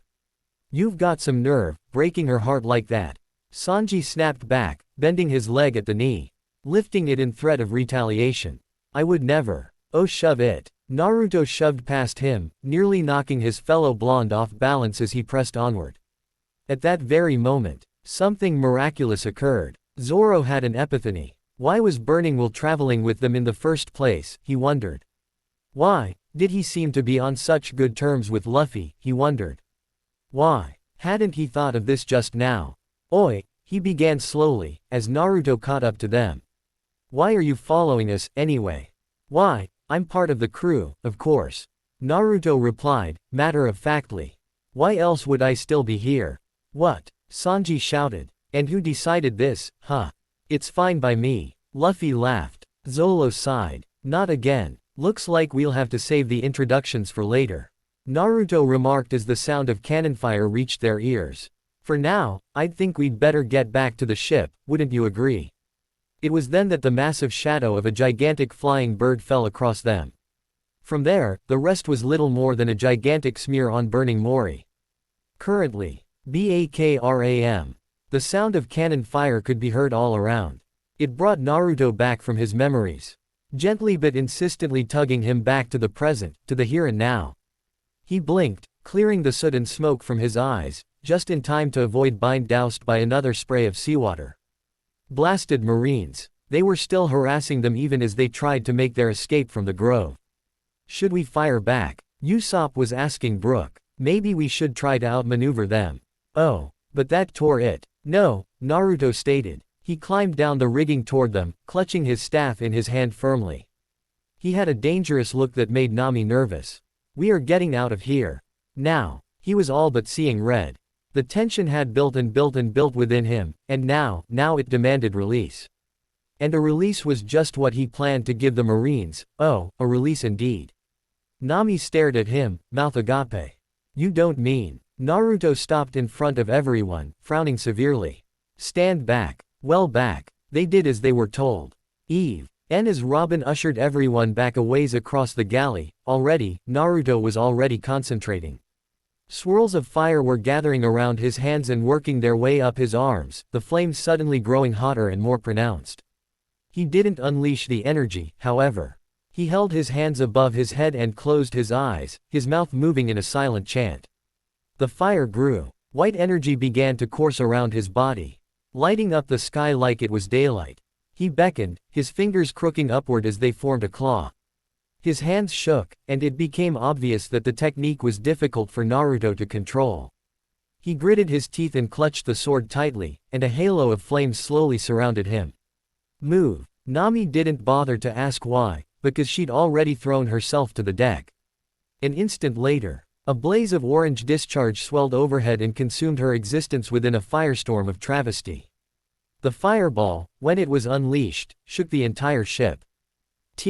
Here was a massive flash of light and a roar of sound that deafened everyone, then the backlash of force from the blast all but throwing them back several feet.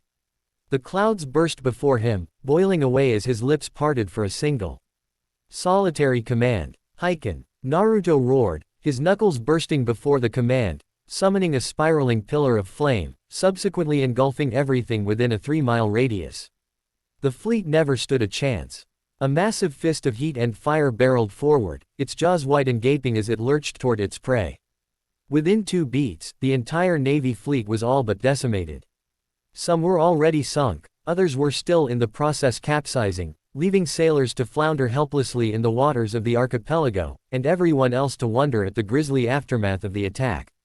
Sanji tried to take a smoke, only to realize his cigarette it too hadn't escaped the blaze unharmed. He could only swear in disbelief as the cigar crumbled into nothingness, as it turned to ash in his mouth, leaving little more than a blackened stub between his teeth. When he went to reach for another one, he was dismayed to find that they too had been obliterated by the blast. "That's a Nova gun. I've changed my mind," Usopp stammered aloud, performing a sudden and about face on his refusal to let Naruto join the crew. "He can stay. That was super." Frankie laughed boisterously. "I like this guy. He's a damned monster, just like those three," Nami sobbed tearfully. "It'll take a monster to kill someone like him." "Monsters?" Zolo asked blandly, utterly unfazed by the chaos. "You mean us?" "Yes, I mean you. Sugoi," Chopper squeaked. "He's just like Ace." Ace. Naruto half-turned, a single ruby-red iris reappearing over his right shoulder as he regarded he who had spoken. He completed the revolution, jaw slackened, eyes widened. In the split second that it took him to turn around, he found himself face to face with his target. He couldn't believe his eyes. Luffy gawped. That was Ace's attack, just now. "Oi," Naruto barked. "Baka Yuru, do I look like Portuguese D? Ace to you. Nanda." Luffy blinked, suddenly very much aware of the blonde standing at the helm of his ship. What was that? He squinted at the blonde whose body roiled and broiled like so much flame, and he found his words taken away as he recognized the color of those flames. Because this was the very same power his brother had wielded, only this time on no circumstance could he be mistaken. "Wait a minute. It couldn't be. No way. I've decided," Luffy announced. "You'll be our fireman." Naruto's sweat dropped. "Does a ship even need one of those?" "On my ship we do," Luffy reaffirmed enthusiastically. "So, it's official. I'm part of the crew?" Naruto asked. Luffy grinned. "Sure." Everyone excluding Robin facepalted. "Damn it, Luffy." Miles away, Boke Hancock finally dared to draw breath. "So, that is Burning Will." Miles away, Hancock, who had been about to intervene on Luffy's behalf, gawped at the ruination that surrounded them. Within seconds, the entire Marine fleet had been reduced to little more than smoldering ashes. They'd been utterly decimated, all save for one. Peering through the spyglass, she abruptly realized that this particular ship was a great deal larger than that of its fellows. Also, someone was standing at the prow of that great and mighty battleship. Rather, two someones, both of whom bore the white coat of a Navy admiral. Their distinct yellow and red colorations could be seen, even from this distance. They were unmistakable, undeniable. At long last, the Navy had responded to the threat that Burning Will carried, though not as great a threat to Luffy as she feared. It was a different threat to which she desperately moved to intercept. "Oh dear." Standing upon the prow of the mighty battle cruiser, Akainu sneered, confident of his triumph. "This time, you won't escape me, Burning Will."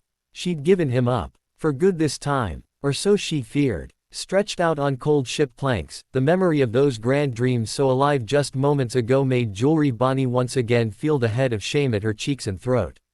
How childish she'd been. What a fool. Most of all, she recalled her idiotic shock, her befuddled, dumb surprise when at the first sound of cannon fire he had turned from her, taken her aside by the arm like a child.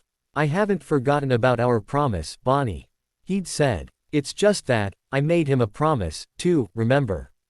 She hadn't. Bonnie hadn't forgotten either. She'd just been hoping that he had. But he hadn't. His promise to Fire Fist Ace still burned like a brand in the back of his mind, even after all these years. Even so, she'd clung to that foolish hope, the hope that he'd forgotten. But he hadn't her promise either, because she'd seen the pain in his eyes. She'd seen that silent plea in those orbs of sapphire and cerulean, begging her not to make him do this. To not ask him again.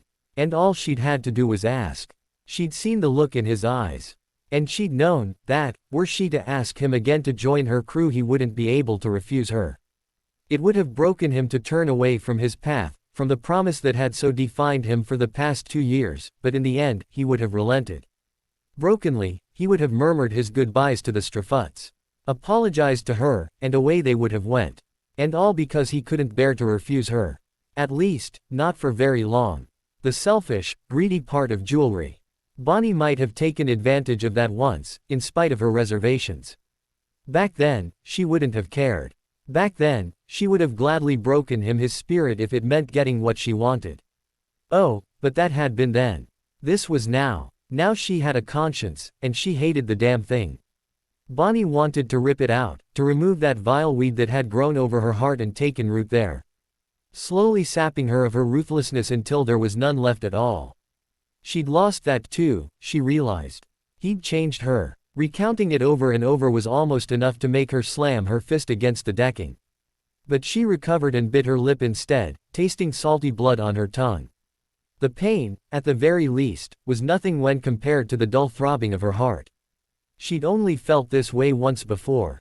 When Naruto had asked her to take him to visit the grave of Whitebeard and Fire Fist, Ace located on some unknown isle miles away from civilization.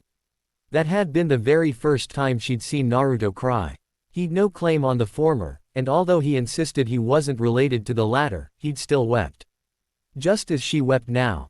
Hot, bitter tears coursed down her cheeks, and yet, though they stung and burned at her lids, though they sapped her strength, she refused to give anyone, let alone herself, the satisfaction of crying out. She took another, long, draught from the sake bottle, wincing as the scalding liquid coursed down her throat and warmed her belly. Ah, what a memory that was. Someone will appear to carry on Ace's will. Naruto had spoken sadly to her that day, his eyes somber. His features dour, as they stood over the grave, together. Someone will appear, to avenge his wrongful death at the hands of the world government. Even if they extinguish that bloodline. There's no way that flame will ever burn out, Bonnie. It will always live, and it will never die. Do you know why that is? He'd asked her. She remembered shaking her head. You're not even going to ask. He balked at her, aghast. Well, you're no fun. I'll just have to tell you, then. He raised a hand, his fingers leaving her own, slowly, briefly, as they reached up to caress her visage. Bellying a tenderness that made her shudder. She remembered him smiling, his fingers warming her cheek. She remembered, watching the sadness, watching it smolder away and resolve itself into grim determination. What manner of emotions flickered through his face, she'd never know. Whatever it was, he had never bothered to give it voice. Instead, he'd kissed her, softly, slowly, sweetly, driving the confusion to the deepest, darkest corners of her mind. She remembered it all, especially the part when he broke apart from her, eyes sparkling with amusement, and said, "Because, like me, there will always be a successor to the will of D, Bonnie." That had been the first and last time she'd ever seen him cry. That day, she had sworn to herself, never again. Never again would she shed tears on the behalf of another. He had always been strong, and she was still weak. The last 2 years had made her stronger in body, but not in mind. She was nothing next to him. She should have known better. She should have known then, as she did know, that he would never break that promise. Had she known the true reason as to why Naruto had broken into Impel Down to begin with. Had she known what he was seeking there, then things might have been different. Ah, who am I kidding? Bonnie scoffed at the thought immediately thereafter. Dumbass. She chuckled bitterly. Fucking dumbass. She still would have followed him. Of course she would have. Naruto had offered her an escape, and, like a fool, she'd all but jumped at the chance. Such a fool. Such a lovely, lovelorn fool she was. Perhaps she'd been in love with him all along. Perhaps she'd been the fool, for not telling him sooner, for never answering his feelings in kind. Now, she felt herself stirring, stumbling, shaking off the effects of the sake, and swearing profusely as she burst out of her quarters in a flurry of motion. Because, in the end, she could never bear to refuse him, either. Turn this ship around. It was then that a great and gorgeous black flare flung itself across the horizon. A few minutes earlier, Nami was the first to see the ship. She was the first to recognize the two figures standing at the prow. She was the first to understand the horror of what was happening. Unfortunately or fortunately, depending on how one looked at it, she wasn't the first to react. Even as she closed the spyglass, Naruto was in motion. Nami blinked as a hand closed around hers, gloved fingers falling, closing around her own for what felt like an eternity. As his breath felt like a kiss on her cheek. "Excuse me. Pardon me," Naruto repeated absently, gently taking the telescope from Nami. She felt her cheeks darken with shame as he turned away, peering out toward port and toward the approaching warship. Gods! What was wrong with her today? He hadn't said or done anything special this time, and here she was, blushing like a skittish schoolgirl. It was almost as if. "Don't worry, Nami Swan," Sanji sang, "your prince will protect you. Shut up, will you? Thanks for that," Nami chirped as Sanji's visage crumpled off of Naruto's elbow with the rest of him and slid down to the deck. But, Burning Will, did not answer.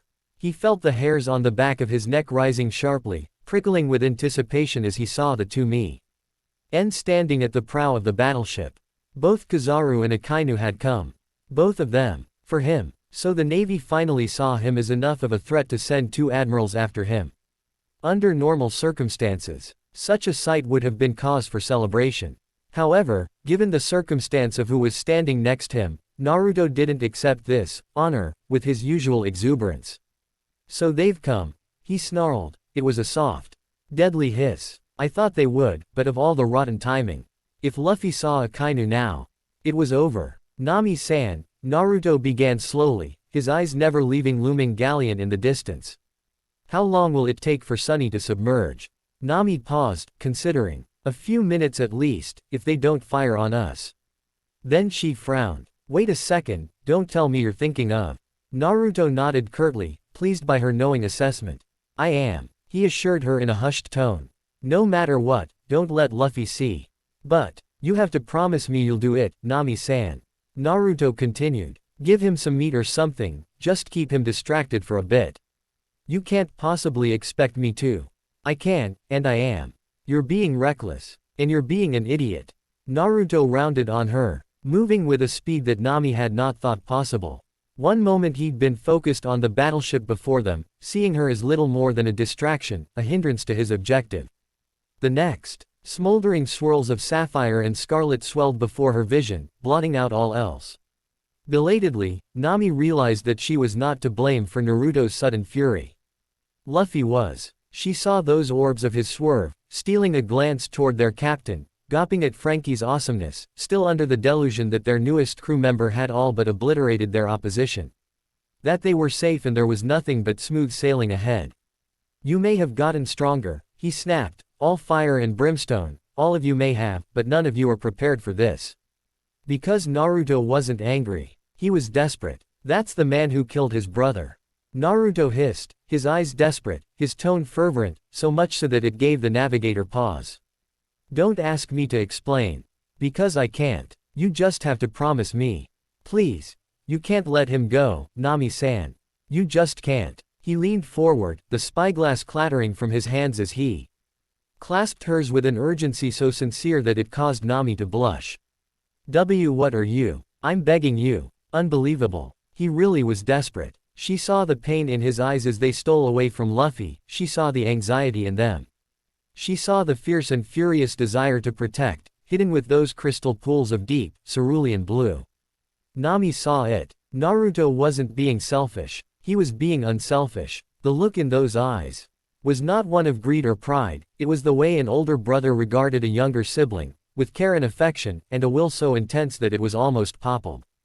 The will to protect. In that moment, Naruto reminded her of Ace, strangely enough, and she hadn't even known him all that well. "Be sure and take care of my little brother." Those words rang in her head, clear as a clarion bell. "All right." Until now, she hadn't given them much thought. Now however, they came back to her, a great and terrible tide of realization. Those were the very same words of Fire Fist Ace had spoken to them in Alabasta, when he'd bid them farewell. Now, those very same eyes, the eyes of his successor, were looking down at her, pleading with her to see reason, to relent and lend him her aid. "He'll die if he fights that man, Nami-san," Naruto urged. "Please, just do as I ask, just this once." His eyes were those of brother, unrelated by blood or anything so flimsy, foe. Rged by a bond so strong that not even death could hope to sever it. Nami had never seen anything like it, not since that day in Alabasta 2 years ago, the day that, Fire Fist, Ace had bid them his first, and last, farewell. She remembered it as if it were yesterday, that aloof, carefree smile, that grin that spoke of boundless confidence forged by a life of both hardship and happiness. Naruto had those very same eyes. Nonchalant in his confidence and supreme in his desire to succeed. And he was still holding her hands, Nami realized. Why is that I don't mind, all of a sudden? They were warm even through the gloves. They were strong hands too, calloused but not rough, the hands of a man who had worked all his life. They were the hands of a man who wasn't afraid to get those hands dirty. They were the kind of hands that she could imagine holding her, wrapping his arms around her crap. Nami slammed the lid shut on that train of thought before it could escape. Close. He was too damned close. Naruto was standing close enough to her that she could feel the heat radiating off of him in waves, infusing her with warmth and strength, and at the same time, weakening her resolve. He wasn't asking that much of her, surely. She could feel the sweat perspiring upon her brow as he waited, as she considered his proposal. All right. Nami realized that she'd relented and begrudgingly acquiesced that she'd been beaten. For some reason or another, she just could not bring herself to refuse him.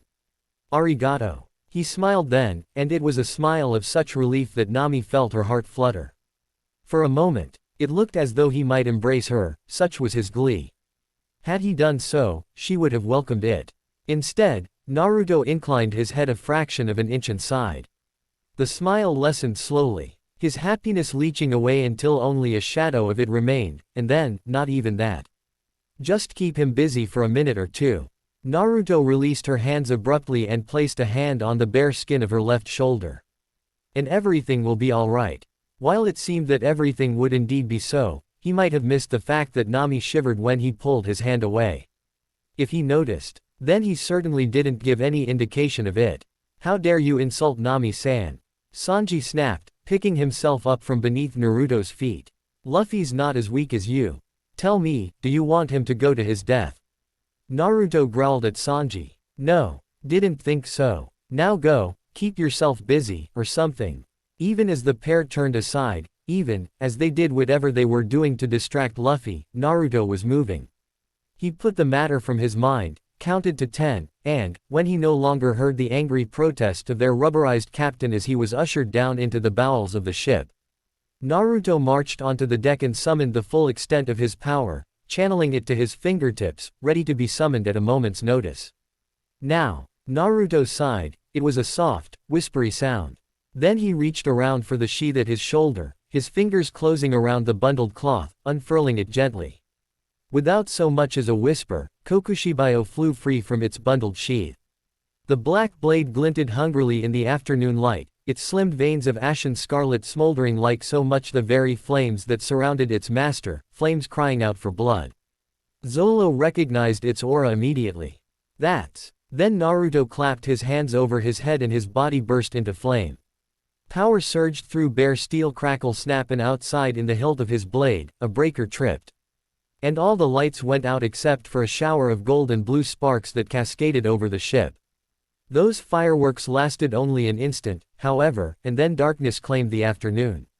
Wreathed in a sheath of thin, black flames, the blonde took 3 steps forward, and brought himself to the prow of the ship.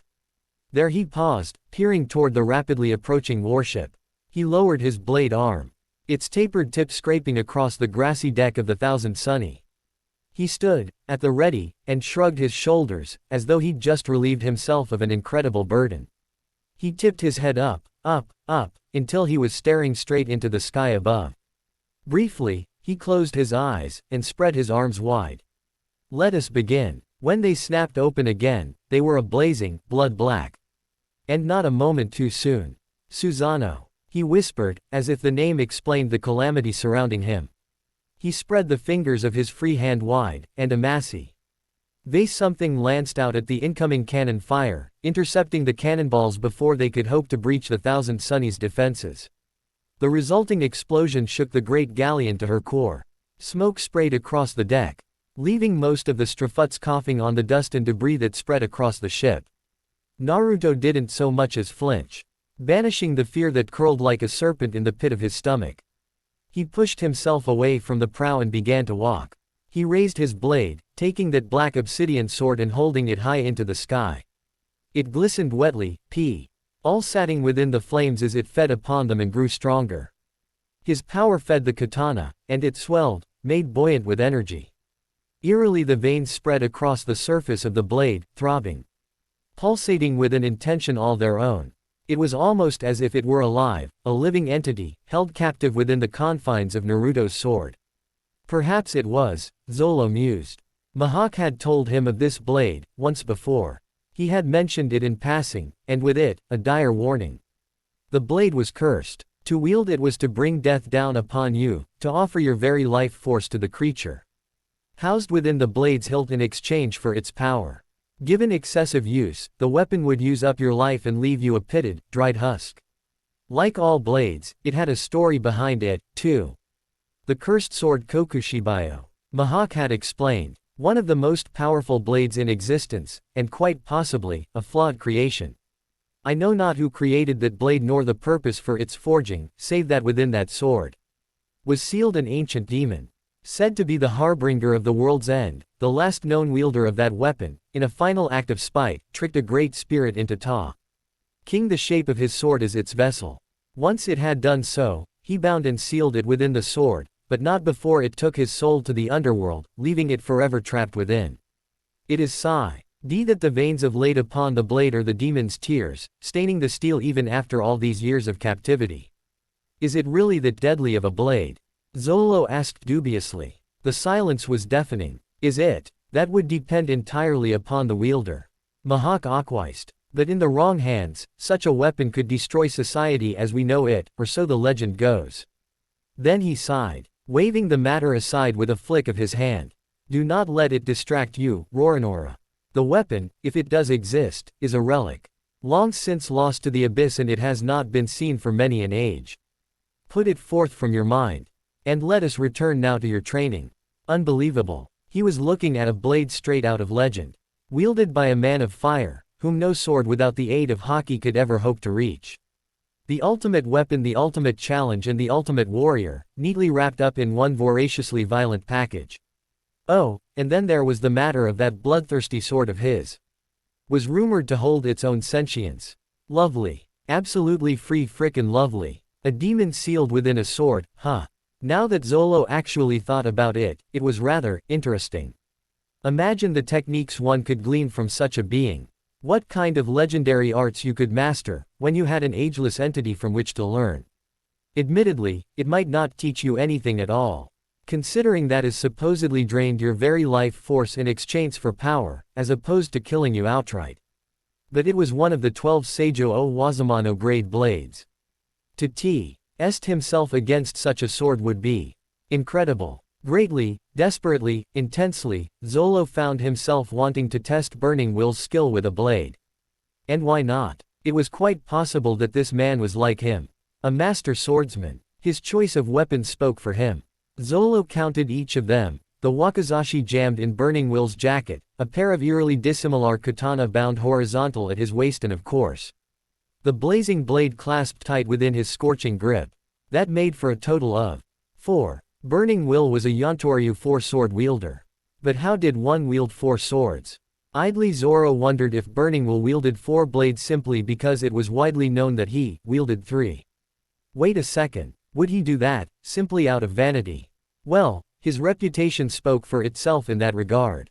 Would the man who put Marieoa to the torch and stormed Impel Down really want to showboat any more than he already had? Of course he would, irked by the prospect of such a thought. Zolo touched his hand to one of the 3 hilts resting at his own waist.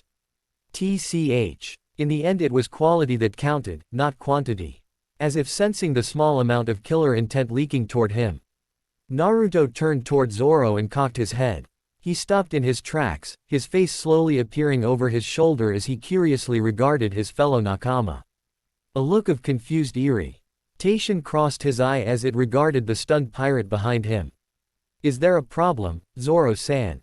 Zoro said nothing. His only response was to neatly slice an incoming volley of cannon fire in halves. They detonated harmlessly away from the sunny, leaving Naruto to gawp at the sheer strength of the swordsman. Likewise, the rest of the Strafuts had taken to defending the ship, though why Frankie Ha D yet to release the undersea bag remained to be seen, a fact which Naruto remained very much grateful for. You don't have to do this, Robin said softly, suddenly. Naruto turned toward her, and found an odd sight awaiting him. Luffy was being tickled half to death by the powers of the Hana Hana no Mi. Such was the reason he had not yet interfered in the defense of the ship. It was almost laughable, no, it was laughable, literally. And he would have laughed too, had not her gaze pinned him to the deck. There was no humor in her gaze, not this time. She knew the like of what he would be facing on the flagship. And she knew that he would likely be facing it alone. Oh, Robin. Fleetingly, longingly, painfully, his gaze locked within her own. She alone knew the depth of what he would be facing. Out of all the Strafuts, she knew what it was like to be pursued by a Navy admiral, because she'd witnessed it firsthand. She'd been chased ever since she was a child, her every step hounded by Marine and pirate alike. Never had she had peace, never had she had comfort. Only recently, 2 years ago actually, had she found solace amongst the Strafuts. Now, that nightmare had returned to haunt her tenfold. And, while Robin clearly held no illusions of surrender, she clearly did not approve of the path he was about to take. He knew her too well to expect otherwise. Oddly, it was this that left Naruto smiling. Same old Robin. Sorry, Robin, Naruto muttered, because he daren't say more. If he did, who knew what it would lead to? No, he dare not. This was something he had to do, and he had to do it alone. It was not for pride as she suspected, it was worse than that. Much worse. This was for revenge. He'd attacked Mariao 2 years ago, not just to free his friend, but in the hope that a certain admiral would come to stop him. He'd stayed behind, and he'd waited for them to send their best as they had at Impel Down. He'd been waiting for them to send Akainu. He'd been certain that he would come, and how could he not? Surely he was still furious over the incident at Impel Down. Surely, he would come to finish what he had started that day. He'd been so certain that it would turn out that way. That the world government would send their greatest powerhouse to eliminate the man who murdered the descendants of the 20 kings. Instead, they'd sent Kizaru. He'd beaten him senseless, such was his rage. Why hadn't they sent Akainu? Why hadn't they sent the one who'd murdered Ace? Did they feel that an attack on Mariao wasn't worthy of his attention? Was that it? Did they deem him unworthy of such a response? Back then he hadn't paused to consider such a possibility. Kizaru had been the threat at present, and Naruto had dealt with him accordingly. But now he had come. Now was Naruto's chance. His first chance and only chance, while the admiral still underestimated his strength. While he still believed himself to be too powerful to be harmed by an inferior element, while his guard was down. He could be killed. Naruto knew this, and the possibility of avenging the death of Fire Fist, Ace thrummed through his heart like an invisible song, beckoning to him, calling him. Pressing him onward until the red haze colored his vision and all he saw was the blood of Sakazuki on his hands, and nothing else. I'm sorry, Ace. I'll keep my promise to you, but for now. Now it was time to end it. You don't have to do this. Naruto blinked, drawn from his bloody reverie by a voice. Naruto, suddenly, something moved in his peripherals. Someone stepped forward, placing themselves between him and the open ocean, between him and his goal. Between his vengeance and Luffy's own safety. Nico Robin said nothing when he met her gaze with his own.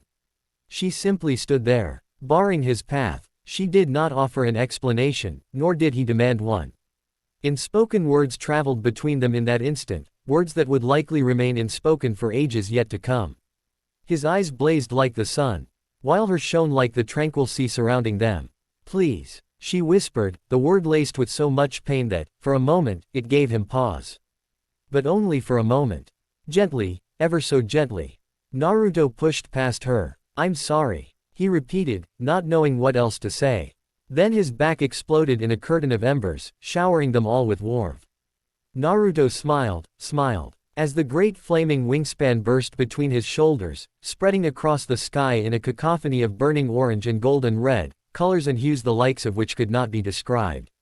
He stretched them wide, bearing those great and unholy tethers of flight for all the world to see. And he was off. The world stretched before him, an endless expanse of sea and sky as he hurtled through the clouds.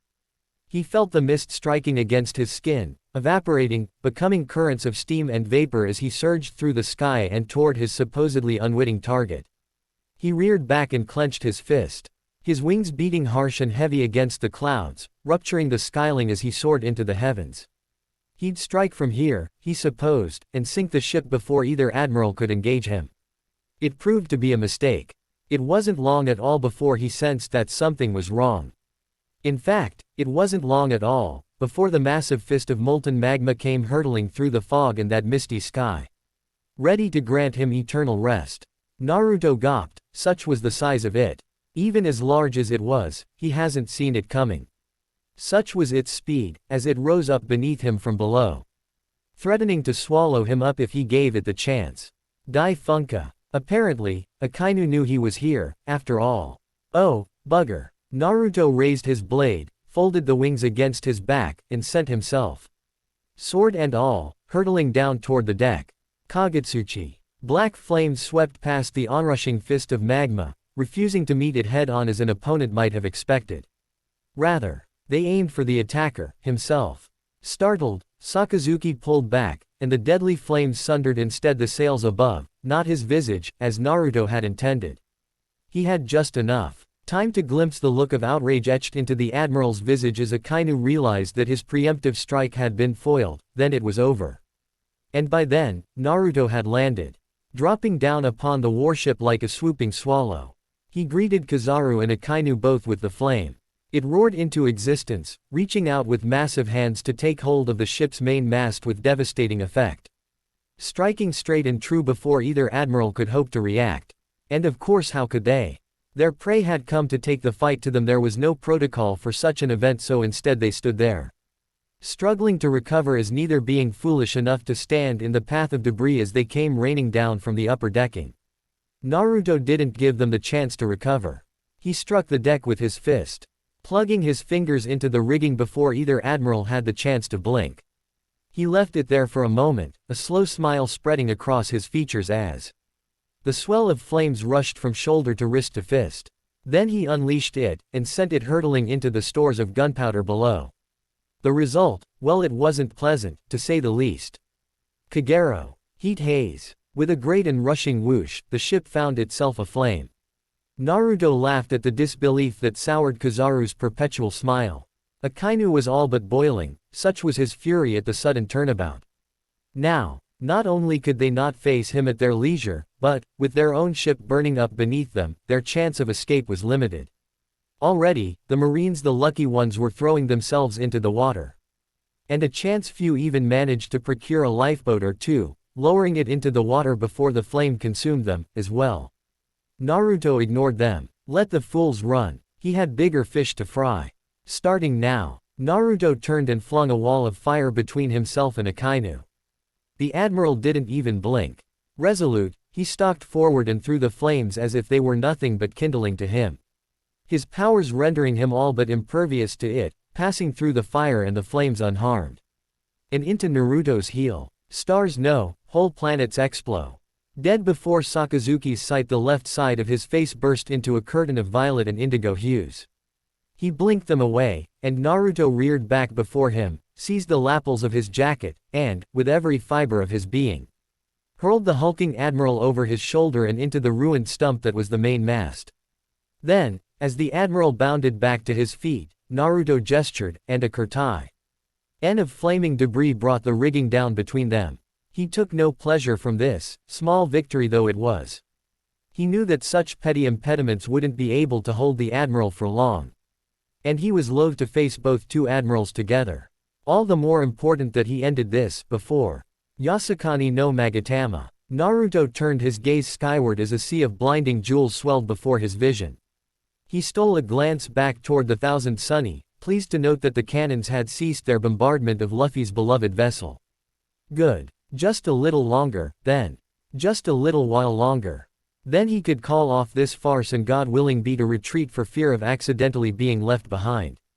But now, for now, that won't work. He scoffed as the bejeweled lances jolted toward him, scoffed as they lanced through the fire, through him, and scoffed as they obliterated the deck where he stood. The galleon groaned beneath him, the wooden beams protesting against T. He strain inflicted upon them as they were sundered even further, and yet, miraculously, it held together. He swept forward before it could decide otherwise, the flames spurting from his heels flickering forth from his fingertips and bringing him within striking distance of the airborne admiral, much to the latter's surprise. With a furious snarl, Naruto brought Kokushibayo crashing down. Hard. Kizer. You caught its edge with the tip of his pinky finger. Naruto's eyes bulged. What? Aren't you a little young to be playing the hero, Naruto-kun? Kizaru smiled, sneering as the blonde struggled failed to prevail against the solitary digit stalling him. Stalling us isn't going to get you anywhere, you know. That is, unless you're planning to sacrifice yourself. I could say the same to you. Naruto snapped back, flinging his blade aside and thrusting his arm forward, fingers splayed. Too late, Kizaru saw what he'd been planning. Too late, he felt the boy's fingers close around his chin, his face, his visage, and hold them fast. His fingers closed around Borsellino like a vice and held it fast, clamping around his features with such force that blood welled up at his fingertips. Gotcha! Soren Sokatsui. Naruto announced smugly to the admiral's horrified expression, squeezing his fiery fingers into the admiral's upturned visage, a fiery brand that seared and scorched the flesh. A swell of azure licked across his palm as he spoke the words, sending a surge of pure power arcing down the length of his arm, straight into Borsellino. He felt a pinprick of pain as the admiral painsed. Achingly pressed a finger into the ball and socket joint of his left arm in a vain attempt to dissuade him from attacking further, but by then, it was too late. Much too late. A lotus of blazing blue fire erupted between the two of them, slamming into Kizaru with such force that he found himself forcibly extricated from Burning Will's grasp. Cold fury burned the entire world white as he crashed to the deck below. The impact of his landing momentarily wedging the Marine Admiral there. Just for a moment. Then he stood up, dusted himself off, and shot upward with such speed that the ship itself cratered beneath him. The sound of laughter above him caused his head to snap up. Uzumaki Naruto had appeared a few feet above Kizaru, flying backward so as to keep pace with the Admiral only a few feet above him. An already formed geyser of flame swirling within the knuckles of his free hand whilst the other lashed out with the blade. Kizaru raised his forearm into the weapon in an attempt to block, but even as he did so, he realized his mistake. I was waiting for you to do that, Naruto announced calmly. Gods, you're just so predictable. For the first time in the fight, Kizaru's face lost its pleasant smile. Heiken. The infamous supernova grinned sadistically before thrusting his hand forward, the crimson swell raining down on Kizaru with a sonorously low roar. The Marine Admiral threw up his hands to block. But the attack was too well executed, too well timed. Kizaru was sent plummeting back to the ship as the gush of orange flame propelled him to the ship and buried him there in the deck. With a rush of air, the blast sent debris flying in a massive column of smoke and wood as the ship leaned dangerously against the force of the blast. Naruto alighted in a pointed crouch as the dust began to settle, breathing heavily from the continuous assault he'd just participated in. Not only had Kizaru kept on par with him, he'd nearly held the upper hand on numerous occasions. It felt good that he'd actually hit him this time. The undeniable shadow of Borsellino slowly became visible as the airborne debris dissipated. Naruto swore. That wasn't very nice of you, Naruto-kun.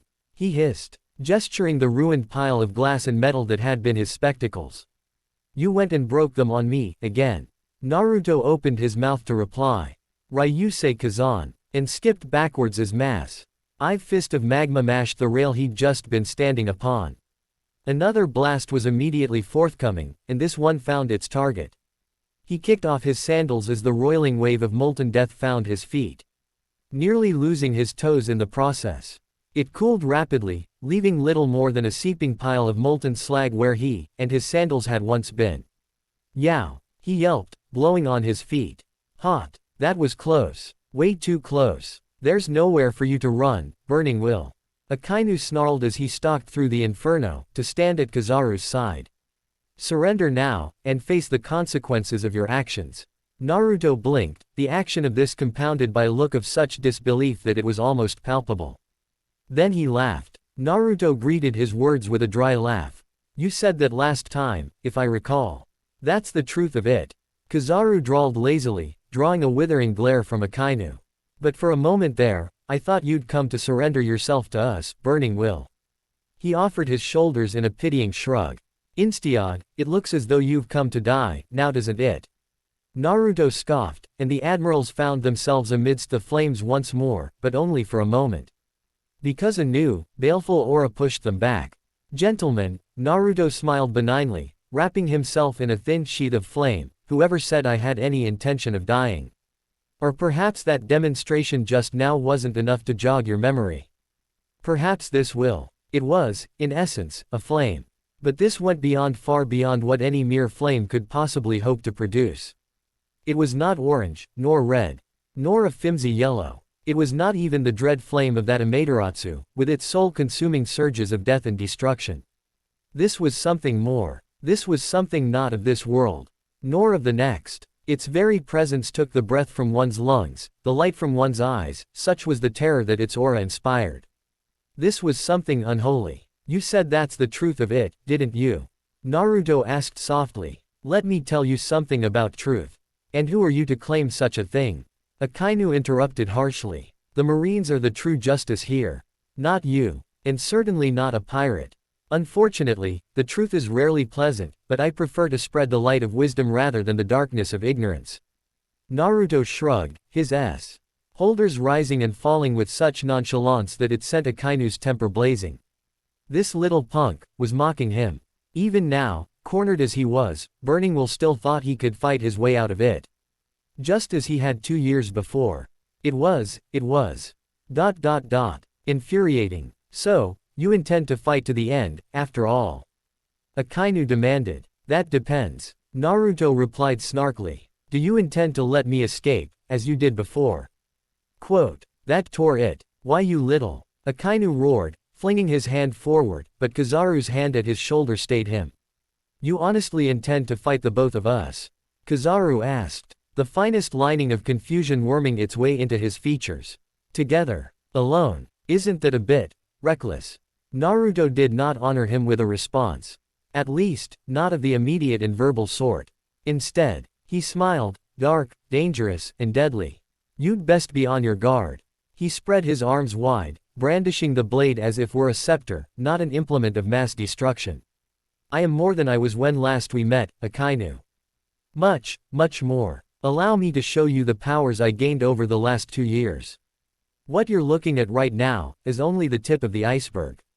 Allow me to show you what my training has acquired. Allow me to show you, the Susanoo. And as he smiled, the flame solidified, starting as thin wisps of fire. Then it swarmed. The golden blue haze swarmed, parting like the Red Sea as it swept round its master and enveloped him, coating him in a thin sheet of azure saffron.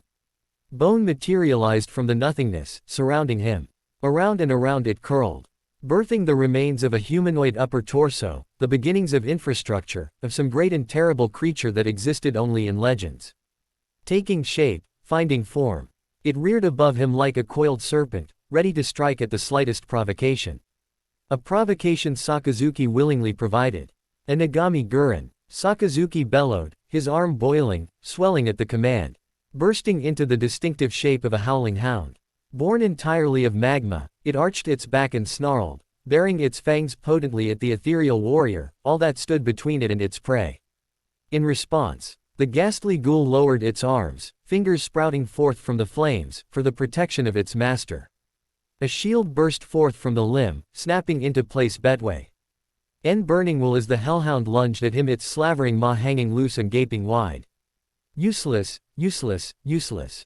Naruto laughed, and let the flames flow around him, taking on new shape, new form, until a wall of bone and fire erected itself between Akainu and himself. And still the dog of death, the hound from hell, surged forth to swallow him whole. Naruto adopted a bracing stance, tensing at the knees, and thrusting his right forearm forward. And just as it seemed that the hound would snatch him up in its jaws and devour him whole, Amaterasu, the beast found purchase, but not upon the squishy softness of its intended target. With a mighty grunt, the flaming warrior snapped its arm forward, thrusting its palm, shield and burning and all, into the face of the encroaching canine. With a keening shriek, The Inagami Gurren imploded as the black flames scoured it away into nothingness, splattering it like so much gore, raining flecks of flaming debris down upon the deck. Akainu stood askew, his jaw clenched in furious disbelief, veins pulsing against his neck. Naruto smiled and uncrossed his arms, revealing that although the hound had supposedly struck straight and true, it had done little more than burn the bandages wrapping around his arms. Bandages that he now tore away, revealing that intricate tattoo coiling about his arms, the mark of a dragon. That all you got? But the admiral did not focus on that. Rather, his gaze remained fixated upon the ethereal warrior that loomed over the master of the Mera Mera no Mi, in all his blazing glory, sneering upon him in his supposed triumph. Just what was this abomination? Fire Fist Ace hadn't displayed any of these abilities during the War of the Best, and yet now, his successor bore the full brunt of the Magu Magu. Mi, an element that should have been superior to his own, and stood triumphant. Damn him. Baleful golden eyes leered out from within a sheath of impenetrable armor, sneering down at the Navy Admiral.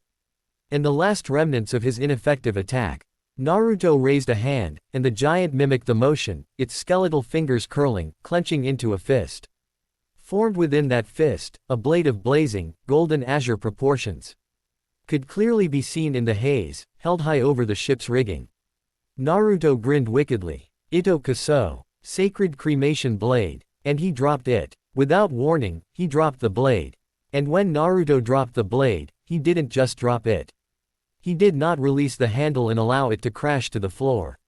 He did not relinquish the vice that was his hand, the cloth-wrapped hilt that blazed with the blade of flame. No, when Naruto dropped the blade, he dropped. That was what he did with this weapon. There was no elaborate swinging or sweeping to the side in a graceful arc. As he raised the katana over his head and brought it down, he dropped it and the warship burst beneath them. The great galleon was sundered, split in two with such ease that neither Kizaru or Akainu had the chance to prepare themselves for the impact. One moment they'd been standing upon solid ground. The next, the deck gave way beneath their feet and they were sent plummeting into the ocean. Naruto would have joined them, had not a hand clamped upon his arm and much to his disbelief hauled him backwards and onto one of the severed halves of the galleon before he could recover. Aren't you forgetting something? Naruto turned his gaze upon Kizaru then. Or rather, where the brightly colored admiral had once been, blinking in surprise. His eyes widened explosively, and streamed tears of blood as he gazed upon the sudden vacancy. He didn't have any forewarning. And yet, in that same instant, his head dipped to the right, ever so slightly. Seconds later, his eyes experienced a light so intense that it would have blinded him, had he not flung up an arm before his face in defense. Damn it, I'm here too. The admiral replied snarkily, his heel set on an PT course with the forehead of the dazed blonde. Naruto grimaced and willed the spots away, blinking as the pain swam back and forth in his head, as he tried to sort out the cobwebs cobbling his thoughts. Not enough time. There was no way to block, not enough time to dodge, not without sustaining some sort of injury in the process. And with the ship falling apart around them, with Akainu bearing down on him about to take his head off. He wasn't going to make such an attempt. And so, Naruto reached out, blindly, fumbling, searching for some sort of presence, some sort of handhold. And, as luck would have it, he found one. Through the corner of his eye he saw Akainu, clawing his way back up the ship, saw him, as the admiral's eyes narrowed in disbelief. Because Burning Will had done the one thing that no one, not even Gold Roger, had ever done before. He'd moved faster than the speed of light. Naruto's hand clamped down around Kizaru's ankle, stopping the admiral's kick cold. Most unwise. Naruto grunted, not bothering to mince words as he crushed the ankle and bone beneath his fingers. Or did you forget that I could use hockey? It felt odd to rely on such a trick again. Dissatisfying, really. He'd done this to Kizaru before, and with ease, too.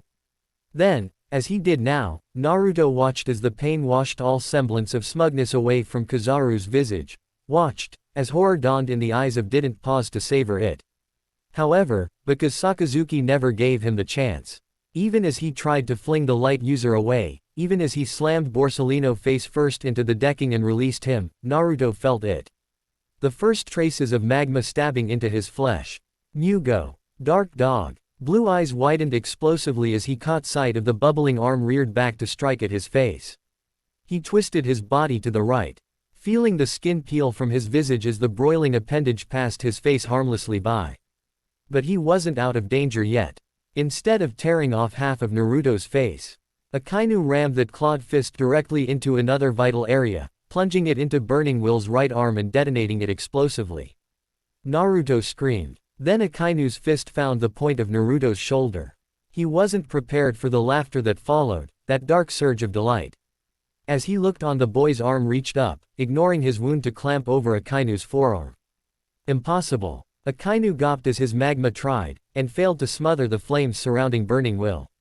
Instead, the tables were turned. Black flames, shadowy wisps the like of which he'd never seen, clung to the magma, where it had scalded away most of Naruto's shoulder. Slowly, inexorably, they crept across the tether of magma tying them together, latching onto Sakazuki with a mind-numbing intensity. With horror dawning in his eyes, with the first vestiges of pain crumpling the outer corners of his mind, Akainu saw and he understood the truth of what had just occurred.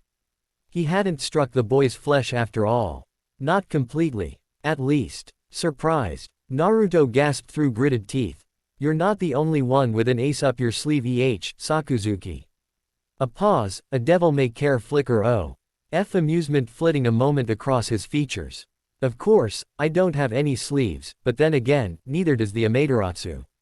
Akainu seethed helplessly as his voice droned on, growing stronger with every syllable. Amaterasu. Whatever this Amaterasu was, Naruto had deliberately coated his entire body with it, forcing the inky black flame to act as a buffer against the magma while he burned within its tempestuous grasp. And, try as it might, the awesome powers of the Magu Magu no Mi could not hope to prevail against it. In turn, the hellish flame devoured them, crawling and creeping crackling across the flesh of its master, leaving him writhing in agony, badly burned, scarred, perhaps, but by no means incapacitated. And through the pain, through the all-consuming blackness, T threatened to blot out his vision and drive him under. Naruto brought his blade over and down, severing Akainu's arm. That had been the intention. He'd simply intended to hack himself free. He hadn't really been aiming at anything.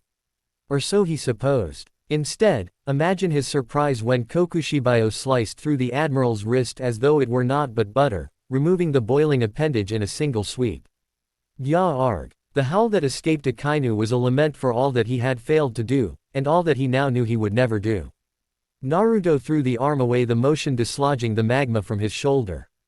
He struck again, opening a rent in Akainu's other arm and nearly splitting the side of the doomed admiral's head. Akainu staggered. Naruto swung from the side, the haki-imbued blow biting deep into Sakazuki's magma, deep into his waist. "It's over, Akainu," he hissed. The words darkened, edged with malice, barely burbled beneath the all-consuming haze that threatened to swallow him up at any moment. "You had better hope Vegapunk can grow you a new arm, because believe me, you're going to need it." Naruto twisted the blade within the wound and held it there relishing as the admiral's visage scrunched up in pain. This was what he had come here for. This was his just due. This was the long-awaited reckoning that Akainu had brought upon himself the day he'd murdered Fire Fist Ace. This was justice. Not the paltry, self-serving kind that those Marines so soullessly invoked, oh no.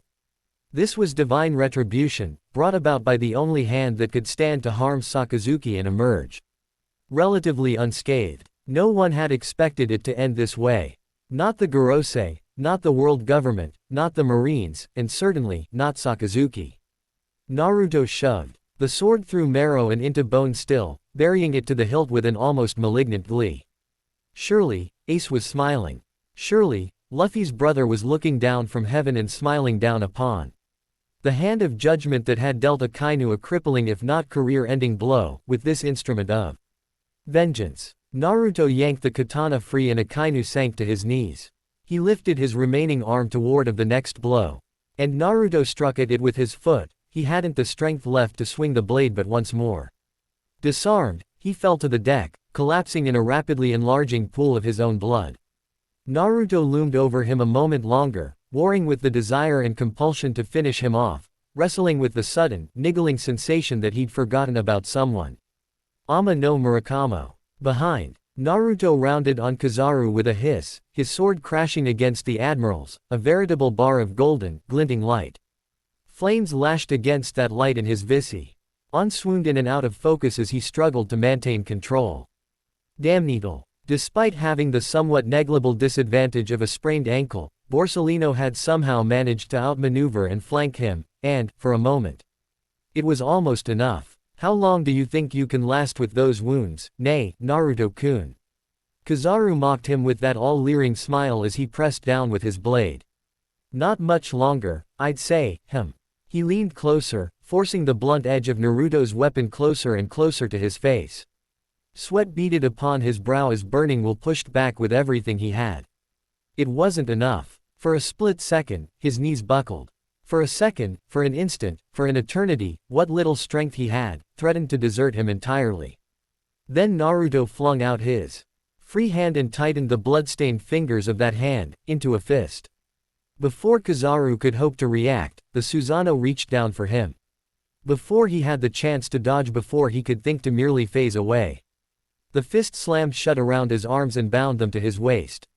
He prepared to end it, to bring those bony fingers together as one would their own, and squeeze Kizaru like an overripe grape. He tried to. But instead, lightning arced down his spine, followed by pain. A deep, searing, all-consuming pain, emanating from just over his heart. No, not now. He'd gone on too long. He'd exhausted his stamina and overused the flames of the Amaterasu. If he used it again, if he continued this excessive use of the Susanoo, then he risked diminishing his own lifespan. He'd worn enough of that away already in the past. He needed what precious little he had left, to continue his voyage. But he couldn't just let Kizaru go. If he did that, then he'd never have this chance again. If he released Borsellino now, then the admirals would only continue to hound him. Heck, they might even send all three of them next time, and he'd barely manage to defeat two. He couldn't let this opportunity escape him. No matter the cost. Bracing himself for the worst, Naruto began to squeeze. Kikiri no Mai. Naruto detected a flash of something sharp and silver in his paraphiles, and then, abruptly, he was airborne. It felt as though the world moved out from under him, sucking all the air with it. The blade fell from his hand, and suddenly, he was flying. His head snapped forward and the wind boiled around him. The air itself seemed to hurt, he was moving so fast. The ruined flagship and with it Kizaru and Akainu receded into the distance with uncanny speed. How far he'd been pushed, he couldn't tell. It seemed to last forever, but he knew he had to hit the ground sometime. Oh, he hoped it would be soon. His body ached in every pore and it was only with great difficulty that he nagged to quell the flames that still simmered from his skin, that he was able to recall the blade back to himself. Wetly and mostly intact, the blackened blade smacked into his palm as he flew, and he forced his fingers to curl about it. He couldn't afford to lose this blade.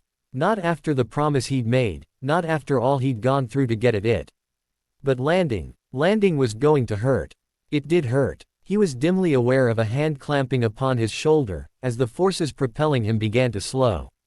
There was a sharp snap crack then, instead of being pushed, as before, Burning Will found himself yanked backwards with such force that it dislocated his shoulder. Ouch. Whomever had him must have used hockey to make certain that they had the proper handhold on his otherwise intangible form. And for that, he was most grateful. Good old Luffy. His back collided with something hard, the mast, perhaps, and he groaned. Whomever had first launched him from the warship hadn't exactly been gentle about it. Then again, neither had Luffy. Then he fell forward onto the deck. Nice catch, Luffy. Usopp laughed. Don't let them escape, yelled Admiral Kizaru. Yet Admiral Akainu, wounded though he was already preparing his attack on the Thousand Sunny. Charging his attack, Akainu yelled, Great Eruption. Joining in, Admiral Kizaru was in midair and used his own attack, the Yasukani no Magatama, sending countless deadly light attacks down toward the Thousand Sunny. Yet they were both too late. A wall of fire, black fire, erupted between their techniques and the vessel as it activated its coating technology. The one which Silver's Rayleigh had equipped it with 2 years prior. Magma and light, both were rendered ineffective before the blackened barrier, which, brief though it was, had bought the ship enough time to sink beneath the waves and be lost from sight. Within seconds, the ship was completely surrounded by a bubble-like force field, sinking deeper into the water's abyss with every passing second. Standing upon the ruined wreckage of the flagship, the admirals could do not but watch as the Strafut flag sank below the waves, and then, that too, was lost, as was the rest of the ship. The Straw Hats had escaped. Damn it all to hell. Akainu roared in disgust. They got away. At least we know where they're heading, said Kizaru. We might be able to cut them off on the other side of the continent once they leave Fishman Island. That's not the point, Borsellino, snapped Akainu. We should have been here quickly to make sure Straw Hat Luffy and Burning Will Uzumaki did not escape us. He winced as the stump of his arm throbbed angrily with that of his pulse. That they'd been defeated went without saying, and was left unsaid. And the irony of it all. Brr. Ning Will's bounty was only going to increase from this, once word got out. The first man to kill a Tenryubito was also the first man to single-handedly defeat 2 admirals. 2. By himself. It was humiliating, infuriating. It should not have been possible. It was the greatest embarrassment the world government had ever suffered in its entire lifetime, and it was only going to get worse, Kizaru realized. As he helped his fellow admiral off the wreckage of the warship and into a lifeboat. Oh yes, little did he know, just to what extent, how bad this day was going to be. Kizaru knew how badly Akainu wanted to capture the 2 pirates. Due to Luffy being the son of the revolutionary dragon, Akainu viewed him as the most dangerous threat to the world, along with Fire Fist Ace. During the Battle of Marineford, in order to ensure Luffy's destruction, the admiral had pierced through Jinbei, straight to Luffy whom he was carrying after he underwent mental shock upon seeing his brother dead. Averio. Ney was sure that Luffy could not survive that attack, and yet, they were wrong. Kizaru was also aware of Akainu's raging grudge against Burning Will Uzumaki d. Naruto. Many months ago, Akainu had captured Naruto and transferred him to Impel Down. Naruto had been sent to level 1, Crimson Hell due of his bounty being a meager $21 million. However, it turned out to be a complete trick. Naruto had faked his capture in order to get himself inside Impel Down. And to make matter worse, he was a Logia Devil Fruit user, successor of Mera Mera no Mi, something nobody knew until it was too late. No one knew why, but he immediately fought his way level 6, Eternal Hell. It was discovered that the reason Naruto had gone to level 6 was to see Hidan. Hidan had been the leader of the Brotherhood of Kami, a pirate crew of religious fanatics who believed it's their duty from God to overthrow the world government. It is unknown what discussion was held between the two, but it had something to do with a girl named Ayame.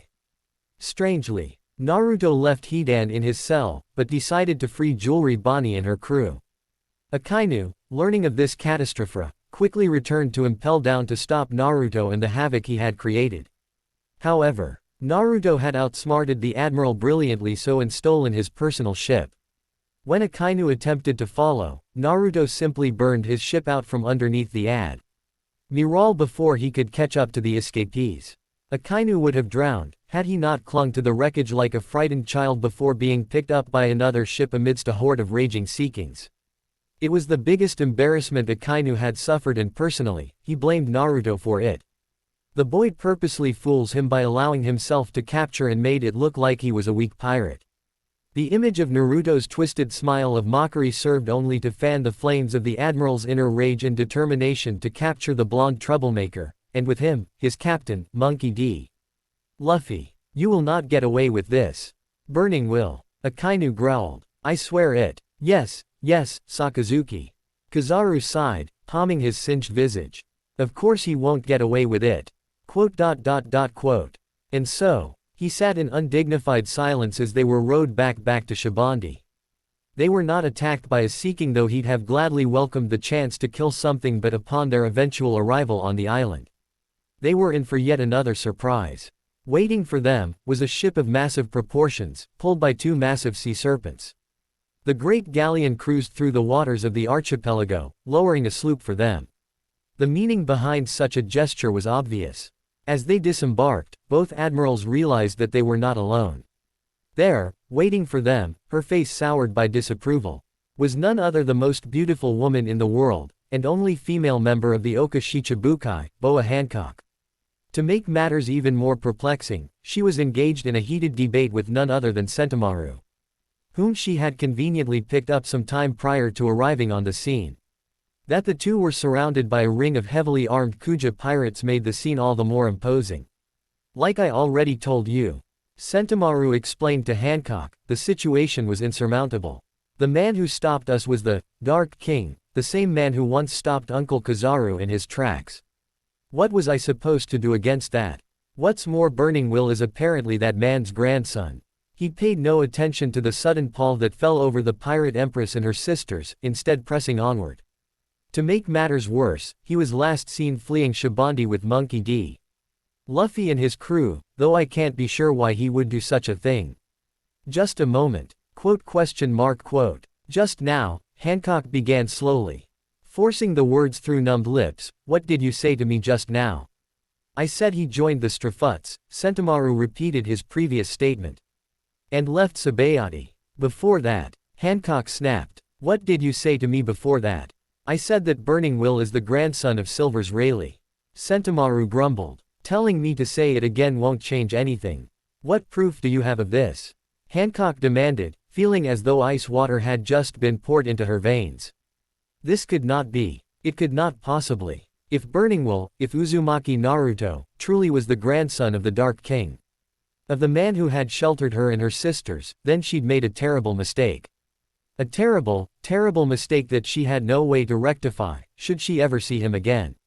The Dark King said it himself and Burning Will acknowledged his word. Sentomaru threw up his hands in exasperation. Every Marine here can personally testify to that, Boa Hancock, as can a number of these pirates. Gods, what more proof do you want? But Hancock wasn't listening. She could see it in the eyes of her sisters, the shock, the horror, the disbelief. Rayleigh actually had a grandson. Oh, but this changed things. If Burning Will truly shared blood with Silver's Rayleigh, then she owed this man a debt. Suddenly, Hinata and Ino's report made sense. It made perfect sense. If Uzumaki Naruto truly was the grandchild of the legendary Dark King, Silver's Rayleigh, who had once rumor had it lost a lover to slavers, then why not bear such a hatred toward slavery itself? His recent actions certainly demonstrated that in spades. Ever since yesterday, the day in which Uzumaki Naruto had first set foot on Shibandi, the day in which he had single-handedly broken up the slaving ring around the shipyard coating. Slavery had all but ground to a halt on the archipelago. Her sources had also reported that the world nobles famed for their lovery of such slaves were nowhere to be found upon the archipelago after that raging and righteous event. Strange. It was almost as if the slavers were afraid to sell in the Tenryubito, wary to buy, for fear of bringing the burning demon down on their heads. Burning Will was not known for his leniency in that regard, after all. The prospect of summoning his wrath was simply too great for even the most impertinent of slaver to ignore. And yet his actions of such renown, of mercy towards slaves and spite towards slavers reminded Hancock of someone else, someone who had once freed her and her sisters from their own bonds of servitude. Fisher Tiger. Oh, dear. Burning Will reminded her a great deal of Fisher Tiger. Granted, he was not a fishman, and, granted, he possessed the powers of the Mera Mera no Mi, but in Hancock's mind, this was where the distinction ended. Here was a man who loathed slavery, who despised it to his very core, who raged against it every day, wherever he went. This was not a man of the kind that she knew. This was a man of righteousness and fortitude, of justice. And she'd thought that this man was after Luffy. What a fool she'd been. What a Boa Hancock. Akainu felt his anger bait somewhat as he caught sight of the infamous pirate empress. What are you doing here? I'm rather surprised myself. Kizaru added as he drew up alongside his fellow admiral. I was under the impression that the Kuja pirates didn't travel this far north. Hancock didn't have to feign shock this time, because this time it was genuine. They were wounded, she realized. The both of them. She'd been wise not to interfere after all. If she had, then she might have made matters even worse for Luffy. Thank goodness he'd managed to escape. Still, there was the matter of explaining her presence here to the world government. Hancock frowned. With two admirals standing before her and both demanding answerment, there was nothing left for her to do but follow through on her lie and hope that her statement would hold up under scrutiny. It was true enough. Her original intention after seeing Luffy off, had been to prevent Burning Will from harming him. Now, the subject was moot in point, but she opted to persist. Regardless of the danger that she might place herself in. I came here in pursuit of Burning Will. Hancock lied. He attacked my island several months ago and I managed to trace him to this location. She allowed a self-depreciating smile to curl the corners of her lips to that effect, furthering the deception. From what Officer Sentomaru has told me of our opponent, my aid would have been negligible at best. Given that Silvers Rayleigh personally stepped in to ensure his grandson's departure. Hancock hid the true depth of her satisfaction as she watched the words ripple over each admiral.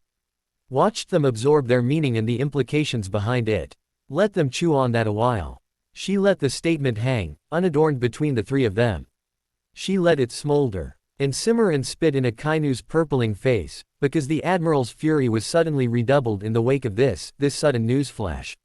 His grandson. Akainu barely managed to squeeze the words out around a scowl. You mean to tell me that Burning Will is the grandson of the Dark King? That's what I've been saying. Sentomaru sighed loudly, his expression turning dire soon thereafter, as he finally noticed the extent of the wounds that both admirals bore. I don't understand. Didn't you manage to defeat him, Uncle Kizaru? Borsellino grimaced and scratched at the back of his head. Sakazuki said nothing, but his silence spoke for him, and it spoke volumes, as his good hand crumpled around the ruined remnants of his wrist. Well, Sentomaru pressed, obviously assuming that both admirals had triumphed. He is dead, isn't he? Not exactly. Kizaru took one look at his fellow admiral and wisely decided to broach the subject at a later date. Well, but what about the rest of the pirates? Did you capture them all? Sentomaru shook his head. Not all of them. The Caribou brothers, along with a number of fake straw hats, managed to escape. And the rest? All the rest of the offenders have been apprehended, but the real Strafuts have dealt severe damage to 3 of the pacifistas. The units were prototypes, the same ones that cornered the straw hats 2 years ago. Their strength of course was the same as back then. It's the Strafuts themselves that have changed. The level of growth they displayed after these 2 years in hiding is nothing short of incredible. You'd better make this nice and clear to Marine Headquarters. The Strafut pirates are at large once more. Aokiji isn't going to like that. Kizaru amended. The world is in an uproar already. If they think that we admirals can be defeated so easily, there's sure to be more trouble on the horizon, that's for sure. Well, you're right about. Get me a Den Den Mushi. Akainu bellowed, the suddenness of his command causing both Kizaru and Sentomaru to jump. I'm putting in a call to the Gorosei, and calling the entirety of our forces together to intercept the Strafuts in the New World. We'll summon everyone. All of them. Including her. Borsellino balked at the mention of her.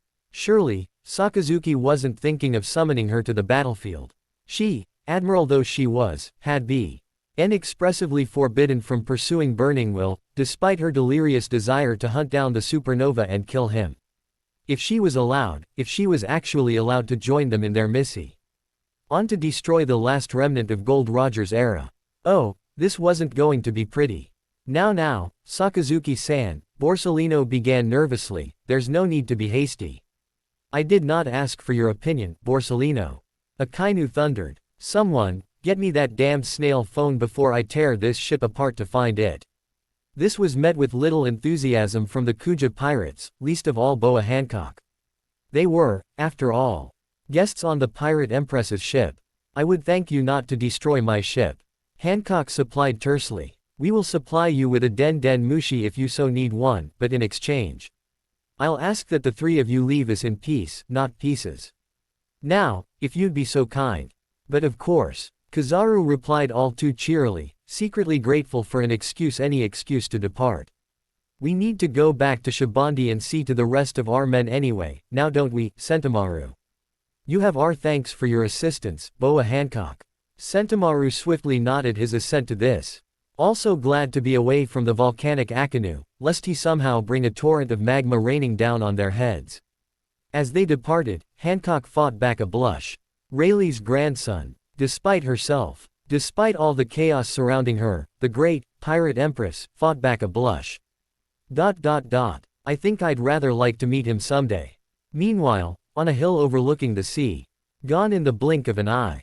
Shaki stood, sighed, and took a long, hard pull of her cigarette.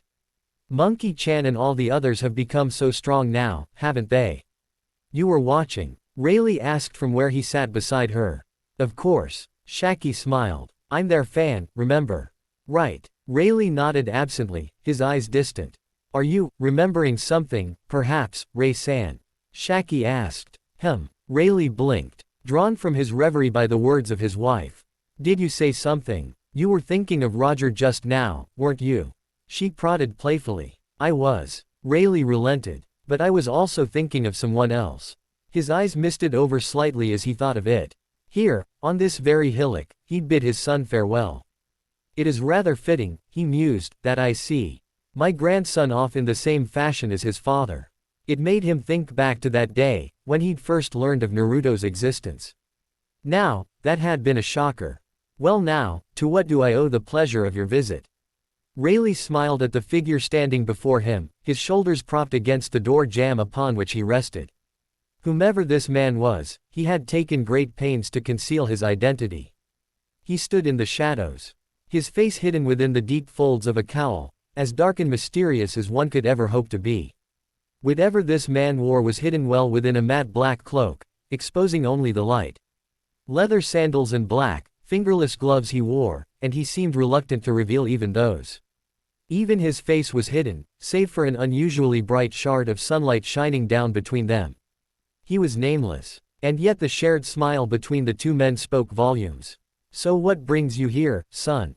Rayleigh asked, sipping at his glass absently. I take Kushina's been well. She sends her love. Quote, such a lovely daughter-in-law, that one. Rayleigh laughed. But I'm sure you didn't come here just to tell me about your lovely wife now, did you? The man shook his head sternly. I thought I should be the first one to tell you. Tell me what, Minato? Minato, Yellow Flash, Namikaze, smiled. He was a handsome fellow, if intense. His blonde hair was disheveled, his blue eyes intelligent. His features balanced. One might even have thought he were Naruto, were it not for the astounding lack of whiskers on his cheeks, cheeks that usually dimpled with a constantly bright and enthused grin. No matter the situation, no matter the peril. But, at the moment, he was intense. His face had hardened, his visage filled both with tension, and something else that Rayleigh couldn't quite discern. Chiseled and lacking any sort of expression, that face slackened, those lips bearing upward in a smile so abrupt and filled with such warmth that it served to dull the weight of the words behind it. Congratulations. A new voice joined with Minato's as he spoke, as he stepped aside and made way for it, this one belonging to that of a young woman. Beautiful brown eyes, framed by long, silken crimson tresses, Kushina smiled, and stepped into view, and it was within her smile and within her stomach that Rayleigh both saw and sensed the truth of their words. You're going to be a grandfather. That was the last time I saw him. Rayleigh tipped his glass back and sighed deeply at the memory. That had been years ago. Before both Minato and Kushina mysteriously vanished at sea. Never to be seen or heard from again. And so, little Naruto had been left to be raised not by his grandfather, but, instead, by his godfather and godmother, their small isle comprising the entirety of the boy's life. Until that fateful day. That day, the day on which, Fire Fist, Ace, first set foot on that shore. Do you miss him? Shaki asked, lowering the cigarette from her lips. Rayleigh didn't have to ask to whom she was referring. He already knew. Did he miss Minato? Yes, he did, and terribly so. Even he, the great, dark king, had no knowledge of his son's whereabouts, let alone those of his wife. Whether they were alive, or dead, even. Would that he knew, would that he could tell his grandson what to look forward to in the new world. But it was not to be. If Minato and Kushina were indeed alive, then they were surely waiting for their son, who so desperately believed them to be in the new world. If not, it may just be that there is no such thing as coincidence in this world. He mulled it over softly. As though it was always meant to be, mysterious bonds slowly but surely weave their forms.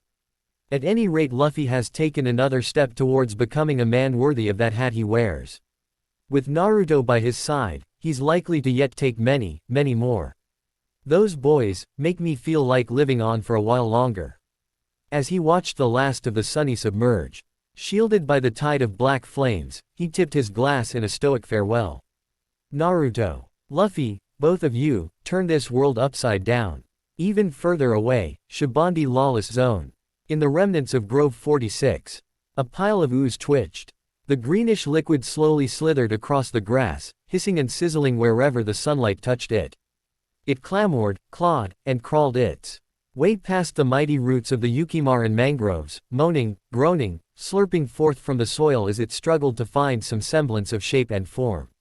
Eventually it did. Frothing and spitting, a face emerged from within the brownish-green muck, a face that should have perished in the flames of judgment. Oh, it groaned, gasping and gargling on its own fluids. Oh, he'll pay for this. Arms sprouted where there had been none, gaining deep sleeves through which human fingers stretched. A torso emerged from the greenish goop, sliding into place beneath a chest that hadn't existed in the moving marsh a moment ago. Fully clothed legs, followed by pointy-shoed feet, seeped out of the legless torso. Last, but not least, a wet-haired head popped into existence, bearing rimmed-ringed eyes and a mouth with a long, lizard-like tongue, and a voice as wild and wicked as the swamp itself. Revenge, he cackled. I'll have my revenge yet. First on those fake strafuts, but, more importantly, on you. Burning Will, you haven't seen the last of me. I swear it. Just you wait, you do good or you. I'll chase you to the ends of the earth. I'll crush you, your loved ones, and all you hold dear. Kehehehehe. Just you wait. Caribou had survived. Naturally, he was furious. Burning Will, this isn't over. Back with the Thousand Sunny. As the Thousand Sunny sank into the abyss, unknowing of the threat that lurked above. All was not well. Already, all was not well.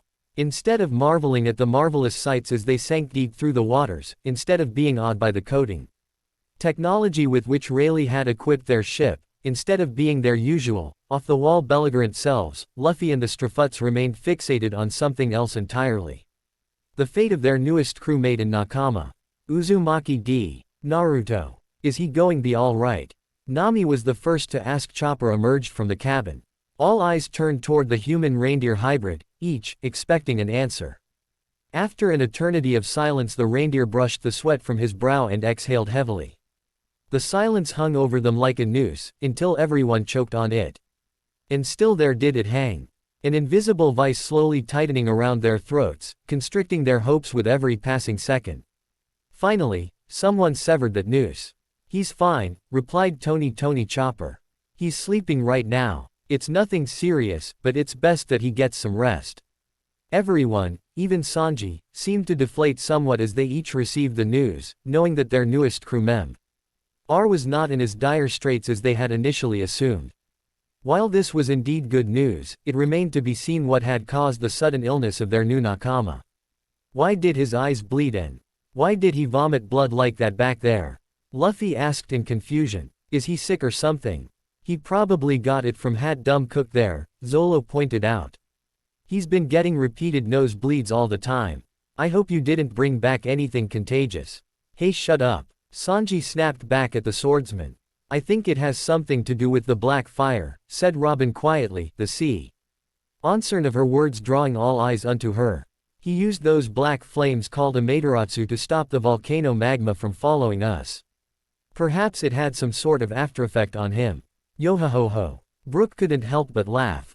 It was a most impressive display, after all.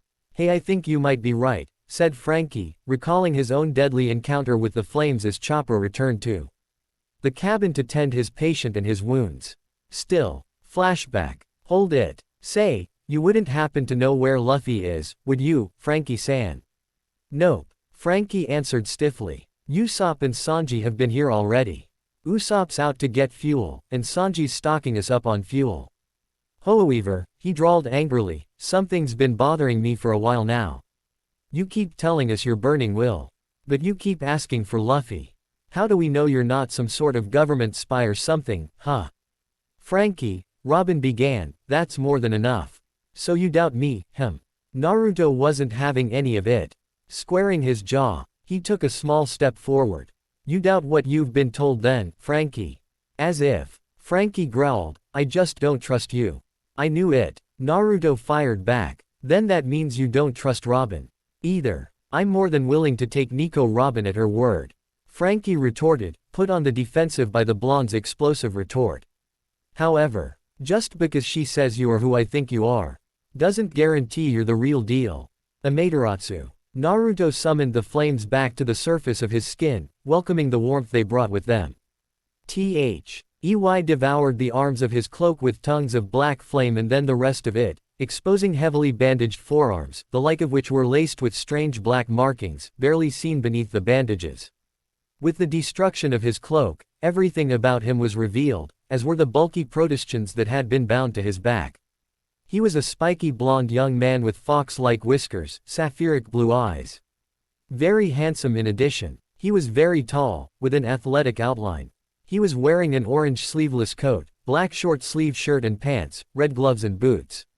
He was carrying 2 swords behind him. One a katana, the other a wakizashi, both of which, now wreathed in flame with their master. He glowered and Frankie trembled. He tried to turn his head, and found it locked in place. He tried to close his eyes, and found he couldn't blink. Naruto smiled, and, careful to keep the flames from the deck, spread his hands outward, a small demonstration compared to the true depth of his power. The flames glazed across the mast, the deck, even the sails, but they did not burn, because he willed it to be so. As always, it was intoxicating. Adorned with fire and brimstone. His flesh writhing with layer on layer of flame, thorns of it crawling out of his skin, a black crown of it springing through the skin of his head, Naruto was eerily aware of the enchanted looks. The resurgence of his given element had bought. Frankie looked as if he'd just busted a cog. Likewise, Robin's expression was equally stunned, but even as he looked on, her surprise began melting, molding into something else. Something he daren't give thought to. No, he forced his emotions back down. Now is not the time. No. Willfully, he banished the flames from his body. Satisfied, he asked Frankie, folding his legs and dropping into a squat between the 2 of them. The last of the flames spurted from his body and dissipated, turning to quiet ash upon the deck, and then they too were gone into the afternoon. Because I won't be doing that again. A strange flickering of relief flitted across his face, and then it was gone, fluttering away from his eyes with the ashen remnants of the flame. End of flashback. I didn't think those black flames were hurting him, said Frankie. He didn't look like he was in pain before. He doesn't show his pain well. Robin insisted. It probably just took some time to affect him, that's all. You sounded awfully confident there. Zolo frowned. Why is that? What? You said, he doesn't show his pain well, just now, didn't you? Zolo pointed out sternly, rising into a standing position. How is it that you knew that and we didn't, Robin? If this perturbed Luffy, he did little to show it. Dumbfounded, he scratched at the back of his head, and said nothing. Likewise, this announcement was met with similar disbelief by the rest of the crew, each of them regarding Nico Robin with varying looks of confusion and skepticism. Come to think of it, you did say you knew him when you vouched for him. Usopp began warily. I remember when Luffy and I first met him, but did the 2 of you know each other before that or something? No, Robin began, raising her hands pleadingly. That's not it at all. You see, Oi. Sanji snapped abruptly, interrupting whatever Robin might have said. Robin Kwan doesn't have to say anything if she doesn't want to. So stop harassing Robin Kwan, Usopp. Then he rounded on Zoro, and especially you, Bakamarimo. What was that supposed to mean, idiot cook? Zolo flicked open of his 3 swords, eye twitching. You wanna go? Huh? Sanji retorted, lifting his left leg threateningly at the knee. Just try me. I'll show you the strength I gained by risking life in LMB for 2 years in hell. Quiet, the both of you. Nami hissed, gods, he's sleeping for the love of. Hey! Chopper protested suddenly, his loud shout muffled from within the inside of the Sunny. What are you doing? You're not supposed to be out of bed yet.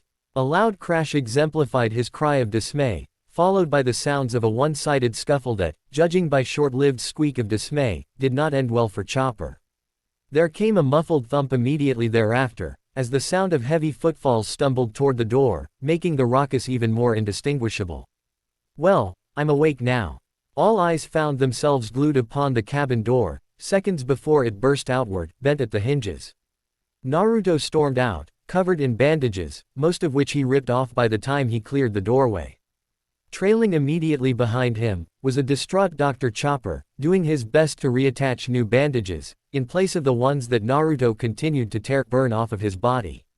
"No, you're not awake," Chopper responded, trying in vain to bandage his patient, despite the vehement resistance he received in part for his efforts. "You're dreaming. This is all a dream. A dream, I tell you. Now, get back in bed." "Never." Naruto snarled fiercely, snatching the gauze off of his cheek when the doctor tried to reapply it. "Oh, you're awake," Luffy commented idly, grinning widely shortly thereafter. "Good. Now you can tell me how you and Ace met." "Huh." Naruto blinked. "When did I say that?" Robin smiled softly. Naruto saw it. "Traitor." Naruto shot her a pleading glance, to which her smile only grew. "Arg, fine, fine," he sighed, offering his shoulders in a shrug, in recompense for his temerity. "The story won't be any good if I start in the middle, I guess. I suppose I owe you that much."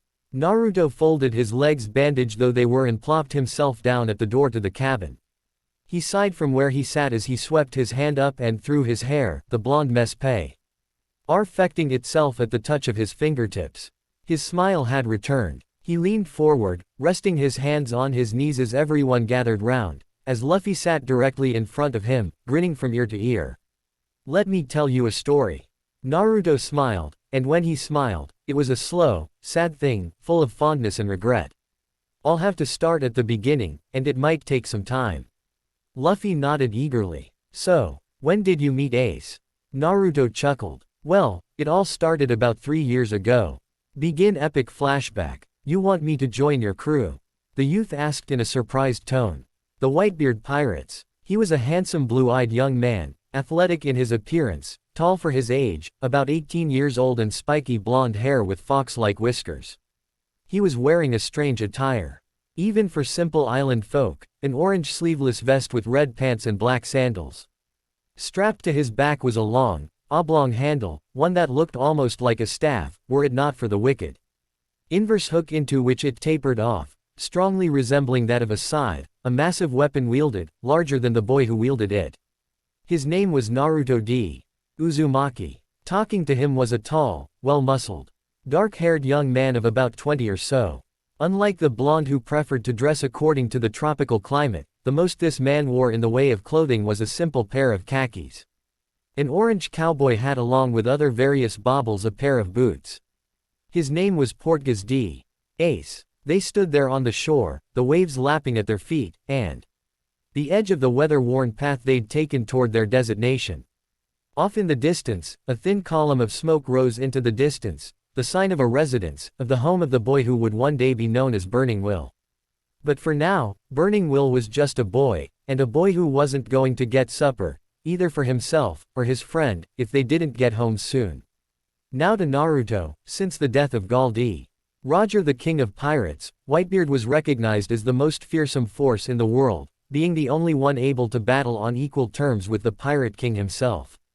Even the Marines and the world government had to respect his power, and must take extreme caution when approaching he who was said to be closest to One Piece, the legendary treasure that Roger had left behind in the New World.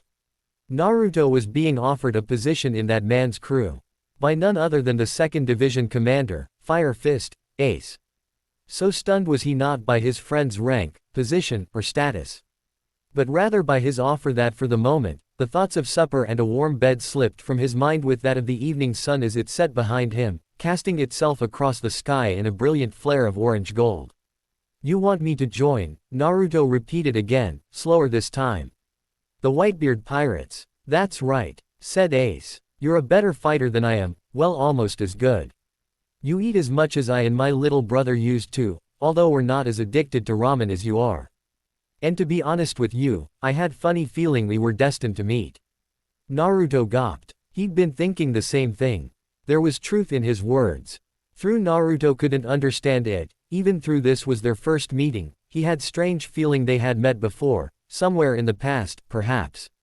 Perhaps it's the blood in their veins. Perhaps he was just being stupid. Regardless, the spiky-haired youth known as Naruto remained very troubled on what his friend was asking him to do. "Come on. What seems to be the problem, Naruto?" Ace asked. "Well, Ace," Naruto began weakly. It's just, I mean, even if I did want to become a pirate, how do you know Whitebeard will accept me? I'm pretty sure he doesn't accept just anyone on his ship. Least of all me. I'm really not all that special. Hey, don't worry about Pops, reassured Ace. Once I tell him about you, especially the on how you managed to hold your own against me and fight, I'm sure he'll welcome you with open arms, no problem. I'm not so sure about that, Naruto replied with a nervous gulp. I've heard stories about how Whitebeard shows no mercy to anyone who harms one of his crew. Maybe I'm not cut out for this after all. Ace laughed. Hey, don't worry about it. If anything, he'll be surprised when he finds out that your godfather is his little brother. I don't know, Naruto insisted. I can't just leave without telling Ayame. End flashback. Naruto, there is something I need to ask. Robin began slowly, taking him away from his tail. Something wrong, Robin? Naruto asked. Who is Ayame? Naruto became hesitant for a moment in response to that question. He recognized the tone in Robin's voice, dense, thick, and deadly. Is it possible she was jealous after having learned of his relationship with Bonnie? Did she even know about Bonnie? Oh, she knew. He knew that she knew that he knew, just by looking at her, into her eyes. That thought made his cheeks burn, but with every fiber of his being he suppressed it. She's a friend of mine from my hometown, Naruto replied slowly, choosing his words with great care. Don't worry, whatever it is, it's not what you think. And what is that I'm thinking? Robin asked icily. That I was involved with her, Naruto pointed out. Seriously, Robin, Ayame is just a friend of mine.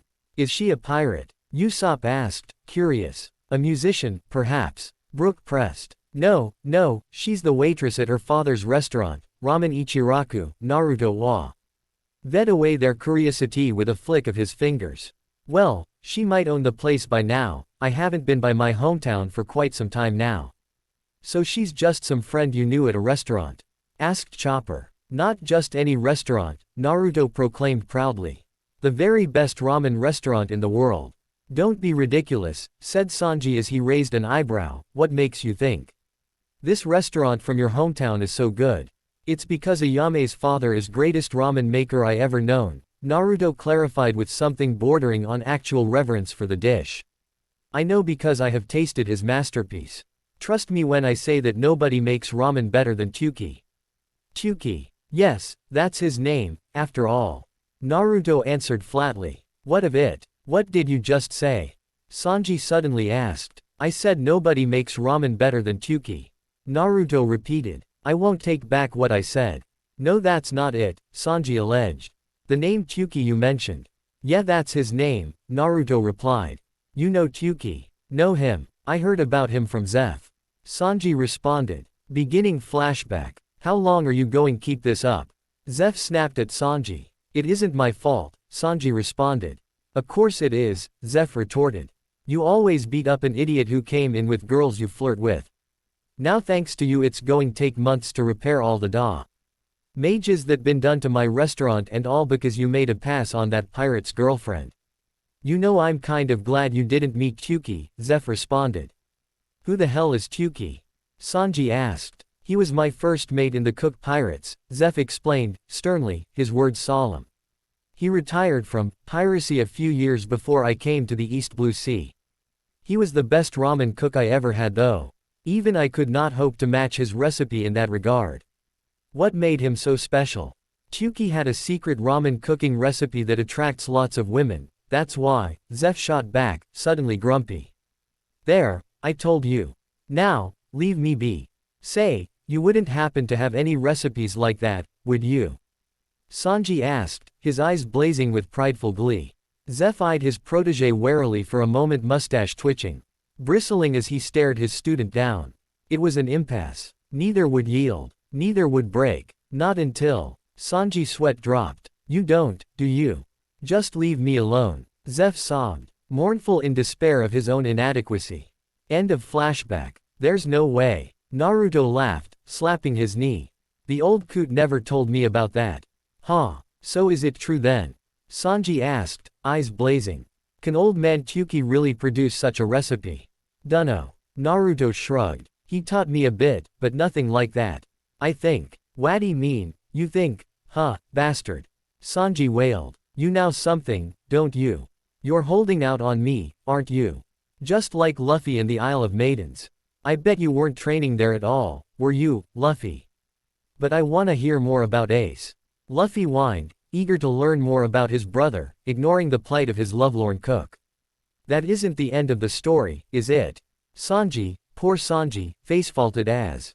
Both the captain and the newest member of the crew ignored him, leaving Chopper to pat the poor person upon the back with one tiny hoof.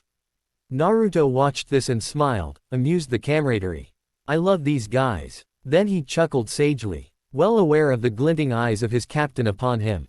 You really wanna know? Luffy nodded rapidly. All right then. Naruto began dramatically, drawing out his words as Luffy steepled his hands and leaned into them. There I was, torn between leaving the home I'd known for all of my life, and leaving with the great, Fire Fist, Ace, that very day. What an opportunity. What an adventure. The ultimate romance. The ultimate journey. I would have to be a fool to turn it down. This, the ultimate goal that every man aspired to. And, Luffy pressed in eagerly. What did you do? Naruto grinned. And I said, he never got to finish. For scarce had Naruto begun to spin his yarn anew, then a sharp cry of alarm went up from the stern. The moment shattered, but not lost. Everyone turned toward it, and saw the sudden source of alarm, breaking through the hours of Naruto's peaceful storytelling. What was to happen next, would soon prove to be anything but peaceful, as he would soon realize. This was the beginning of everything.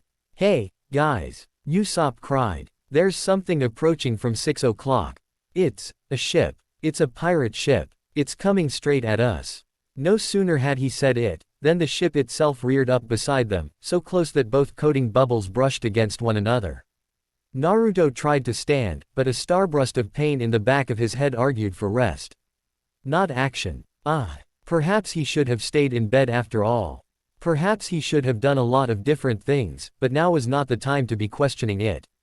Don't use any fire. He heard Nami, saw her from the corner of her parafiels as the opposing ship reared up before them. We don't want to exhaust our oxygen supply. Sure. And then he beheld the giant sea cow pulling the ship. What the fuck? Yoho. Long. This chapter was even longer than the last one. My longest one yet. Oh, and I own nothing. There, disclaimers done, for the Q&A. Yes, the Amaterasu can burn hotter than the Magu Magu no Mi, at the expense of Naruto's health. Sound like a fair trade-off? No. Putting that aside, I hope you liked the Admiral fight. I put a lot of work into it, and I mean a lot. And caribou attacks. Ass-kicking of a lifetime, much. Thank you so much for all of you giving me all of these wonderful ideas. I hope you liked the chapter. Also, the pairings, there is now a poll. Vote on that to determine the results of the eventual pairing as to who will be in the harem. Oh, and I know I may die from asking this so many times, but review please. Then again, being a skeleton, I am already dead. Skull JOOOOOKE. Yoho. Next time, the legend arrives. Strafuts and burning will in Fishman Island. Here's a preview to help tide all you guys and gals over. You probably don't remember me burning will, Caribou snapped. But I remember you. I was just a rookie pirate of the Brotherhood of Kami, the pirate crew which you and that punk Shikamaru Nara wiped out. Brotherhood of Kami. Naruto repeated slowly, his eyes widening. You mean to tell me you're a member of those fanatics? Brotherhood of who? Luffy repeated. What is that? I've heard of them, said Frankie. Based on rumors, those guys are bunch of nutcases who believe God had empowered them to overthrow the world government. That's right, Caribou agreed with the cyborg. Our leader Hidan formed the group for noble cause in the name of God. Noble cause my ass. Naruto snarled. You bastards came to my hometown, kidnapped Ayame and sold her into slave. Which she suffered in the world noble's hands at Marieoa. You took the one thing me and my brother had meaning to use in our lives, Caribou snarled at Naruto. I tried stop you and you crushed me like a bug. But now, right now I'm a famous pirate just like you burning will.